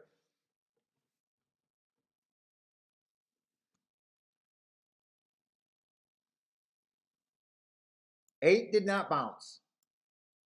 And 2-1, the way he won was probably a bit of an overlay, the way he won. Can't say I would have thought 2-1 was an overlay before the race, but the way he won, as easy as he won, if probably after the race, it's a little bit easier to say if that price was a good price. Well, put it this way, that's the price you got.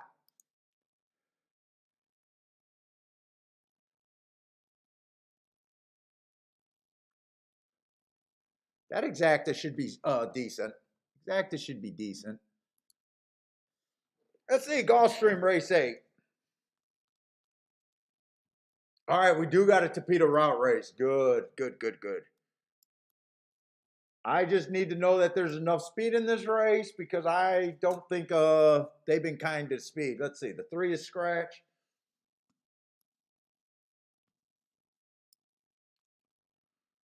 Oh, I'm not seeing a lot of speed though. I am not seeing a lot of speed.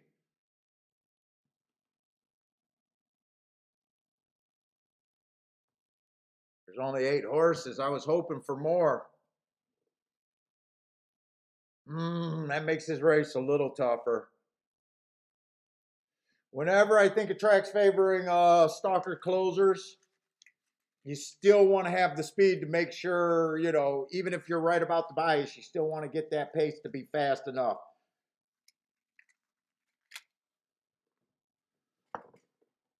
Oh, I still got a lot of cigar lit. Holy shit. I still got my pacifier. $8,000 claimers over there on the Tapeta. My screen looks blurry right now. Holy shit, does my screen look blurry?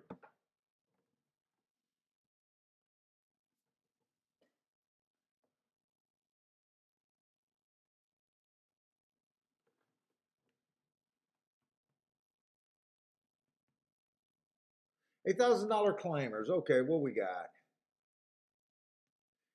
For the most part, I think the one fits. Probably a stalker. The dangerous part about this is someone's going to have to get the lead, and I don't see a lot of speed. 8 looked like the closest thing to need the lead type. Someone's going to have to challenge, and sometimes you got to worry about these stalkers, what kind of trip they're going to get. Are they going to choose to battle and lessen their chances, or are they going to all sit back and let the pace go silly slow? We always got to worry about that. Let's see, 4 races go. I had that the rail was bad, stalking day. You know what? He did not deserve an asterisk that day. My eyes got a little wobbly there. He had the 9 hole and was a stalker that day. I was probably looking at the race before that and thinking he had the 1 hole, but he ran with the bias that day. Very next race, bad rail, stalking closing day. So I gave him an asterisk that day. He was average, average, average 3 races ago. Comes back, wins off of that on the stalking day, exactly what he was. And then last race, another stalking day, average, average, Matt strides with the slowest, fastest winner of the day. Just missed 2 3/4 of the length. I mean, nothing's wrong with that race other than him just burning a bit of money, but still, I mean, that's still a nice race. We're just going to be asking. I mean, the horse fits. Is 7 to 5 just the right price? Boy, it's easy to sit out some of these races today. Let's say 2 might be the horse going to the lead here. He might be a horse on the lead. Last race, it was a stalker day. He was technically a stalker that day. He was average, 1 tick slower than the fastest winner average before tiring out of it.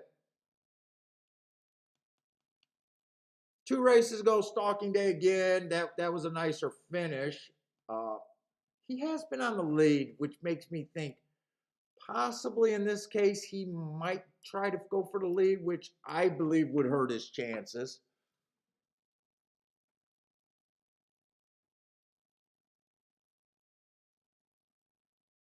4 got the running style that fits, and he does a good job getting in that striking position at the top of the stretch, the 3 lengths behind at the top of the stretch. He does run a risk of being too far back if we get a slow pace, though. I think he fits perfectly. I don't mind the 4 to 1 price. I might want to do a betting line on this one.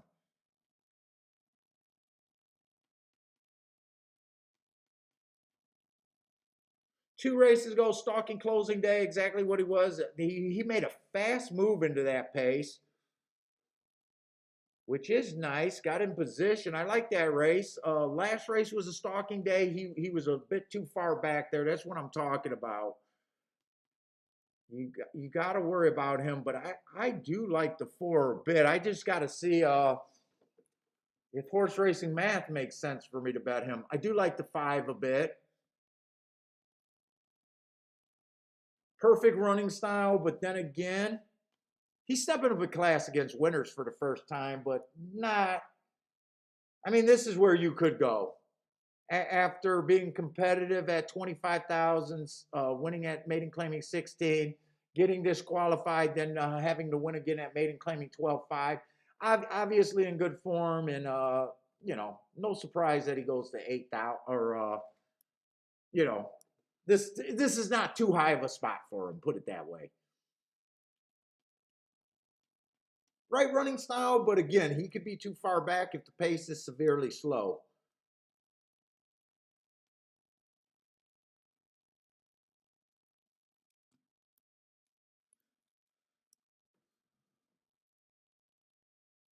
Same with the 6. I think 6 fits here, but another one that could be too far back. Oh, he's a sprinter stretching out. He looks like a deep closer as a route. When I get a sprinter that I think is a deep closer sprinting, I like to move him up. The way I look at the race, I think he's going to be a stalker here, but it's just me making an educated guess on my experience. I could be completely wrong here, but that's how I look at closers on a sprint. Now they're running a route race.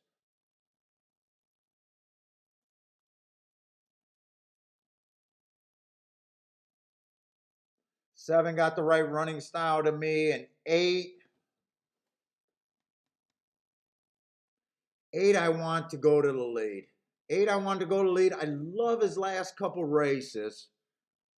Jesus Christ, I don't like to build cases about why I don't want to play a 25 to 1 shot. You're not supposed to do that. You're supposed to build cases against favorites and find cases for long shots, but I just don't think the track's favoring his running style.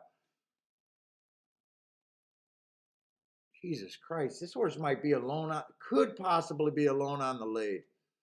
Ran against 2 biases and last race went too fast to win at a severe price. I'm going to try to do a betting line to see if I can even bet this race. First race I've been interested in a while. I'm kind of out of time, actually. Let's see, we got 7 horses. 7 horses, each horse start at 15%. I do a 120-point betting line, by the way. So say 5 to 1 is fair value in the blind right now.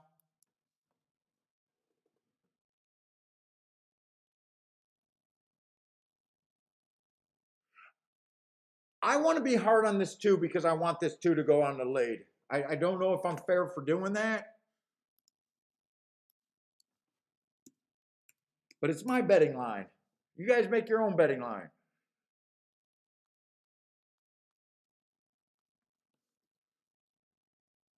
Now 8, because I think he's a front runner and because he definitely has to improve,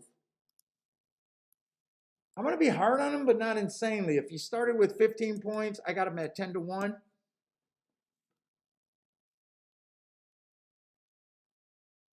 And honestly, everyone else kind of looks the same. I'm going to be a little hard on the 6 horse just because I don't necessarily like closers stretching out.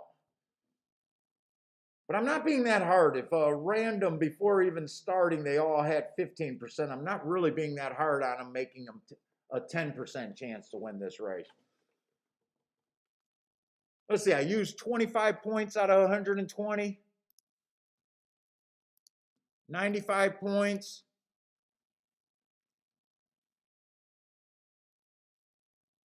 Divided by 4, right? I got 4 contenders. 23, say 24%. You know, I'm just going to say everyone else is at 3 to 1 and just see if I can find a scenario because I'm really short on time.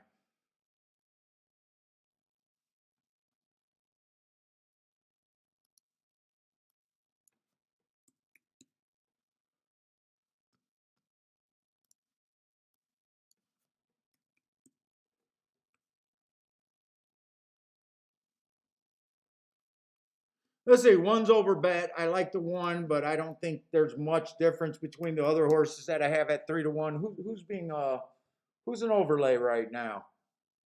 Let's see, 4 at 4 to 1 is barely an overlay. Not interested. 5 is right on the, or yeah, 5 is right on the. I don't think the math makes sense here. 7 and 8 are the only 2 horses that I think offer value. I'm just going to Dutch them. I haven't done anything in a long time. I might not even get this in, actually. Those are the only 2 horses that offer a little bit of value to me. I did get that in. I'm just letting a little bit of my opinion and a little bit of math dictate what I do there.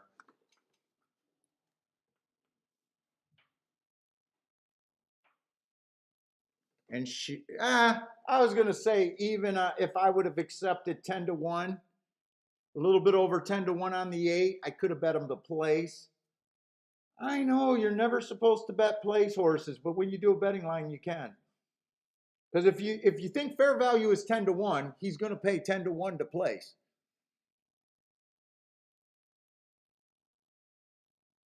One's going to lead. I think one's going to hurt his chances right here, and I'm happy for that.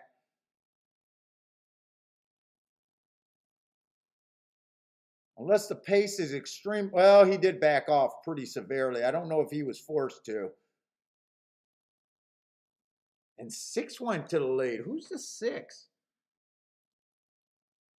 The sprinter decided not to be a stalker and to be a front runner here. Smooth move there, X-Lax. That was a bad move right there. I don't know why you thought of doing that.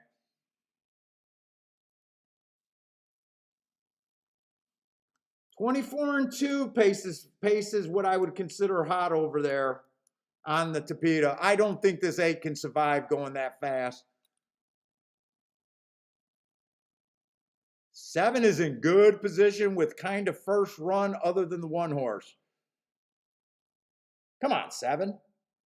5's making a really nice run too. This is fast. 49-1. They actually slowed that down a little bit.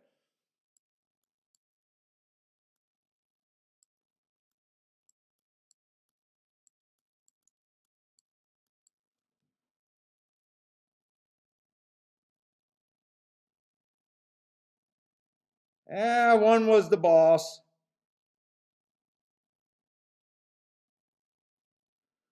1 was the boss.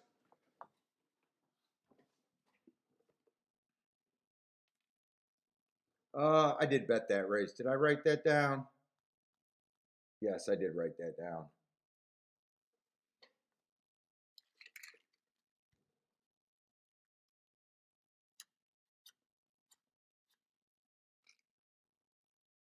Who got second there? Ooh, these matches are wet. Why are those matches wet? I need, ooh, that's, let's see, 7 flatted out, 1-4, or 1-4-2.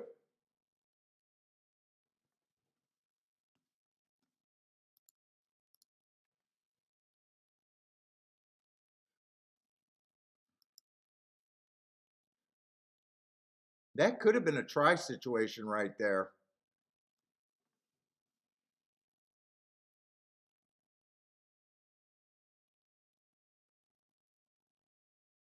I had the 4 at 3 to 1. I had the 1 at 3 to 1.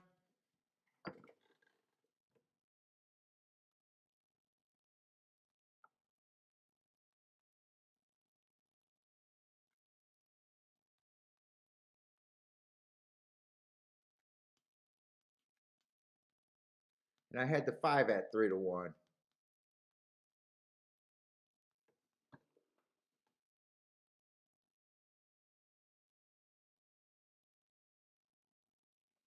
That could have been a try situation there.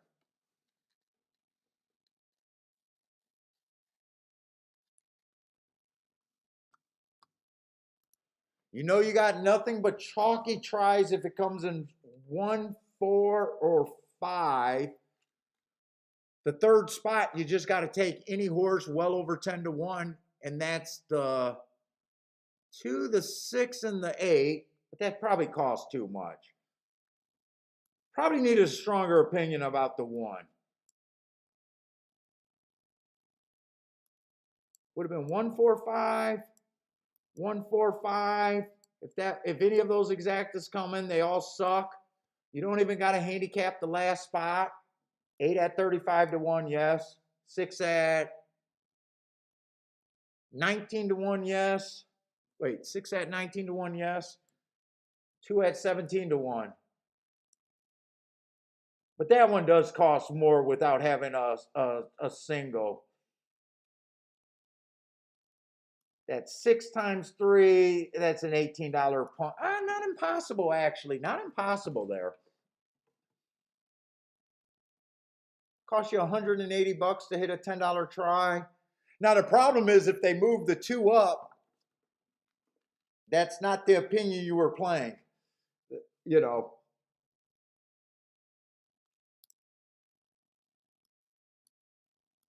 But you could have done it there. I hope they don't take this down because I want to see if it would have been worth it. Kiki, Bentley, Mama's coming home in about an hour. You should be watching at the window.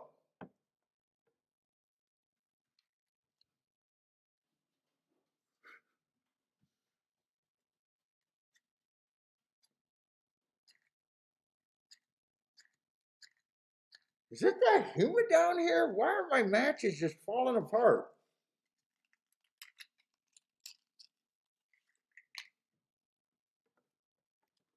Can I get it lit with a spark?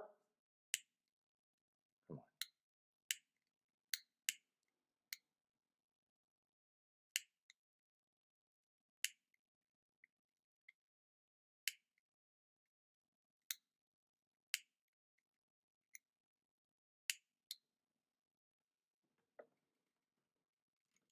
Did I bring my torch back down here? All my matches are like, is it humid?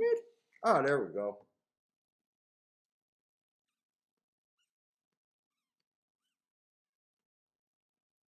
So if this pays $18, could this? I don't think the try would pay enough to justify that. It'd have to pay at least $30 for 50 cents to justify that, I guess. $180 bet, you get 600 back. I don't know if that's even all that justified, really.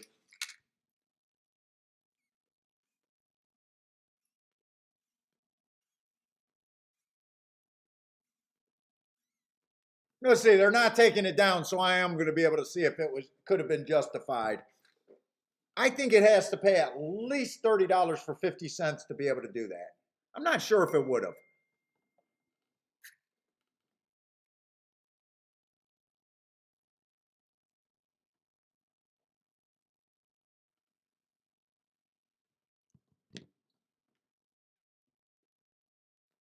It would have been possible if you really liked the 1 though. If you really like the 1 in the win position, or maybe even the 1 in the 4 in the win position, something like that, where you got a little bit less combinations on the front end. For $18 punch, I'm not sure that would have been, for every dollar, I'm not sure it would have been justified. I'm definitely thinking of those tries. I am not giving up thinking about them. I just got to remember when there's a situation before the race and not after the race.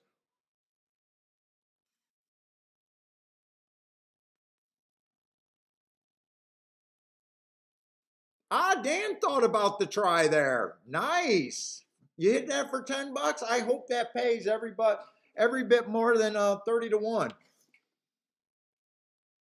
Pretty close. I mean, not 30 to 1. You know what I mean. 30 for 50 cents. So it paid $28.50 for 50 cents. So let me see how you bet that. Oh, so you really like the 1-4, 1-4.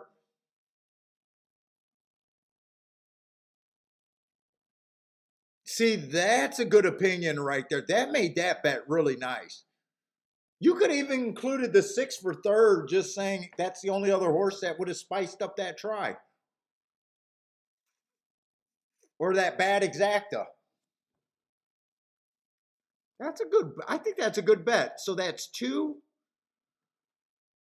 times 1 times 2. So for every $4 you bet that, and you said you did it for $10, so for $40, you hit that, so you get $285 back twice. Well done, man. I like that bet. I got to remember to do that bet. I like that. Nice hit, Dan. The only thing I would have done different if I had that 1-4 opinion, I would have said, fuck, the 6 had 19 to 1. Why not for third? But you did smarter. You didn't use a horse. I would have paid for the extra combination, but nice bet. I like that bet. 600. Oh, so my math was wrong. So you got 670 bucks, or oh no, 570.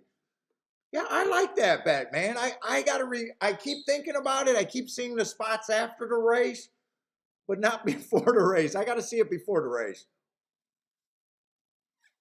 So if I would have even did the $180 ticket, I would have got the same back as you, 570. Not as good. I wouldn't want to do it that way. I wouldn't want to do it that way. But if you can narrow down that exact a little bit sharper like you did, that's a good bet right there. So you turned a crappy exacta that you could have had for 40 bucks. What would you have got back if you played the exacta for 40 bucks?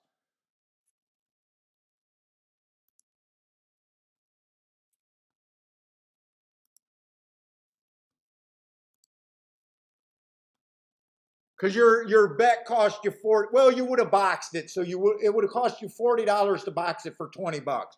So let's just say you would have had it for 20 bucks.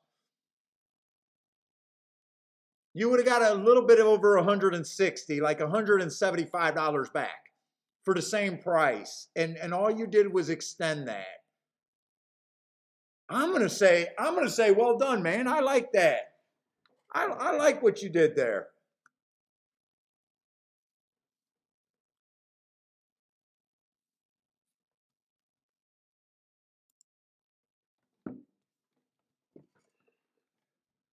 And I'm glad they didn't make you wait for that disqualification. I'm glad they said no. Dan got a ticket over there, and we want Dan to get paid off. All right, we finally got a turf route race. I've been waiting all day for a turf route race over there at Saratoga. Oh, hopefully we can play the damn thing. Or I can play the damn thing.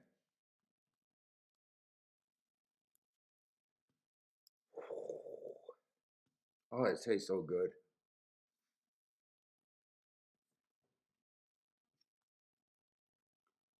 Looks like I got some speed. At least the 8-horse got speed. Anyone else got some speed here?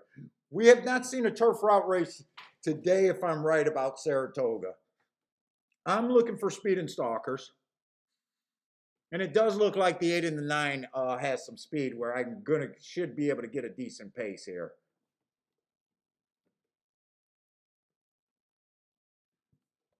And I'd like to see a bit more speed.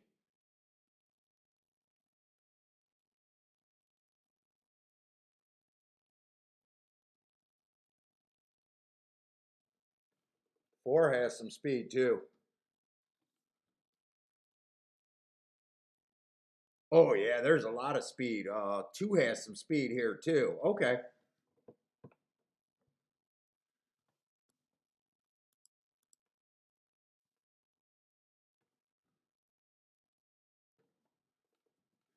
K-Phil with an exacta over there at Mammoth.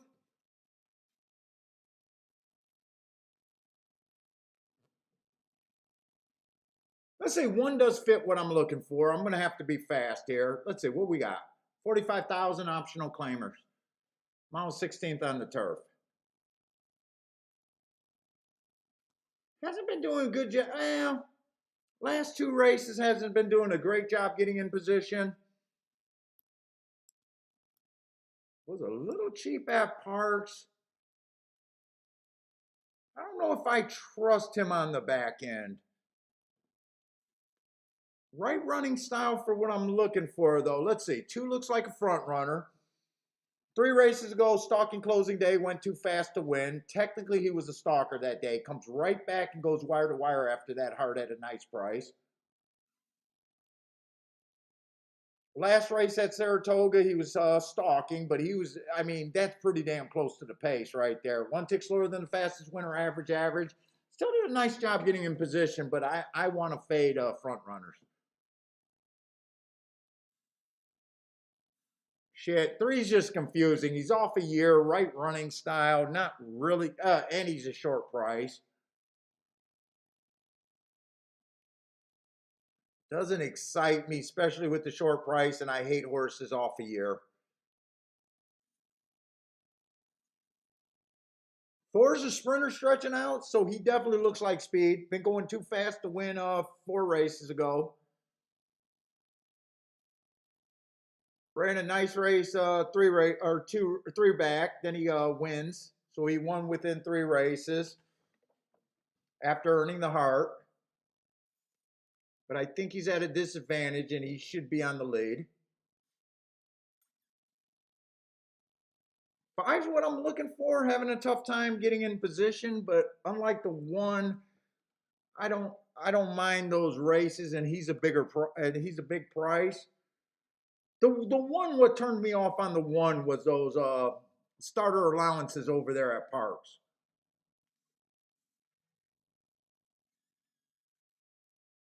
Although he didn't run a bad race last race here at Saratoga. I don't know. I'm not that crazy about the one. Five's been running against the early pressing track 2 races ago and a stalking track last race. Both times he's just too far back. Let's see. I'm hoping the 6 goes to the lead. This horse is also capable of stalking. He's 5-1. Do I want to guess what he's going to do? Because this is a really nice stalking race, 2 races back where he came from 4 lengths out, and that could definitely fit this profile here. I don't know if I'm as quick to throw out him just based on speed. I got a feeling he might let that sprinter go and get first run.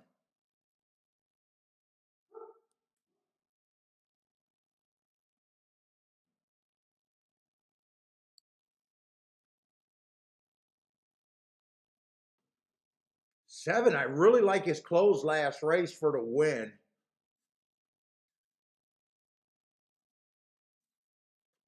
And he's done it before. A nice stalk there and a deep close there for third. God, I can't say. He looks like a horse that could be sucked up on the front end, but 8 I'm not interested in. 9 I'm not interested in.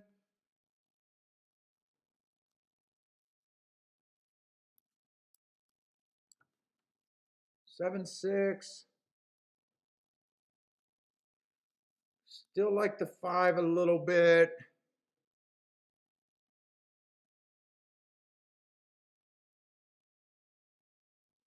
Three is the horse that really bothers me.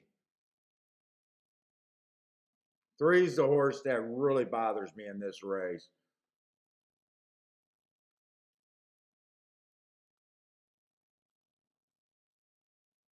Shit, and I'm running short on time.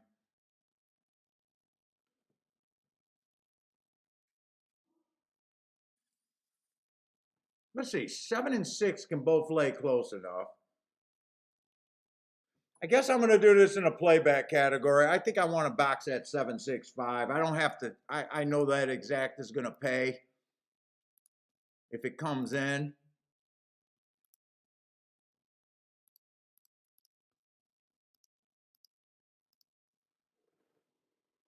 The 3 is the horse I don't know if I want to do anything with. He does kind of scare me. It is a Mott horse. I don't know why I looked at the trainer there.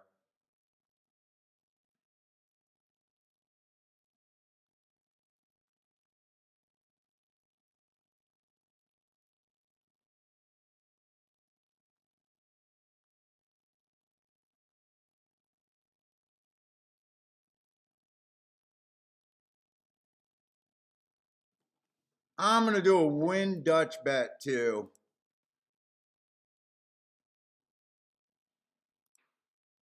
On the 5 and the 7.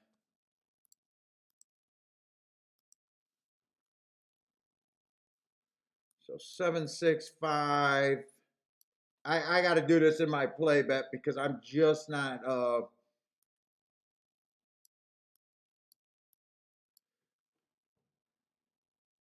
I really don't know what to do with the 3 horse. And really, I would want to go 1 horse wider, and I was between the 3 and the 1. To me, 3 is the safer side of that.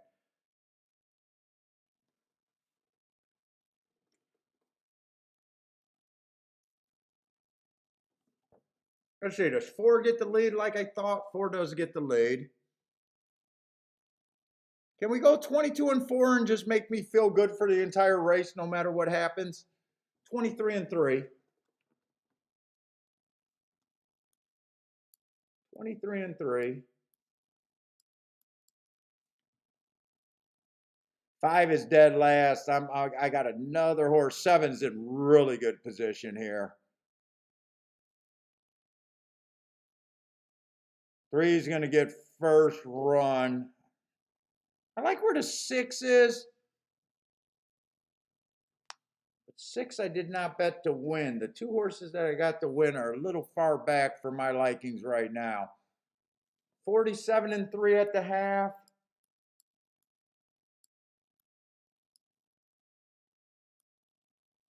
24 around that turn.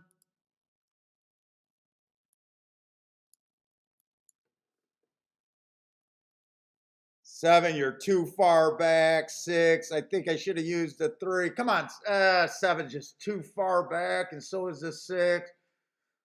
3 looks like he's gonna catch him. 6, come on, 7, have some run. That you're my only hope. I bet the wrong horse to win. I went for freaking the longer shots instead of the 6 horse.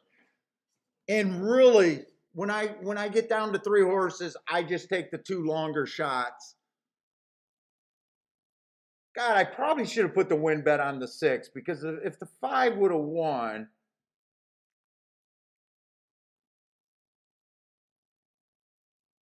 Six did exactly what I said. I said he was going to come back and do the 2 closes. I said I thought he was going to let the 4 go, which he did. Nice ride on him. I messed that up.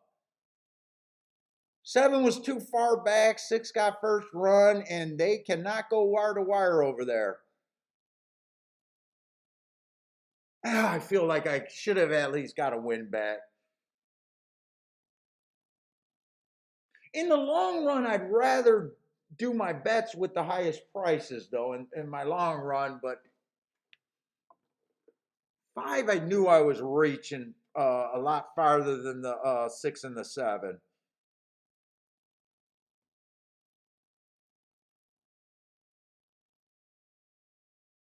I was scared of the 3, and I didn't use the 3. Who got second? The 2 horse got second.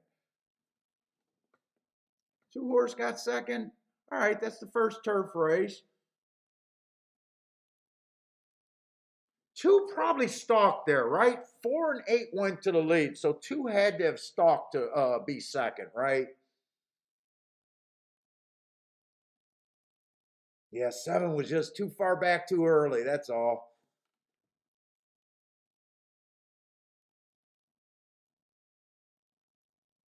And Bruce says either Toga hates him or his handicapping is bad. Probably both. Long shot Louie with the boom over there at Toga. I've been loving these Toga route races. I've been absolutely loving them. They've been so consistently closing. Just so consistently coming off the pace. And I always say closing tracks are always the hardest tracks a lot of times to take advantage of. You got a few horses that are closing, and a lot of times it's a positional game. Which horse gets the first run? There the 7 was too far back. 6 got the first run. 7 was coming like a freight train, but he was just too far back. 2 was in a nice stalking position, I assume. Charles got the try and the exact. A nice hit, guys.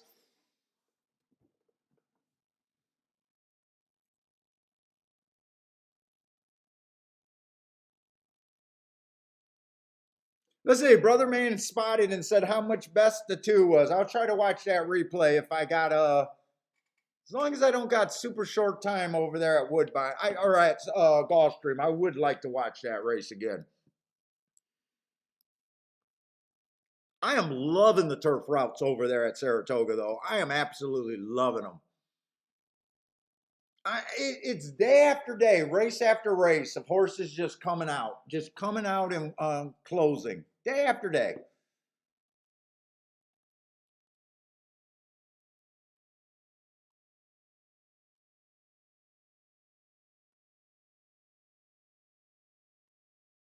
Bruce says, "Oh wait, Irad hates him."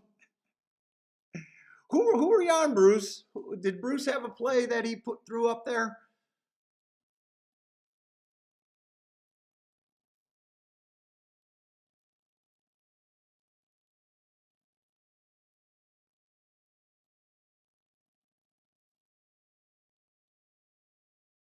Let's see. I didn't even get what you guys were saying. Let's see. Brother Man loves this one at Saratoga. Those starter lounge races are not much easier.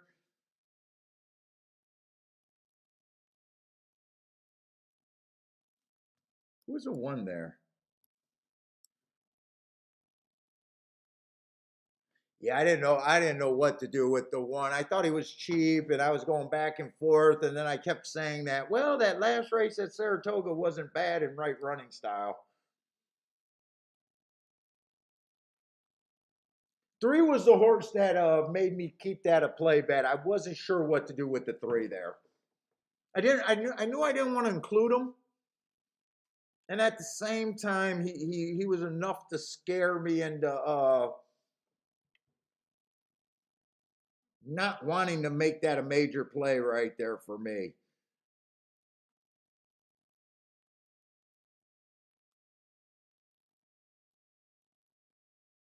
I just probably should have did the safer win bet because I really did like the 6. I really did like the 6, but I'm so used to at the time that I do my win bet. If I got 3 horses or 4 horses, I usually, if I do a Dutch bet, I usually bet the 2 at the higher prices.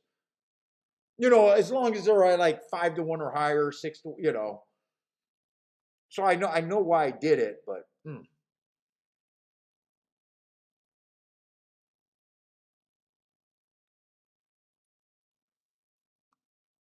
Long shot Louis with a boom over there at Toga. Let's see. I do want to look at Gulfstream, but I want to see if I can watch that replay over there.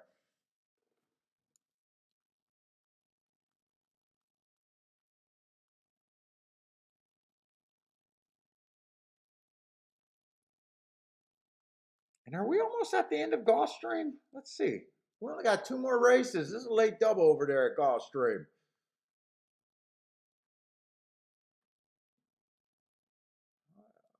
Late double is usually my thing.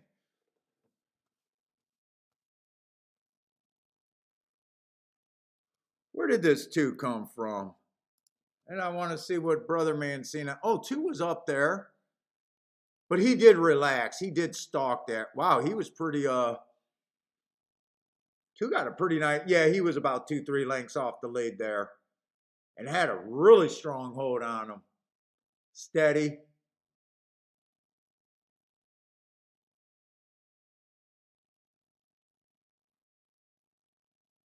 I think I seen a little steady around the first turn. I want to see the rest of this race.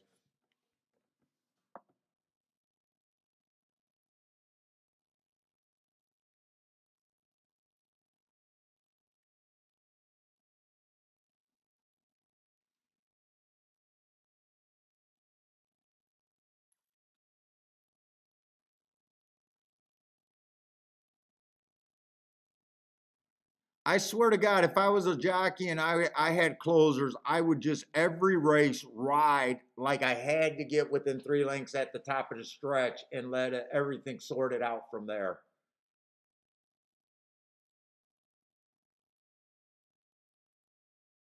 I hate these horses making mad runs on a closing day and they're just 100 lengths back.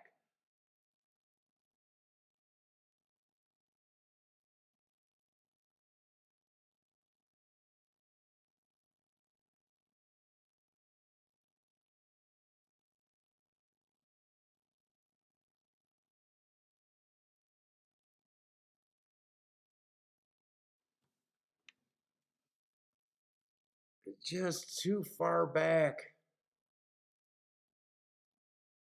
Let's see, I got to go over to Gulfstream. I can't. I wanted to watch that head on. I really can't watch the head on, and I probably wasted too much time already. Let's see, we got to start our little handicap over there. And it did rain. Oh, God, it's raining a lot over there.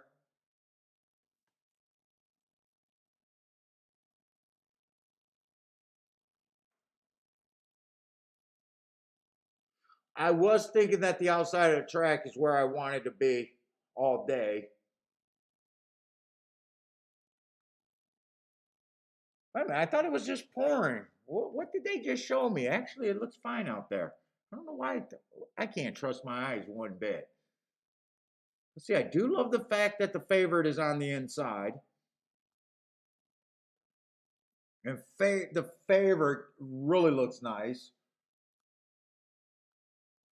But who is this horse right here? I want to fade the inside of the track. I'm not going to spend that much time here. I don't have a lot of time anyways.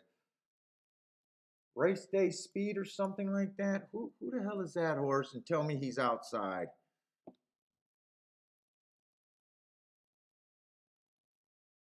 Is that really the 4 horse?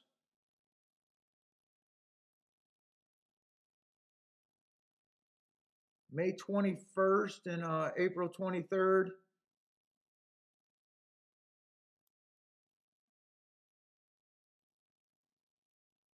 Ah, 4's only 3-1 though.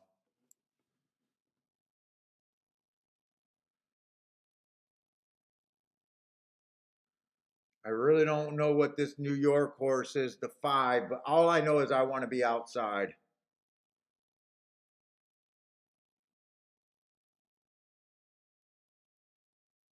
This horse was in that race too.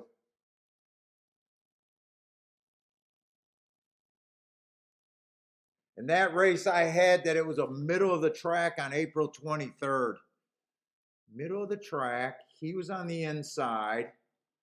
He gets the outside today.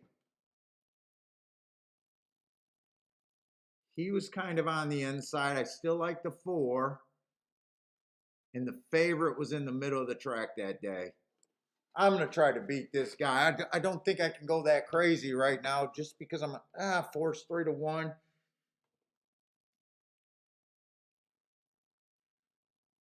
Definitely going to use the 7. 7 comes back on a stalking closing day.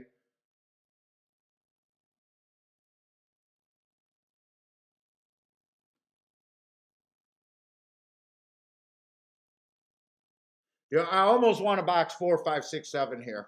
I almost want to really test it out and sell out to the outside of the track.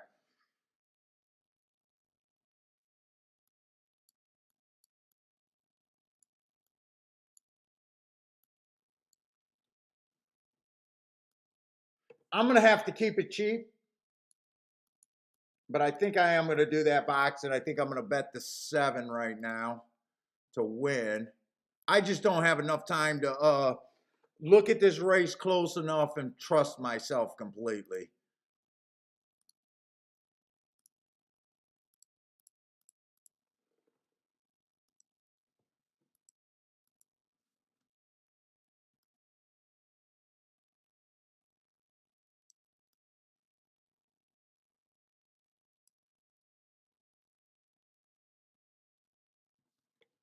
I'm going to do one more exacta if I can get it in. 4 with the 5, 6, 7, but that one's straight. So I wanted to put a win bet on the 4, but 3-1, I'm not wasn't that interested there. I really would have liked to look at some doubles there, but definitely did not have the time.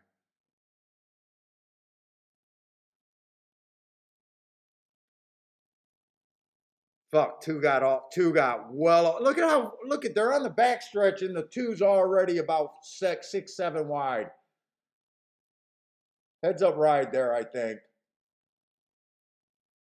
Heads up ride on that 2 horse.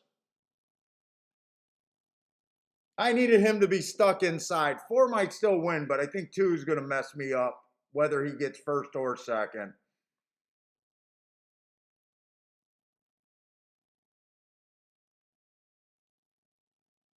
God, I wanted him to be stuck outside.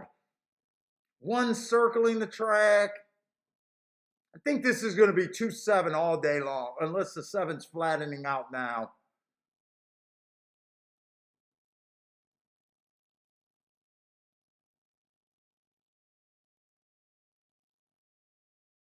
7. We got to push. We got to push. We got to push. We got to push. We got to push. Get there, baby.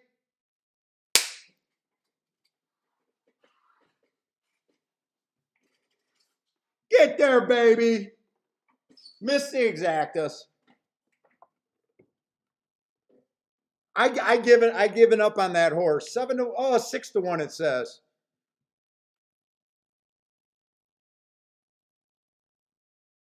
Oh, trust me when I believe there's a bias late in the day. You can discount me early in the day, but man, you got to give me some respect late in the day.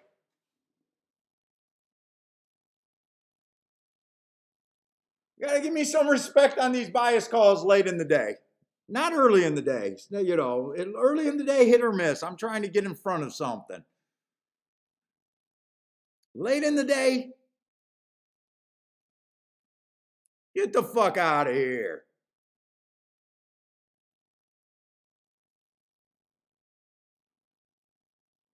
Woo, look at you. That's a muddy looking horse right there.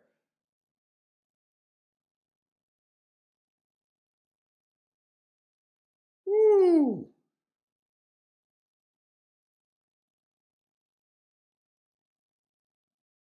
God, I wish I could have looked at a double, but if I don't hit the next race, it wouldn't have mattered.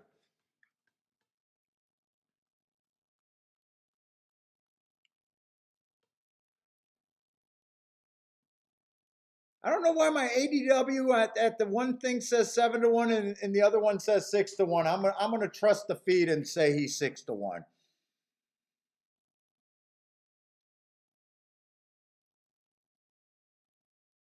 Ooh.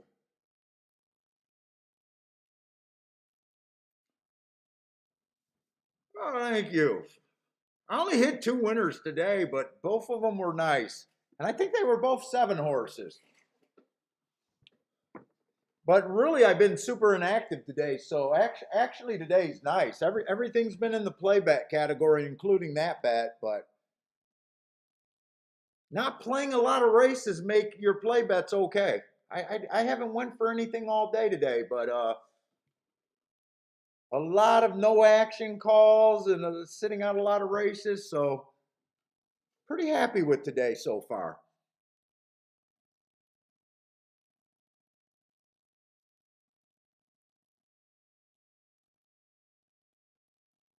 I wish the 4 could have got second or got up there, but I am not going to complain getting part of the bet. And that's what happened with the other 7 horse. You know, the outside horse won, but the 1 and the 2 are right there. So it still makes it where I do believe it's a little outside, but the 1 and the 2 are still getting first and second. That's what happened on that other horse that I had today.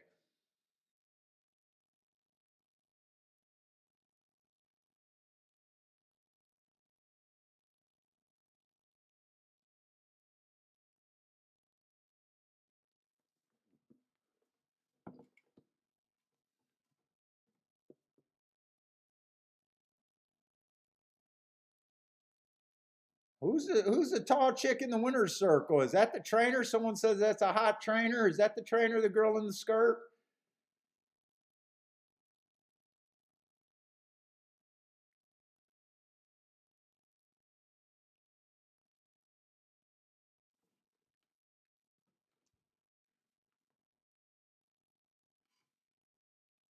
Let's see. Catherine got the 346 at Delmar. Charles is looking at Delmar 12763. Long shot Louis is at Ellis. You guys are all over the place. Thad, boom, at a Woodbine exacta. Nice hit, Thad.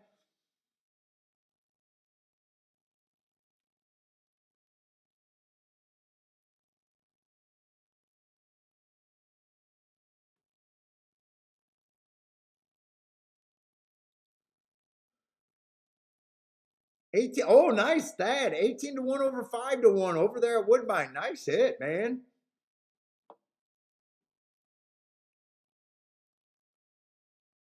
Oh, he was basically, let's see.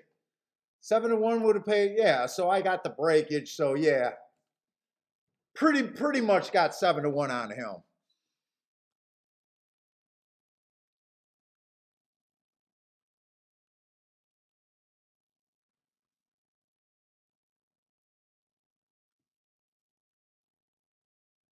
And that was Don't Get Cozy. Let's see, did I circle him or not?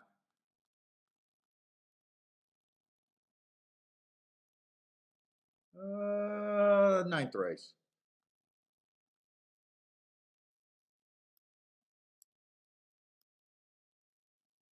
And that was so that was not only a little bit of a biased play for today, thinking the outside of the track, but my note right here, seeing that the 2, the 4, and the 7 were all coming out of the same race. The 4 had the middle of the track that day. My note said it was a middle day, stalking day, and the 2 was on the rail. So it was part having that little bit of information and, focusing on the outside of the track. That note made the difference right there, because when I seen that, that's what really got me excited that race.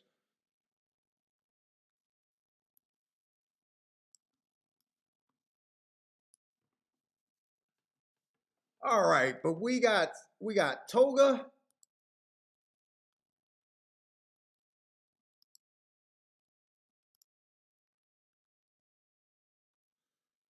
And am I at the last race at Toga?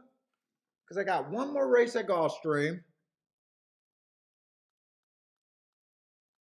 And I kind of want to be done. Oh man, there's still quite a few races over there at Toga. Let's see, Toga, they're only going into the 8th race, is it? Wow, they're only going into the 8th race. All right. Maybe I'll stick around.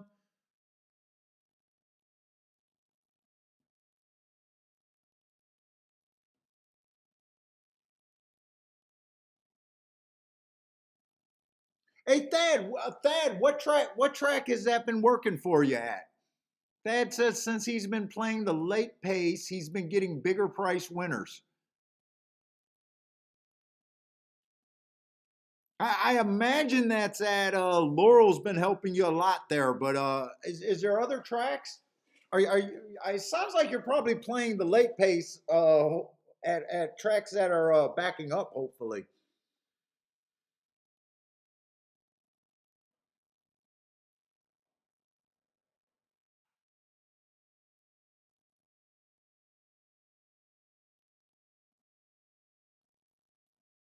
Laurel and Woodbine. Woodbine is a track that's fairly on a lot of their surfaces is fairly kind of off the pace horses too, but Laurel definitely. Dude, and if you guys are new to the show, I always say most people approach this game wrong. Most people, most books, they think the way to get better in this game is finding more winners, and that does make sense. The problem is you're never going to get enough winners. And after all these years, to me, the game changes for most people when they realize that improving their average mutual is much more important than more winners. Because my joke is everyone in this game sucks at picking winners. I mean, all you got to do is watch anyone that picks winners, including myself, how often we're wrong. And the only way you can really overcome that is getting better at getting better prices. So to me, that's the easiest way to improve your game.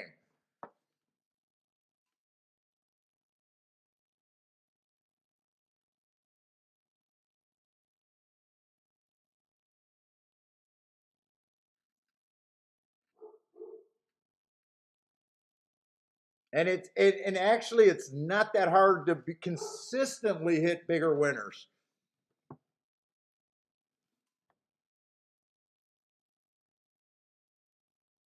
Yeah, Thad, and that to me that's an important thing about finding bigger winners.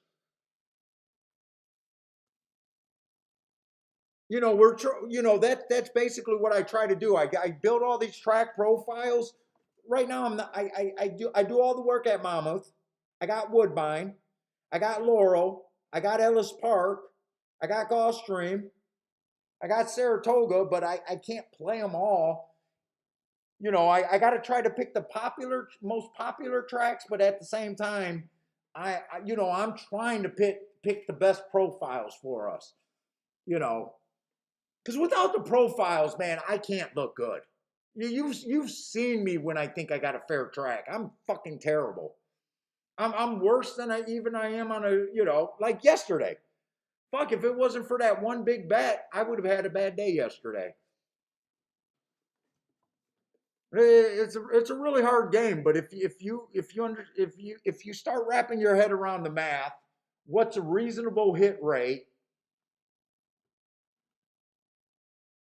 understanding how much powerful it is getting outside of the box of what everyone else is doing, I think even without improving your handicapping, just understanding that where you need to be is a much better, stronger position as you go forward is a better.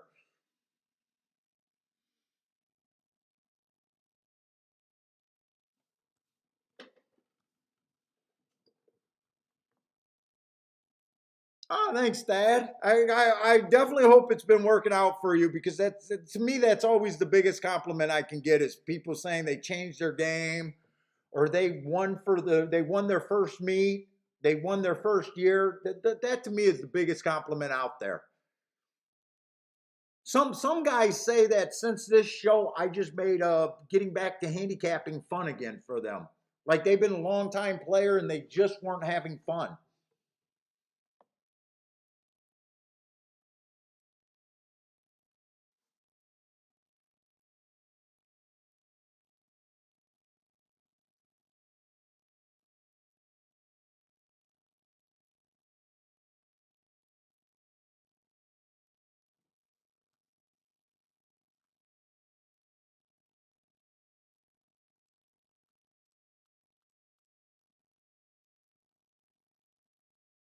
Let's say I felt like we've had a lot of dirt races over there at Toga today.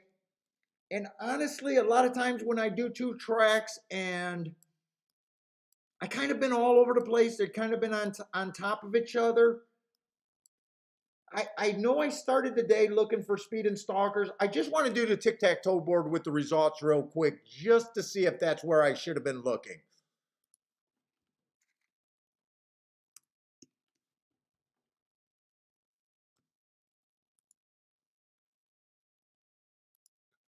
And I think we've had a lot of races today, so I think it's worth going back and just doing this right now.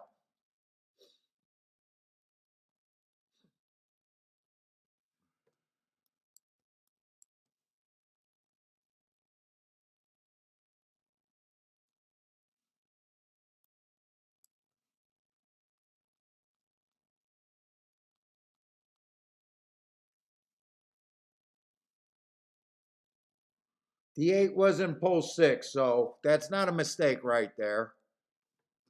Oh, I thought there was more dirt races today for some reason. Well, at least that's all the charts. So far I only got 3 races, but they have wired twice and stalked once. And they've been able to win inside and outside and middle of the track. So it just looks like that Speed and Stalkers is a good place to start. Later in the day, sometimes that really helps us out. And a lot of times I just want to make sure I am looking in the right direction. Oh, let's see this one horse, 4 races ago, early pressing day. Went too fast to win. Obviously, I love every race that I see a heart pretty much. Comes back, wins the very next race, but it was a 1 race sample. 2 races ago, early pressing day, match strides with the slowest winner, average and slow. That looks like a bad running line. I don't really have an excuse there. And then last race, another early pressing day, and again, he did not have his speed. Let's see, overall, he's got a lot of route races. Maybe I don't trust him on the front end. You know, he earned that heart at 7 furlongs. He goes back and wins at a route race. He overall looks like a route race horse. Maybe he's just not that quick as a sprinter. I don't trust him on the front end.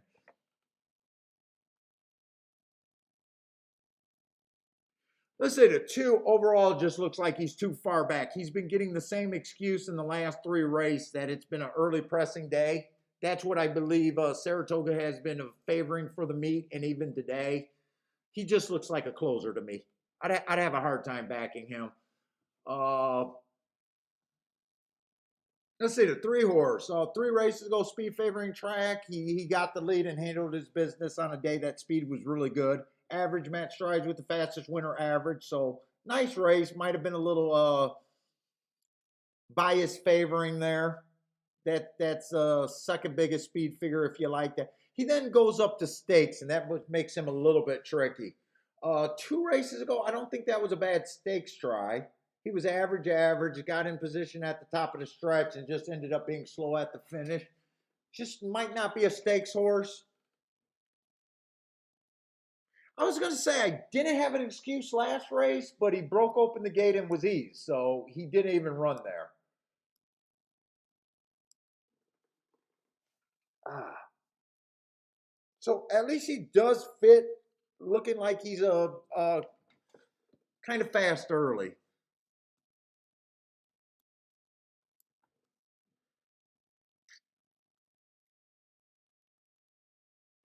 Let's see. I'm going to say overall, this 4 horse actually fits. He mostly looks like a stalker. Last race, he was a little far back on an early pressing day, but he closed into a early pressing bias and actually ran his best race running against the bias. So that's a good sign. He's also the favorite, so I'll say I say I can at least understand why they're betting him. I don't think he'll be 7 lengths back today.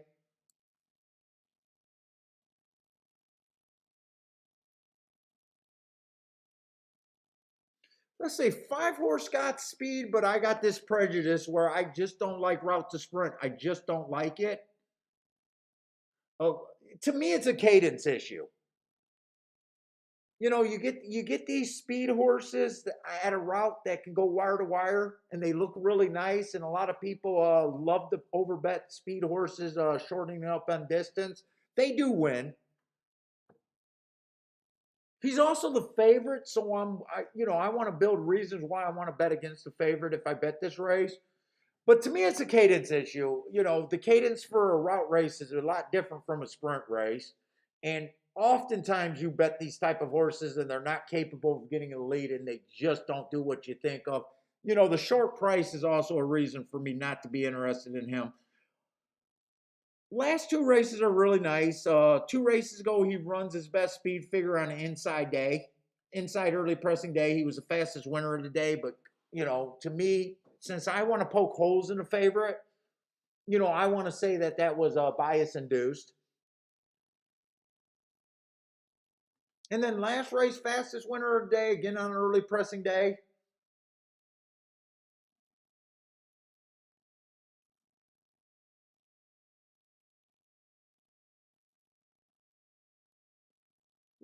Right now, I'm not seeing a real reason to.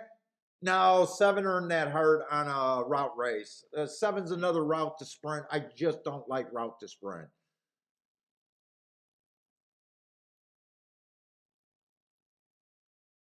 I'm mostly interested in the 4, but me trying to get, 2 to 1 is usually what I call a chalk. I call anything 2 to 1 and under a chalk, and my main reason is to beat them. I don't see the upside of being a 4 to 5 with a 2 to 1.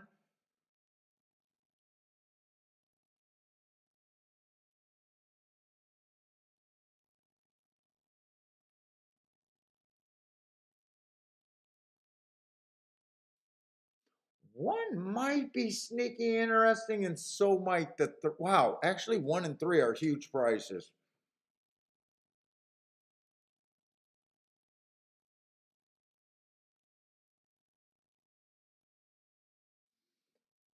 But one's been getting beat. Who is this horse right here? He's been getting beat, I think, by the 4 horse fairly consistently.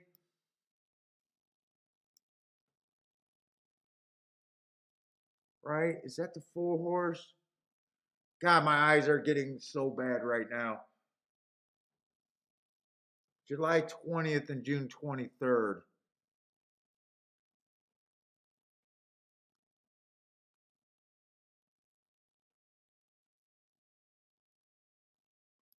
Yeah, he's been getting beat by the 4 horse already.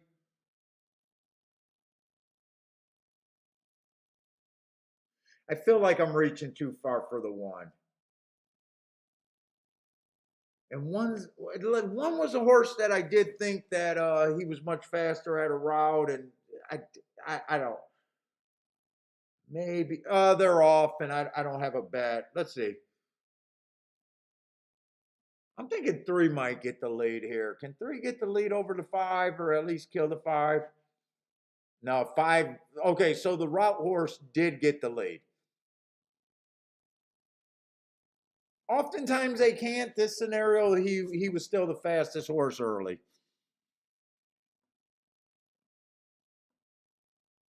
And 7's the other. All the route speed horses are up there. The 5, the 1, and the 7. 4's in really good position. 4 to me is the true sprinter here.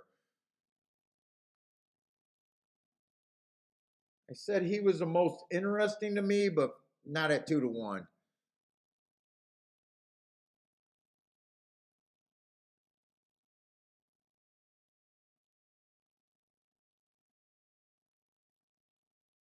Looks like it's going to come down to the 2 chalks, and I think the 4 looks to me like he should win this battle. Although 1 and 3 are going to suck up possibly to get third. Actually, this 5 might have dropped an anchor. Oh no, they're not going to suck up. Someone might even no. If they 5 had such a lead that no one could pass them. 4 was the most interesting horse to me, but I did the whole spiel about 2 to 1 is not worth me trying to beat a 3 to 5. But I'm happy enough just being able to handicap. I'm playing the game whether I'm sitting out or not. 4 won that race pretty damn easily. I'll be right back.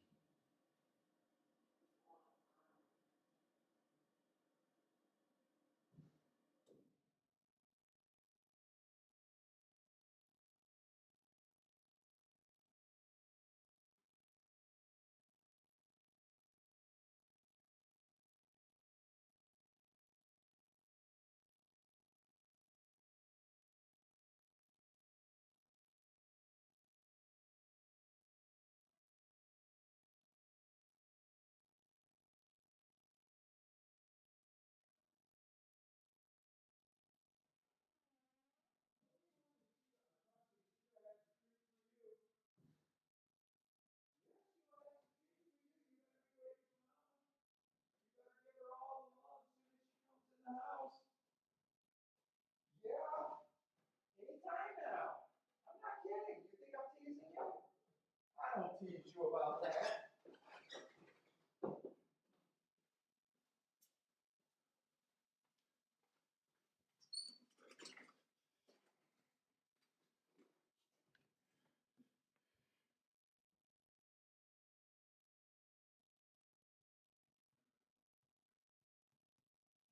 Let's see. 6 got third. Who was the 6 horse there? That was a Parks horse, and I did not like him for the win position, but I didn't really have any marks or anything on him. So four won that race really easily. Got one more race at Gulfstream. Oh wow, 3 minutes to Gulfstream. Wow, I wasn't expecting that so fast. This is, I think, could this be our first Tapeta sprint race of the day? I'm pretty sure it's a Tapeta race. The Tapeta sprints, I am not as crazy about as the Tapeta routes. For some reason, I have not got comfortable on the Tapeta sprints. To me, it's speed and stalkers, but for some reason in my head, I just have not enjoyed those races. I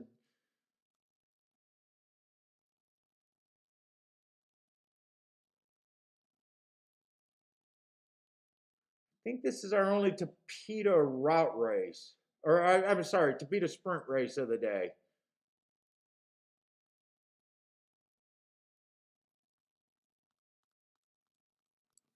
I just have not been that excited about them.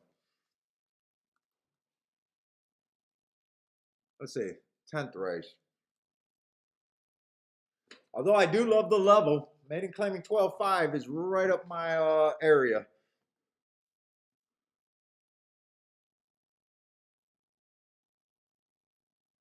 Let's see, the one used to have speed. I do not know where his speed went.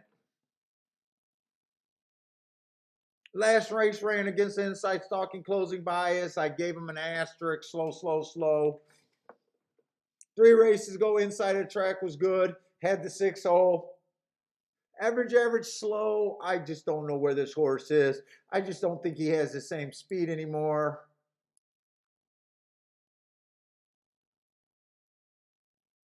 I love the price. I'm just not. I just think he's probably overbet at that price. I can't get to him. Let's see, the 2 only ran 1 race, bad rail day. He came out fast, average slow. He was nowhere near that bad rail. He was 3 or 4 wide on the turn. He started from the 8-hole, so I don't mind him being 1 tick slower or 1 tick slower than the fastest winner at the first call. There's definitely room to improve there.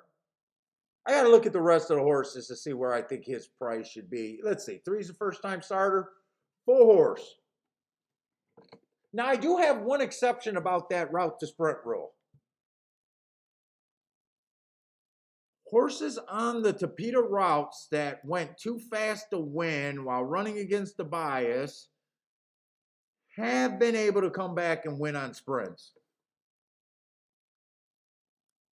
I usually like to see a more seasoned horse, not just 2 times though. But he was close on this pace, and that was a maiden special weight race. He is dropping in class, so there are some traditional handicapping factors, dropping in class kind of thing. I don't know how they gave him a 104 because that looks like insanely fast. I had that as average for the day. If you can trust that number, man. Let me look that up. I want to see what other races were being ran that day. Let me do a deeper dive on that.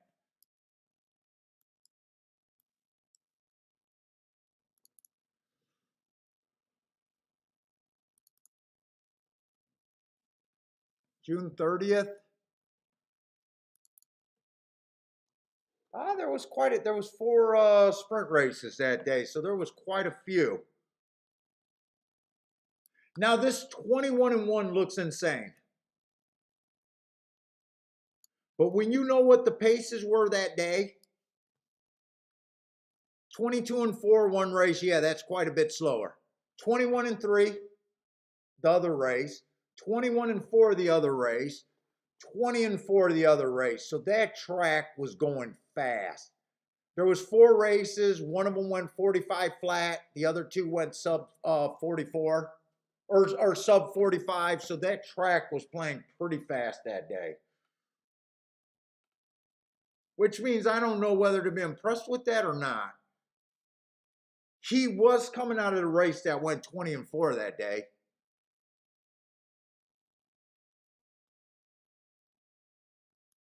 which would have been the fastest pace of the day. But I still have that rating as average in my book. But there's some things to like, and then he was able to earn those hearts. He definitely has to improve if you're looking at speed figure wise. Let's see, everyone else, let's see. He's a router. He's a router. Oh, no, he's not a router. He's not necessarily fast.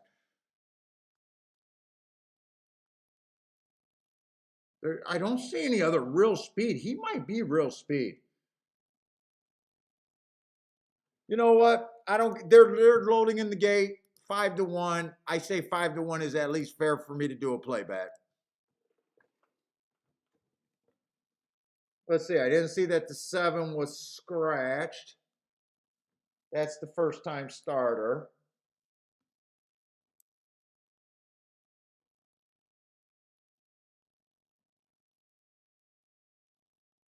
Six would be the other horse that I like. You know what? I'm gonna Dutch the. I'm gonna do a 2-horse Dutch if I can get that in.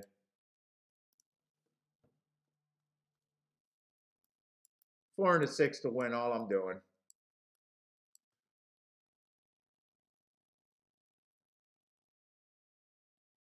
If I did an exact, I'd probably include the.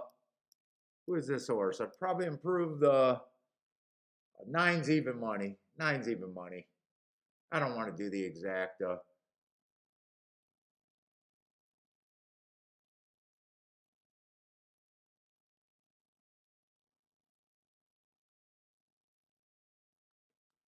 Let's see if the 4 is fast. 4 got the lead fairly easily.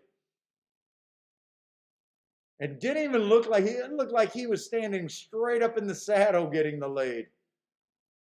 Now, if we can just slow this down and finish this race.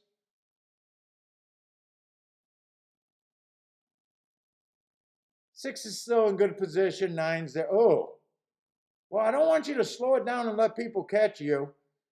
Well, you know what? He's not panicking. Let's see if the horse responds. I'm panicking. I don't know if the jockey's panicking. Come on. Does the 4 got horse? All right, go ahead with the 6. Keep going with the 4. Oh, 6. You gotta run because this 5's loaded. 5's loaded. You can give me a wire. Give me a wire. Give me a wire. There we go.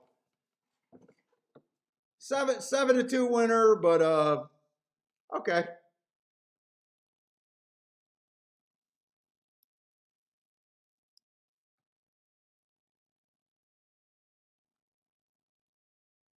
Who was a 5? 5 made a scary late rally. Ran against the inside day. He was a true sprinter in a lot of races with route horses, and a lot of times I don't mind that. But really, I did not have enough time to look at exactus. I did really like the 4, and then when I looked at it, the only other horse that looked like he should be a threat early was the 6. So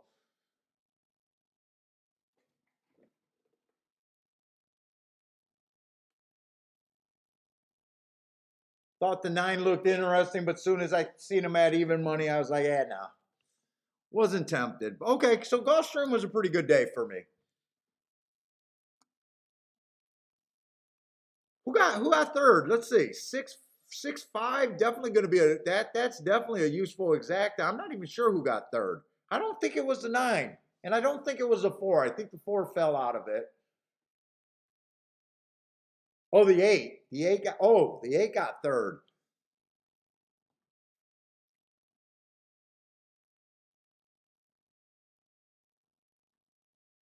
Yes, that's going to be a fat ass trifecta.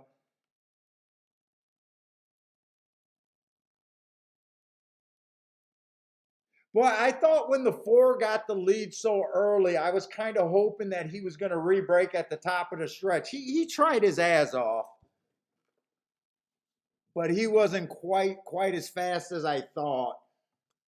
And I said I didn't know whether to trust that because on my marks, I had him as average, and we even looked at that race. and said, wow, that track was just playing fast that day. So I would, oh, so Charles, that's what I mean by when I played with that. Like, I don't think they, you know how you were sending me to look at that number? You know, that makes you think it was an exceptional race, but when you looked at all the other races that day, it was like, maybe that's closer to average.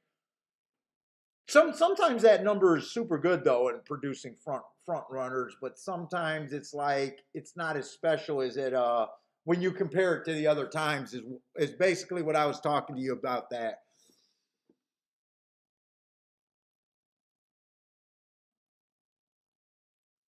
Brother man has the 6.5 exacta and triacta and super. Nice job, brother man.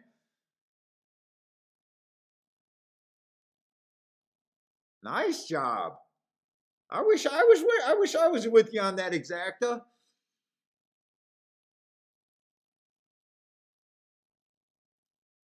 Oh, you like I love the rematch angle. I was on short time too, and I did not see I did not even get to see the rematch. Was that on July 22nd that all of those horses ran? Yeah, July 22nd. The 9 was in that race. We love the rematch angle. That's why I always square up these days. 5 was definitely in that race. He closed on them again and there he actually should have earned an asterisk that day. That was an early pressing day, and he was a closer. He was 4 lengths off, 6 lengths off at the second call. That's a closer.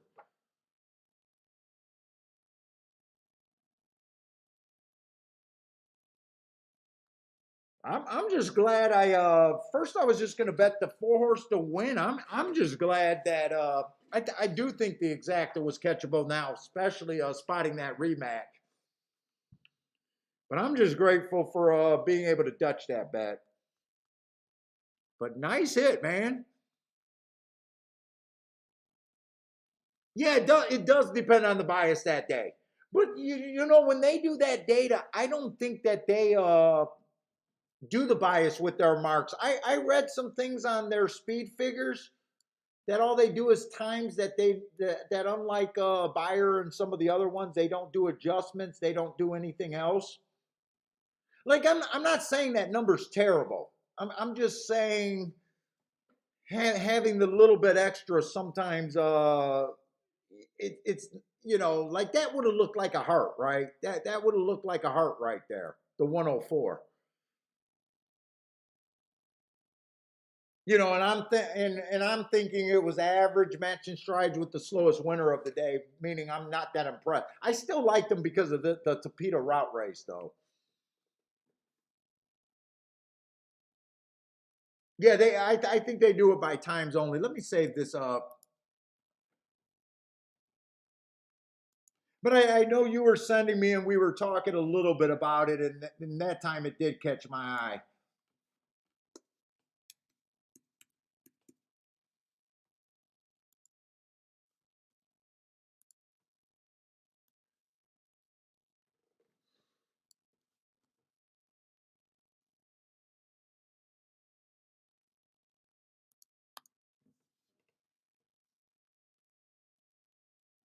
Let's see. K Phil says the 2, 3, 6 are all coming out of the same race last race. Where are we at over there? Do we got another?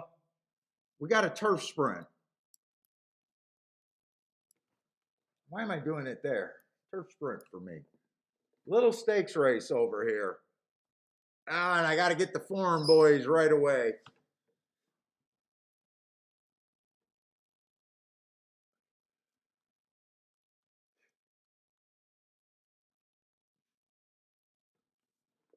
Oh, and we got a 1 to 5. 1 to 5 in the race. So there is a big race if you can beat the 2 horse.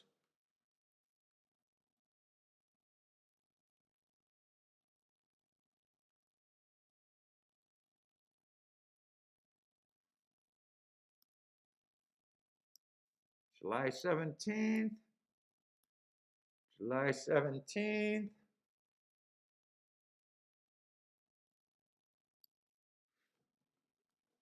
I think you said one more. Oh, no, that's different track.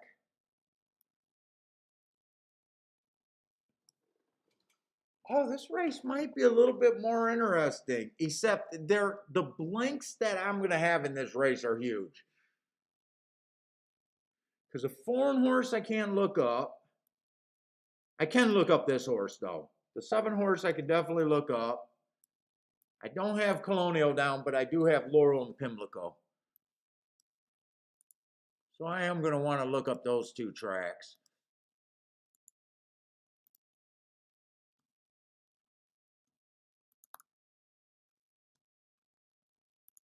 And luckily they're in the same folder because that's Maryland.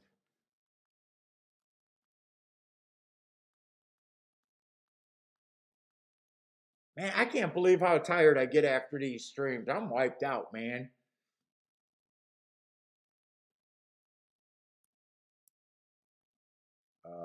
Something's wrong there. Oh, wrong date. Right month, wrong date.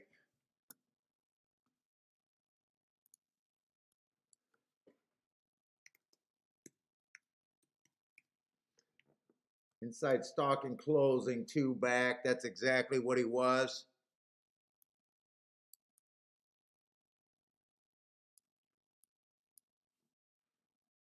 May 21st at Pimlico. Yeah. Oh, that's a route race, not a sprint.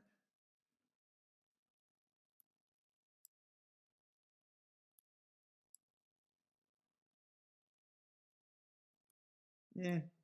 I'm going to look up that Woodbine race too. The race at Laurel, I just think he rode with the bias. In the Pimlico race,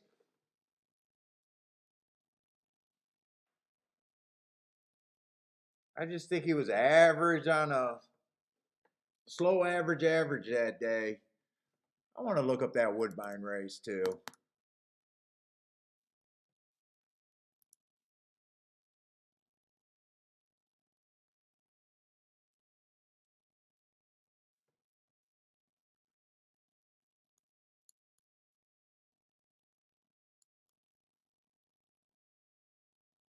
I just got that as being average. And this looks fast, but the fastest winner went 43 and 4, 68. So not as fast as I would have thought that would have looked there. Let's see, anyone else I need to look up? Oh, I can look up this guy too.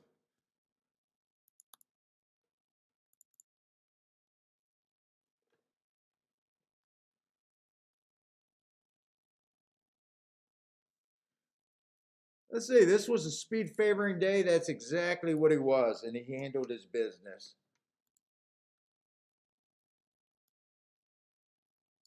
Average, fastest, match strides with the fastest winner, but a speed day. Kind of his best speed figure, too, on a day that was good for speed. Let's see, 617. Another speed favoring day. Another day he went wire to wire.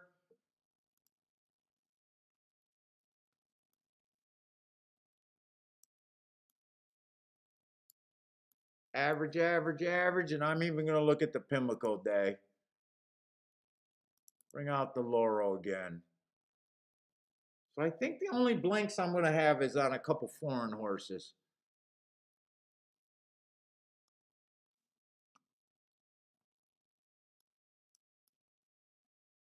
Average, fastest winner of the day, average.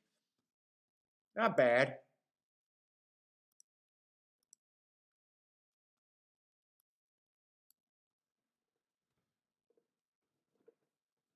Thank you, Brady. I hate asking for likes, man. But thank you. I do appreciate when you guys do it. I really don't know what to do with either of the foreign horses. I will say that. The one in the full horse.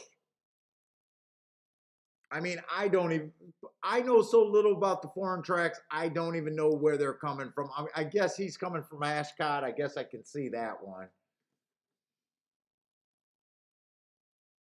But I didn't want to look up the July 17th race. So I had that it was a stalker day. The two horse ran a stalking trip. He won that race. He was average. Matt Strides with the fastest winner of the day for the next two calls. So obviously a nice race. But what caught my eyes coming out of the same race with the three?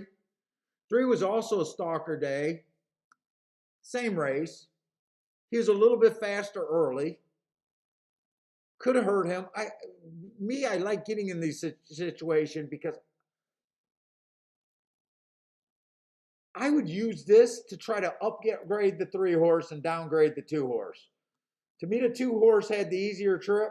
Three still went too fast to win, even though there was not much difference between them.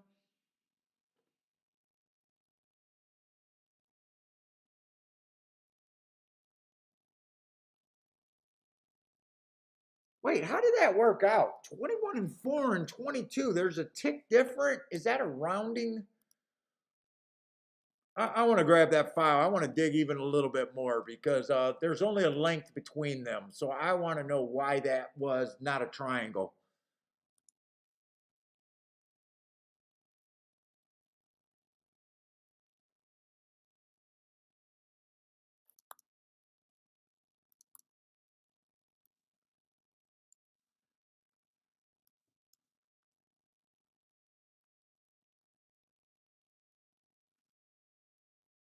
Seven 17.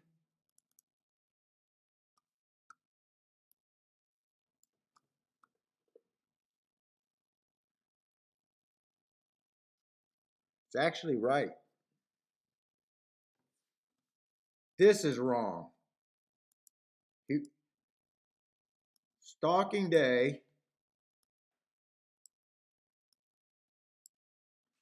Motherfucker. This is why I do this. Stalking day. Fastest winner of the day. So that heart is still a heart, but there's only a fifth of a second between them. But to me, that's still a harder race.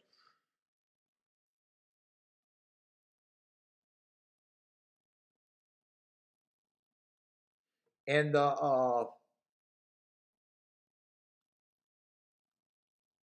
six horse is coming out of that same race, and I would even upgrade him. He tried to go wire to wire. He went too fast to win. He was even faster at the first call, faster at the second call. The only problem with him is I'm just not sure how good speed is today there. If I thought speed was great, but I would be upgrading him. Let's see, the two is 1 to 5, so maybe I don't need to worry about the 2 euros because I'm trying to find a way to get to the six and the three horse.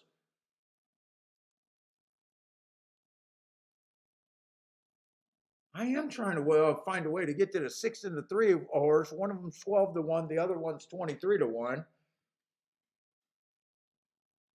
I definitely think I'm priced in. I definitely think I'm priced in and I can make that play. Yeah, now if they go too fast, I do think the two is going to benefit. Maybe even the one. I don't know what the one and the four are. And they might go too fast because this five horse is definitely a fast horse. Almost no one gets the lead over him. He's definitely going to push the pace. The six horse has rated before, though. Six horses rated before and won before. And I'm on a severe price, you know. And I get a free ride just because I hit that six horse. So I think I'm just going to do a Dutch horse on the three and the six and see if ignoring everyone else can work out here.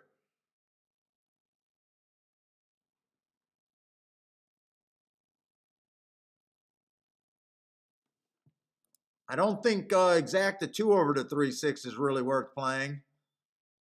Nope.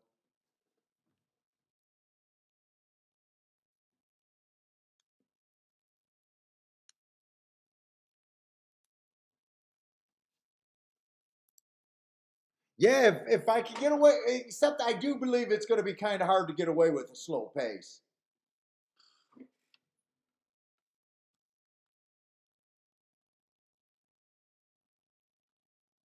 I do believe it's going to be a little hard to get away with the slow pace. Just because I believe the five's pretty fast, and the six has been going too fast to win quite a few races, being fastest winner of the day. Six, I think I want six to rate here a little bit.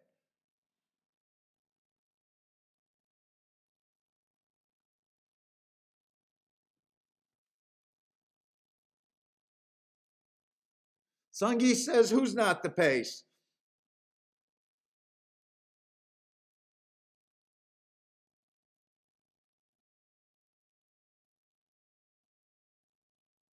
Sungi likes the one or the three. Who's the three? Oh, three's the horse I'm trying to get alive to.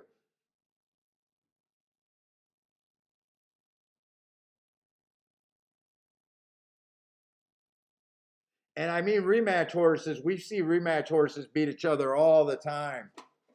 All the time. Especially when they're at in close proximity at the top of the stretch when they're all kind of close.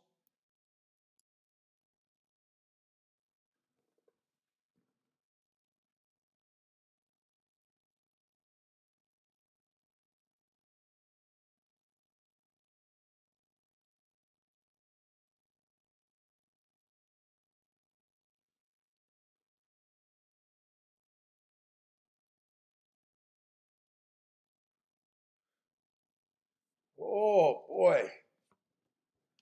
I'm tired, man. I'm ready.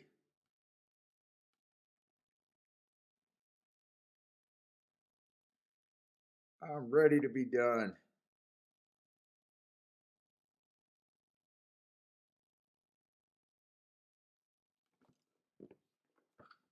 Ooh, good week though.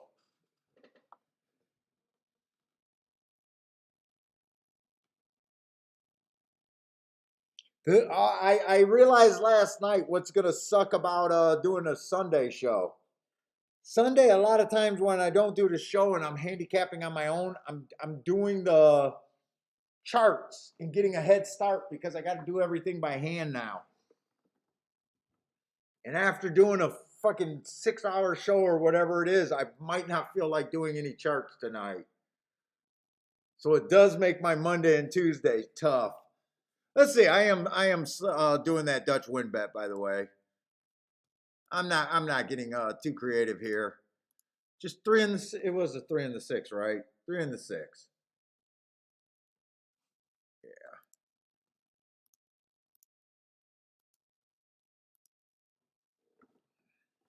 Let me write that down too, so I remember that I bet it. Oh god, I'm tired.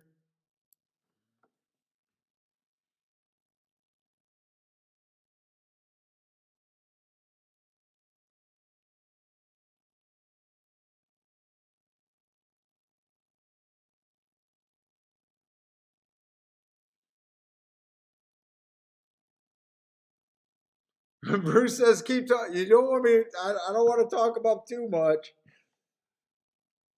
No, even if he has a 10% chance to win this race, you're ahead of the math at 26 to 1. And I don't even have to make a betting line to think that he's to me at least a 10% chance to win a race.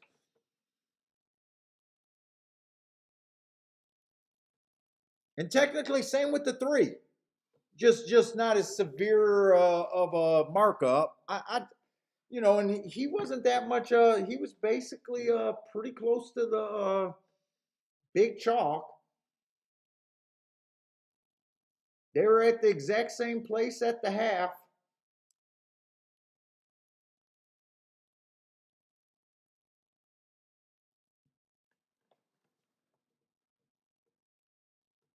What's up, Case G?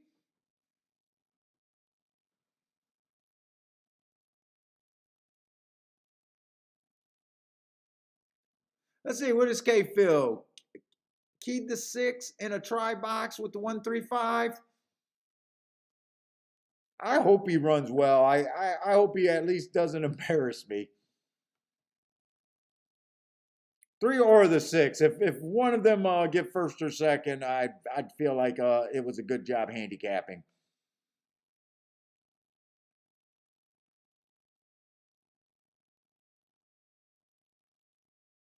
5 gets the lead, so 6 is going to rate. I don't know if I like this. I was hoping that one of the Euro horses would be up on the lead. Oh, one is moving. Is 6 is oh, 6 is way back there. This does not look good for the 6. For some reason, he does not look like he's running at all. And 5, I'm shocked 5 got out to such an easy lead.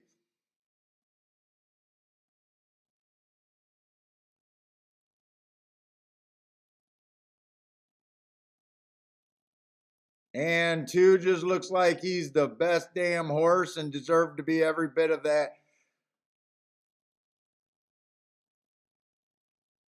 Neither of those 2 horses, I guess 2. I'm a believer in the 2 now.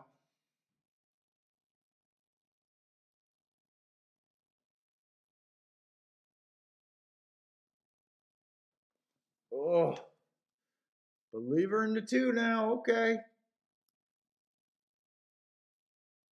So we've also seen horses beat horses that beat them before. Then we've seen horses that ran close to horses that beat them before, no longer can even be close to them again. I was at least hoping that they could be close to them again. At no time in that race the 6 looked good, and really at no time the 3 looked good.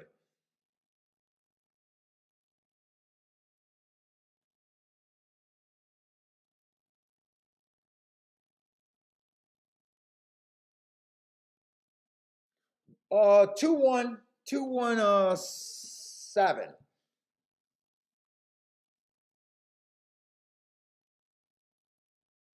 2-1-7.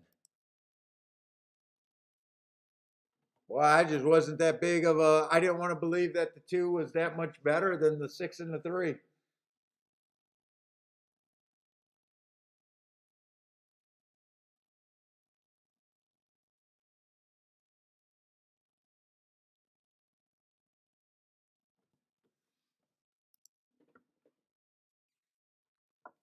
Yeah, huge run, huge turn of foot on that one. He looked good doing it that day in that race. He really did.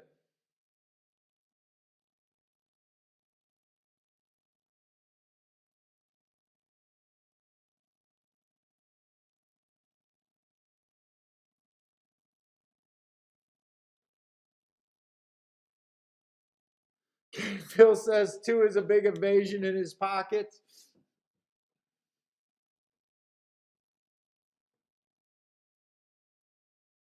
Dude, I even got what I wanted with the 6 letting the 5 go. And at no time in that race, I was really worried about the 5 going wire to wire. I kept thinking they were definitely going to come back to him. The 5 didn't even hit the board, really. One ran a pretty good race, really. He chased the 5. He was the closest to the pace early and hung on pretty decent.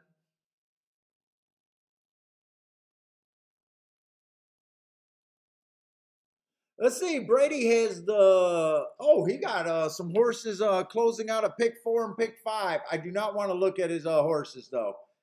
Good luck, Brady. I hope you take that down.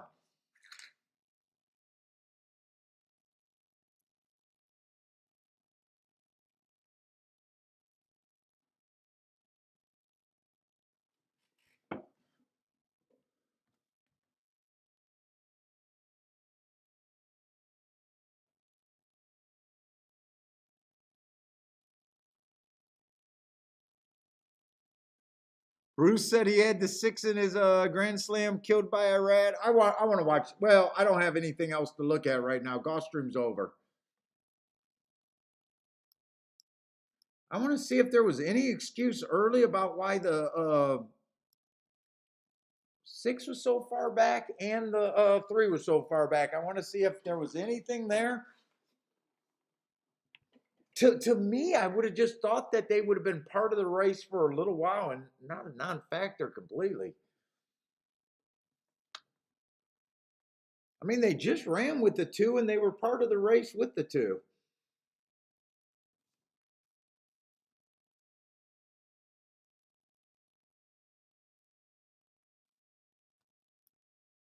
Who's obviously a nice horse. Only lost his first time out. Never done anything wrong. Took a. He's been a terrible.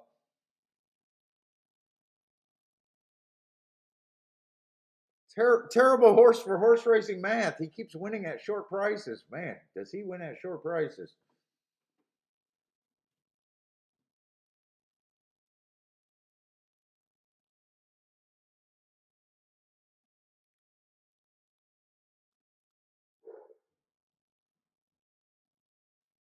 Is that Mama B?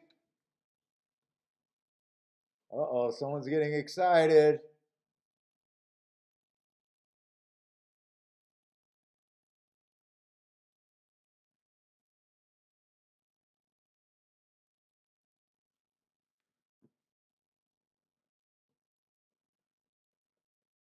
Oh my God, they double paid $3.70. Exacta paid $4.50. Pick three paid $27. Wow.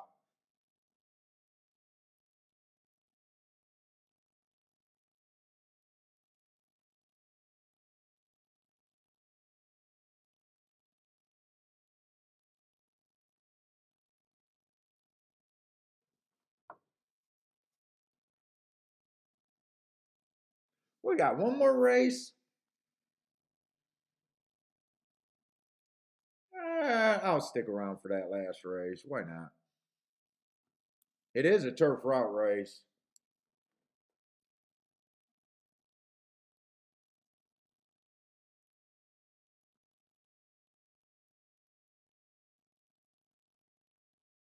Oh yeah, I got to stick around anyways. I got to see Brady take down the pick four and pick five.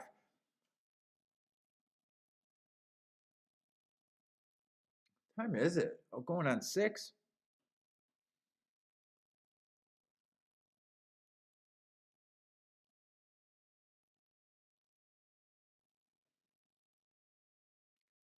Oh, I thought that guy in the suit jacket. I didn't see the trophy there, and I was wondering why he's rubbing his belly. I didn't. I didn't see the trophy that the jockey was holding. I was like, why is he rubbing his belly? Oh, well done. All right, that makes a little more sense.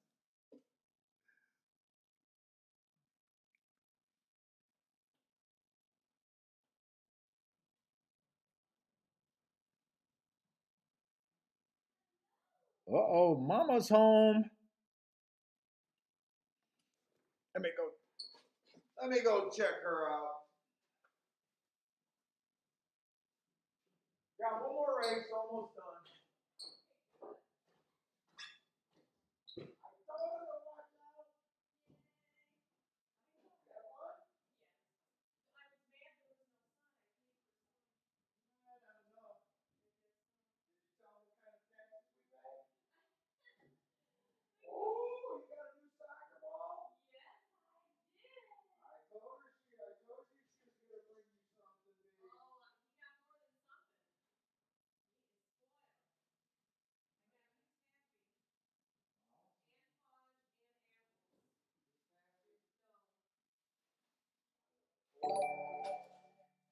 That's the only good thing about up north.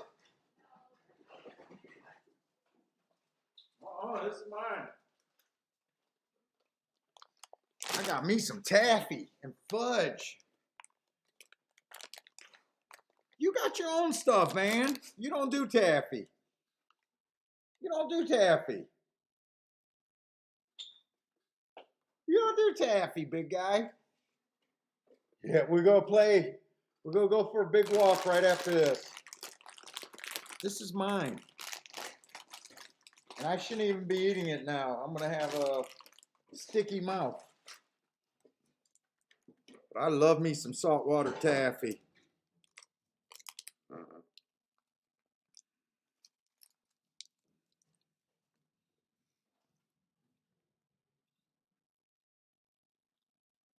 Oh, I missed the break. I forgot about the replay I wanted to watch.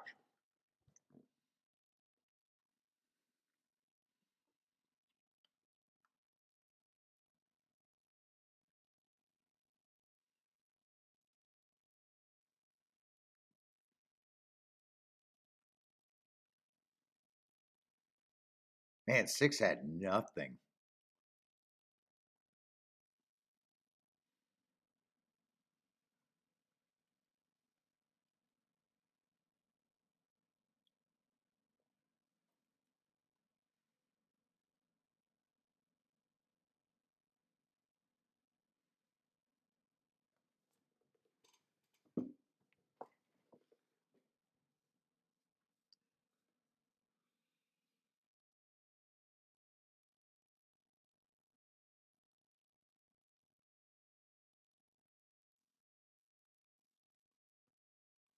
All right, I do see a couple horses where I got a couple blanks right now, so I'm going to look up them. We still got a lot of time for Saratoga last race.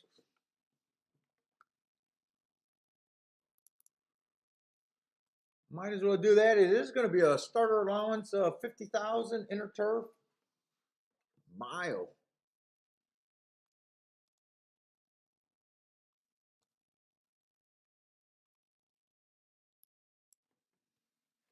Do it this way. It's so much easier. What we got? Slowest winner of the day right there. Why does it look like they retimed that race? I got 69 and I hate when these tracks can't time a fucking race.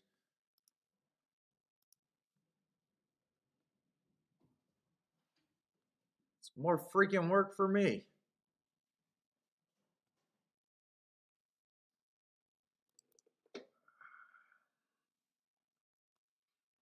Woodbine's been having a lot of trouble timing races. And they don't even say that they are having trouble timing races. I get the charts, and then the form comes out, and all of a sudden that's when I've been noticing these timing differences. At least Gulfstream, you knew they were mistiming races, and you knew you couldn't trust them bastards. Let's see, did I make the mistake there?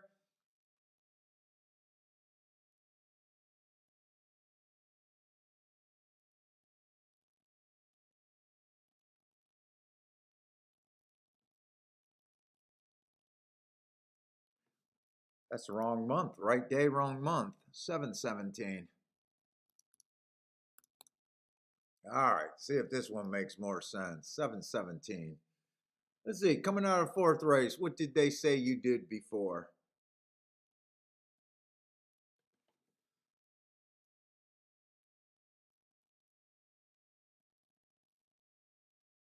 What did I put down? Oh, they didn't mistime that. I made an error.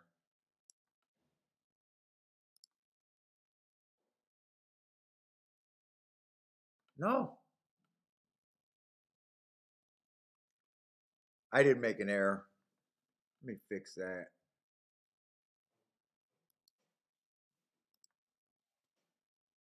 Let's see, that's the fastest race of the day. That's not.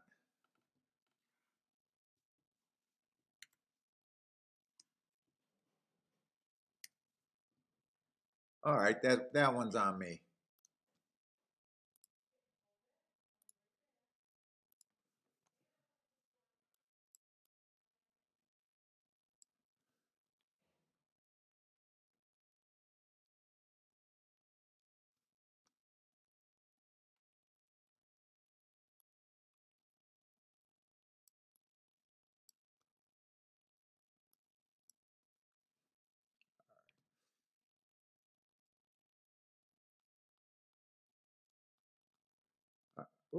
Let me just make sure that's it.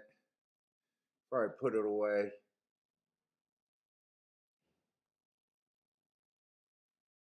There's a couple other. There's at least one or two other horses I want to look up.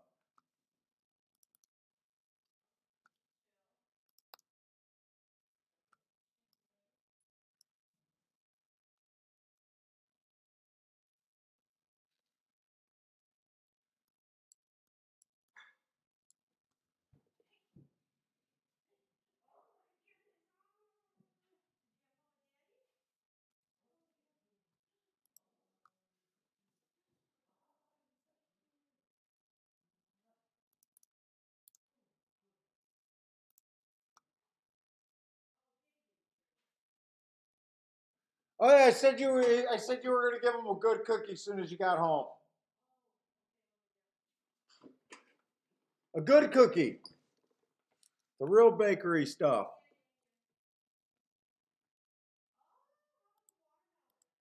Yeah. I gave him to that in 2 different times. I broke it.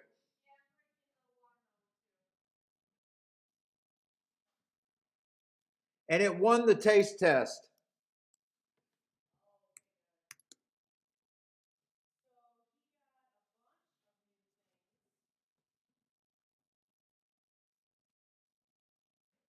Let's see.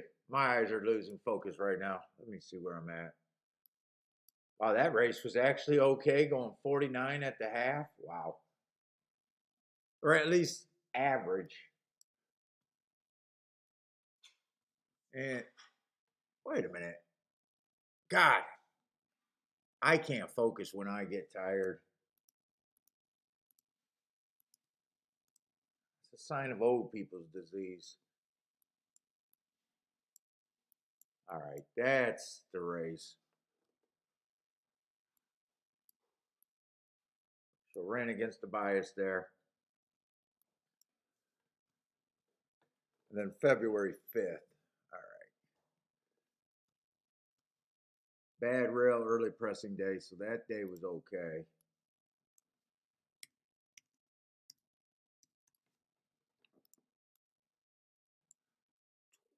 Wow, 24-2 was okay. He chased the slowest pace of the day by far that day.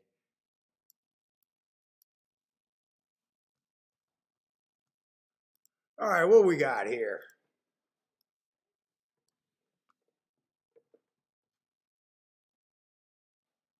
Let's see. Dez is looking over there at Delmar. Win bet on the 3. Good luck. Greer's over there at Ellis Park on the 8. Good luck. What's up, Chung? Dylan Davis is due for a win. Bruce needs a voodoo doll for Irad over there. Leslie Chung. What's up? That's a new name. I don't think I've seen that name before.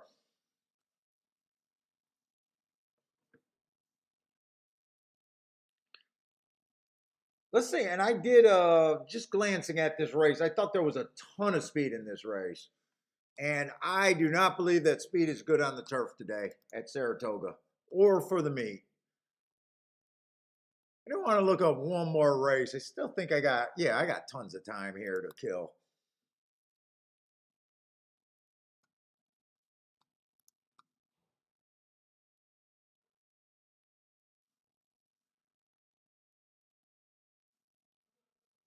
That was a bad rail stalking closing day, exactly what he was. So that's good.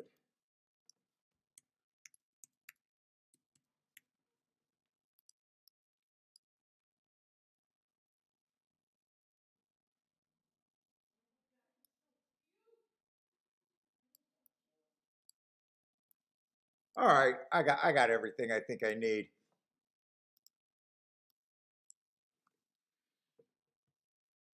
Let's see. So we got a starter allowance, 50,000, mile on the turf. Speed has not been good. Speed has not been good. We seen the 6 close. I think didn't we see the second race? What happened in the second race? I think that was a turf route today too. Or was that 6 horse closing the only turf route we seen all day today?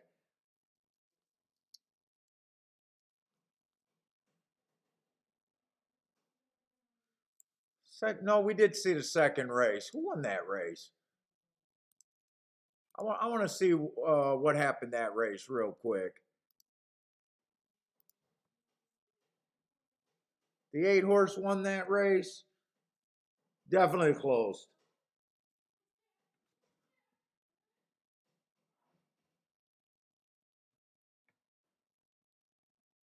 Definitely closed. Came from at least 6 lengths out. So, I mean, that's the profile I'm using. Stalkers and closers, fading speed. And I did think there was a lot of horses with speed and a lot of horses stretching out for the first time that are probably going to be speed.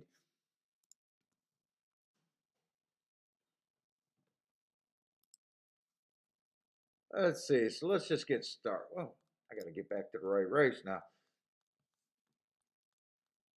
12 minutes for this race. And here we go. Let's see the one. I just don't think Speed's doing real good right there. And he does look like a front runner. 2 races ago, average, slow.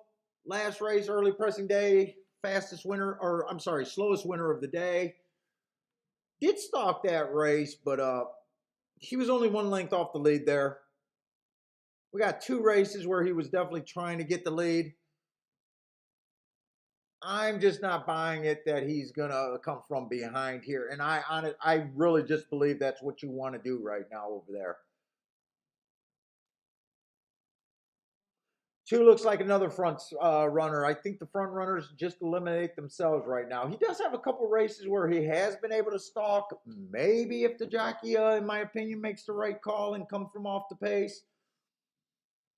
7-2, I don't care about maybe. I'm looking for the poke holes, trying to get to the longest shots I can. Let's see, 4 races ago, stalking closing day. So I do like that race. He did run against the stalking closing bias, tried to go wire to wire, went too fast to win. Did win within 3 lengths or races after earning the heart. So I love that race and had a reason to love that race. Comes back, stalking day. Kind of got in the duel, average, and then he won the next 2 races. 2 races ago, slowest winner of the day. Last race, he technically did stalk, coming 1 length off the pace. Average, match strides with the slowest winner of the day. But if I had to make an educated guess, he's probably going to lead.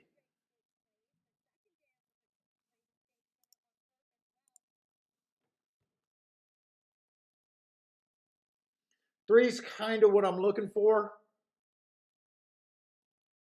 3 races ago, bad rail, stalking closing day. He was in the 6 hole, so nowhere near that rail. He was a closer that day, so fit that track perfectly that day. He was average, match strides with the fastest winner of the day, so nice run. 2 races ago, I had that was a closing day. He was a closer that day. But he went too fast to win, meaning even though he was a closer, he was still, the winners came from even farther out that day. So I always expect a big bump in speed figures going forward or a win within the next 3 races. Next race, he did have a nice win, or almost won. He lost by a neck, but a nice run there. So 3's definitely on my radar, but I'd rather try to poke a hole at this level. If that's who I come up with, I'd rather just sit out on a nice winning day with relatively small bets. 2-1, I'm just not. I just don't consistently try to get to a short price, but I do like him.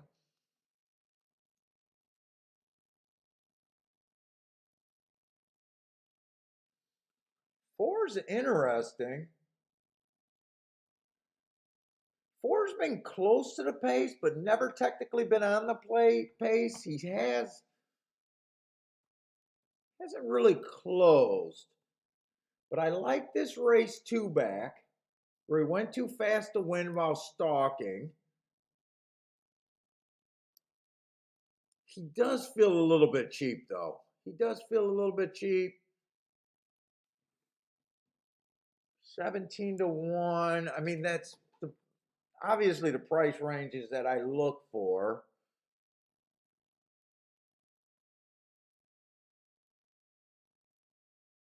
Let's see what else is here.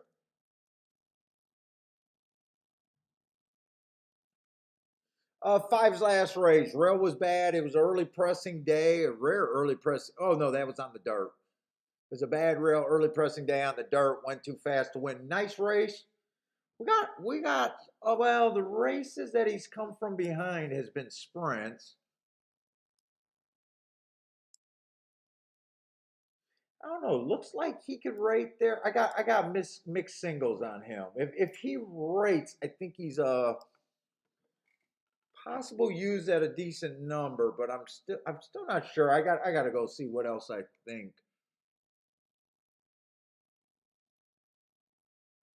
Six is a sprinter stretching out, and I just don't like a sprinter stretching out on a stalking closing track.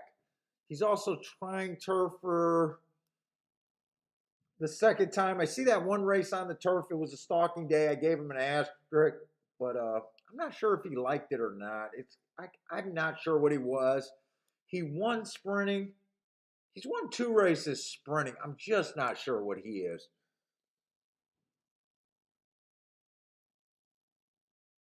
Seven's another sprinter stretching out, and I still don't like sprinter stretching out here.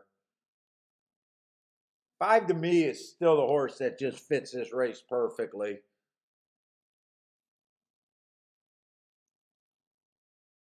Now that mispunch ticket that gave me a nice win on Friday was a sprinter stretching out.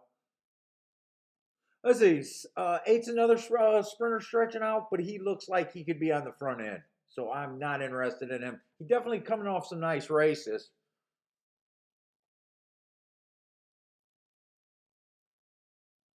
Two races ago, he was on the outside when I thought the inside was good. He comes back, wins right off of that. But I did think the inside was good on that day. Stalking day, kind of rode the bias.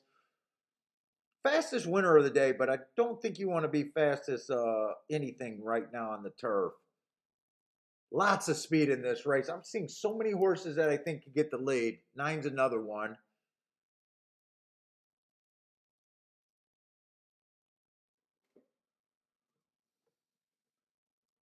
And then everyone else is, I see a lot of speed that I think if all of them go to elite, I think they kind of eliminate themselves.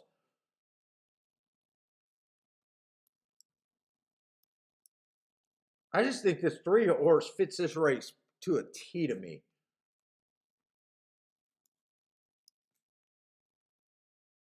I'm still a little interested in the four, and four definitely makes it okay. I got mixed feelings. Maybe the five can rate.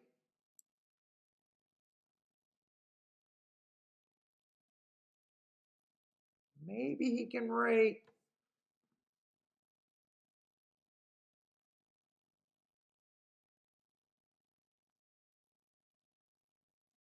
Then I think there's the eight, but eight's not even a race for trying to beat the three. In fact, the 3-8 exacta is probably. Let me look at these. I'm kind of thinking that how interested am in this race because to me it's going to be hard to beat the three for first and second. I think the three should hit the board. I'm almost shocked if he won it here.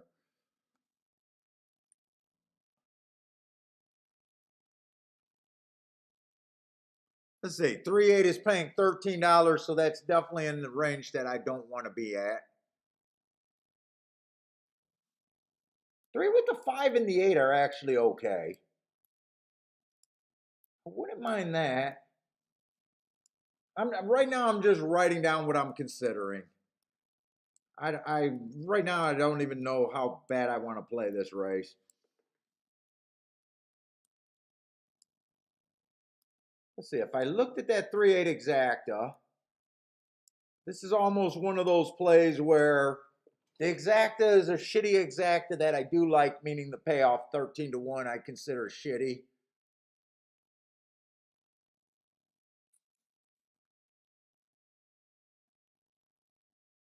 Thinking about extending that to the try and just playing the horses that make that make sense to me.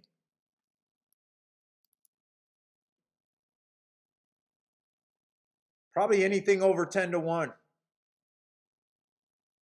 So I would even leave the five out of that. Throw in the seven. That's the only try I would be considering.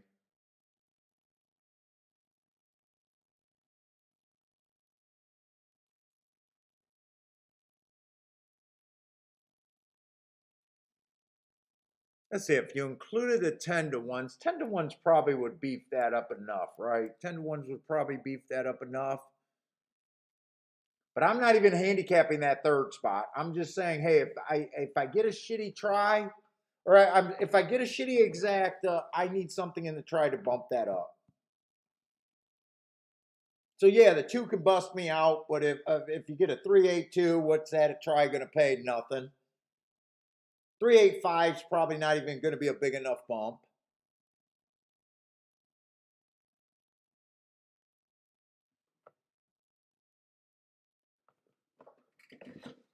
But that's my theory on that try, and this is the first time I thought about it. But I do believe the 3 got a pretty big freaking edge here.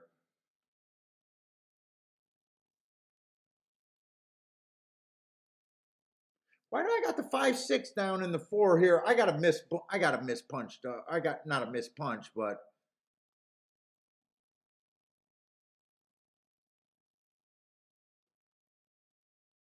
four, 5,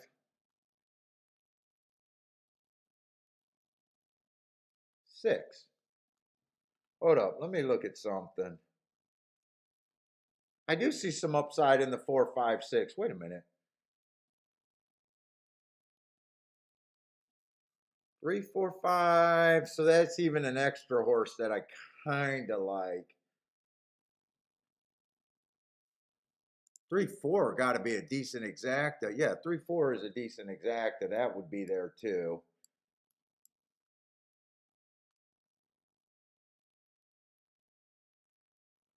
Let me make sure I'm not making a 3 fits. Yeah, I think 4 can come off the pace and get there. 5.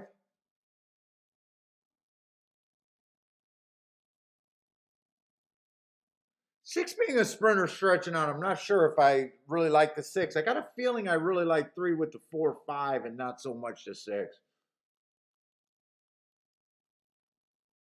What was that 3, 5, 6 exacta paying? Well, I would leave the 6 in there because that exact is paying 71 for a dollar.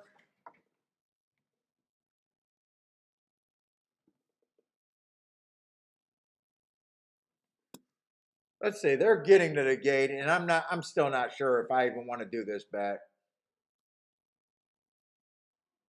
Let me see what it's going to cost me. If I did those for 10 bucks, that I would have to have that for at least 10 bucks. That would be 60. Let's see. If I did this one, it'd be 2 times 1, 2, 3, 4, 5. So that'd be a $10 punch. I'd have to do that for at least 5 bucks. I'm not even sure if this race is really worth 110. Oh, they're off. I'm not worried. I don't think that's what I was thinking, but I did not bet anything there. I'm going to go for a walk and enjoy a winning day. Let's see. I thought there was a ton of speed. There's not much speed on the front end. Let's see. 3 is in perfect spot, though. 3 gets first run here. 24-1, that's probably a decently fast pace with these horses in the race.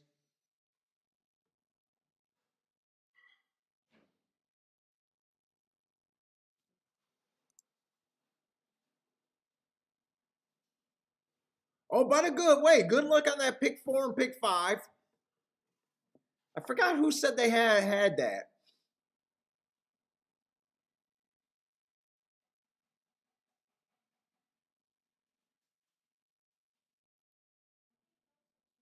Let's see, 49, they were able to slow it down, but these are kind of bad horses. 8's trying his best to go wire to wire. I think that, well, 3. Where's your run 3? Is 8 going to go wire to wire? Boy, I am just glad I wasn't super happy with the math there. 8 did not go wire to wire. They came off the pace, but I can't say I seen the 2 at all. 3 did not. 3 was really disappointing because I thought 3. Dude, every time I think a horse at a short price is a walkover, they never are.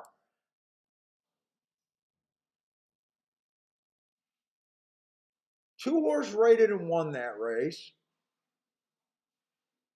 That was a really nice race back there. If he rated, I could see him winning. 8, I thought was going to come from the back end, and 8 tried to go wire to wire there, huh? You know what? I got some numbers wrong. I did not like that 8 on the back end. Wait a minute. Hold up. I'll be honest. I did not like the 8. I don't know what I was thinking to have the 8 written there. 8's a front runner there. Am I in the right fucking race? I got him eliminated. How the hell did I have him as my contender? And it wouldn't have been I have no idea what I was right. I don't know how I wrote down that 8.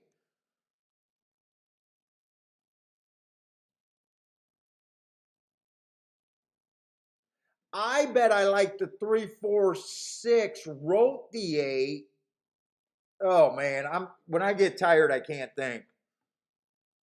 But anyways, that's a good no bet for me.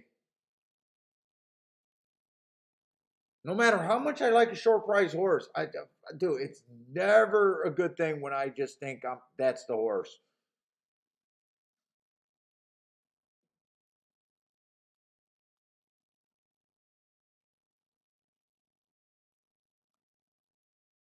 Two's definitely a nice horse, and he showed some rating before. I don't mind him winning. I can't explain why the 3 ran so poorly, though. I thought the 3 had to be first or second.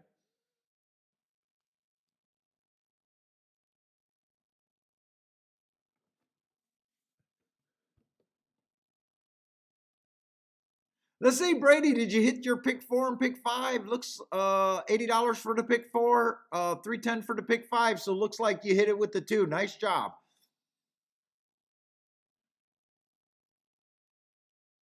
Dude, I am going to have to watch that back because I did not like the 8 horse, and I don't know why I had the 8 in my contender. I got a feeling it was supposed to be 3, 4, 5, 6.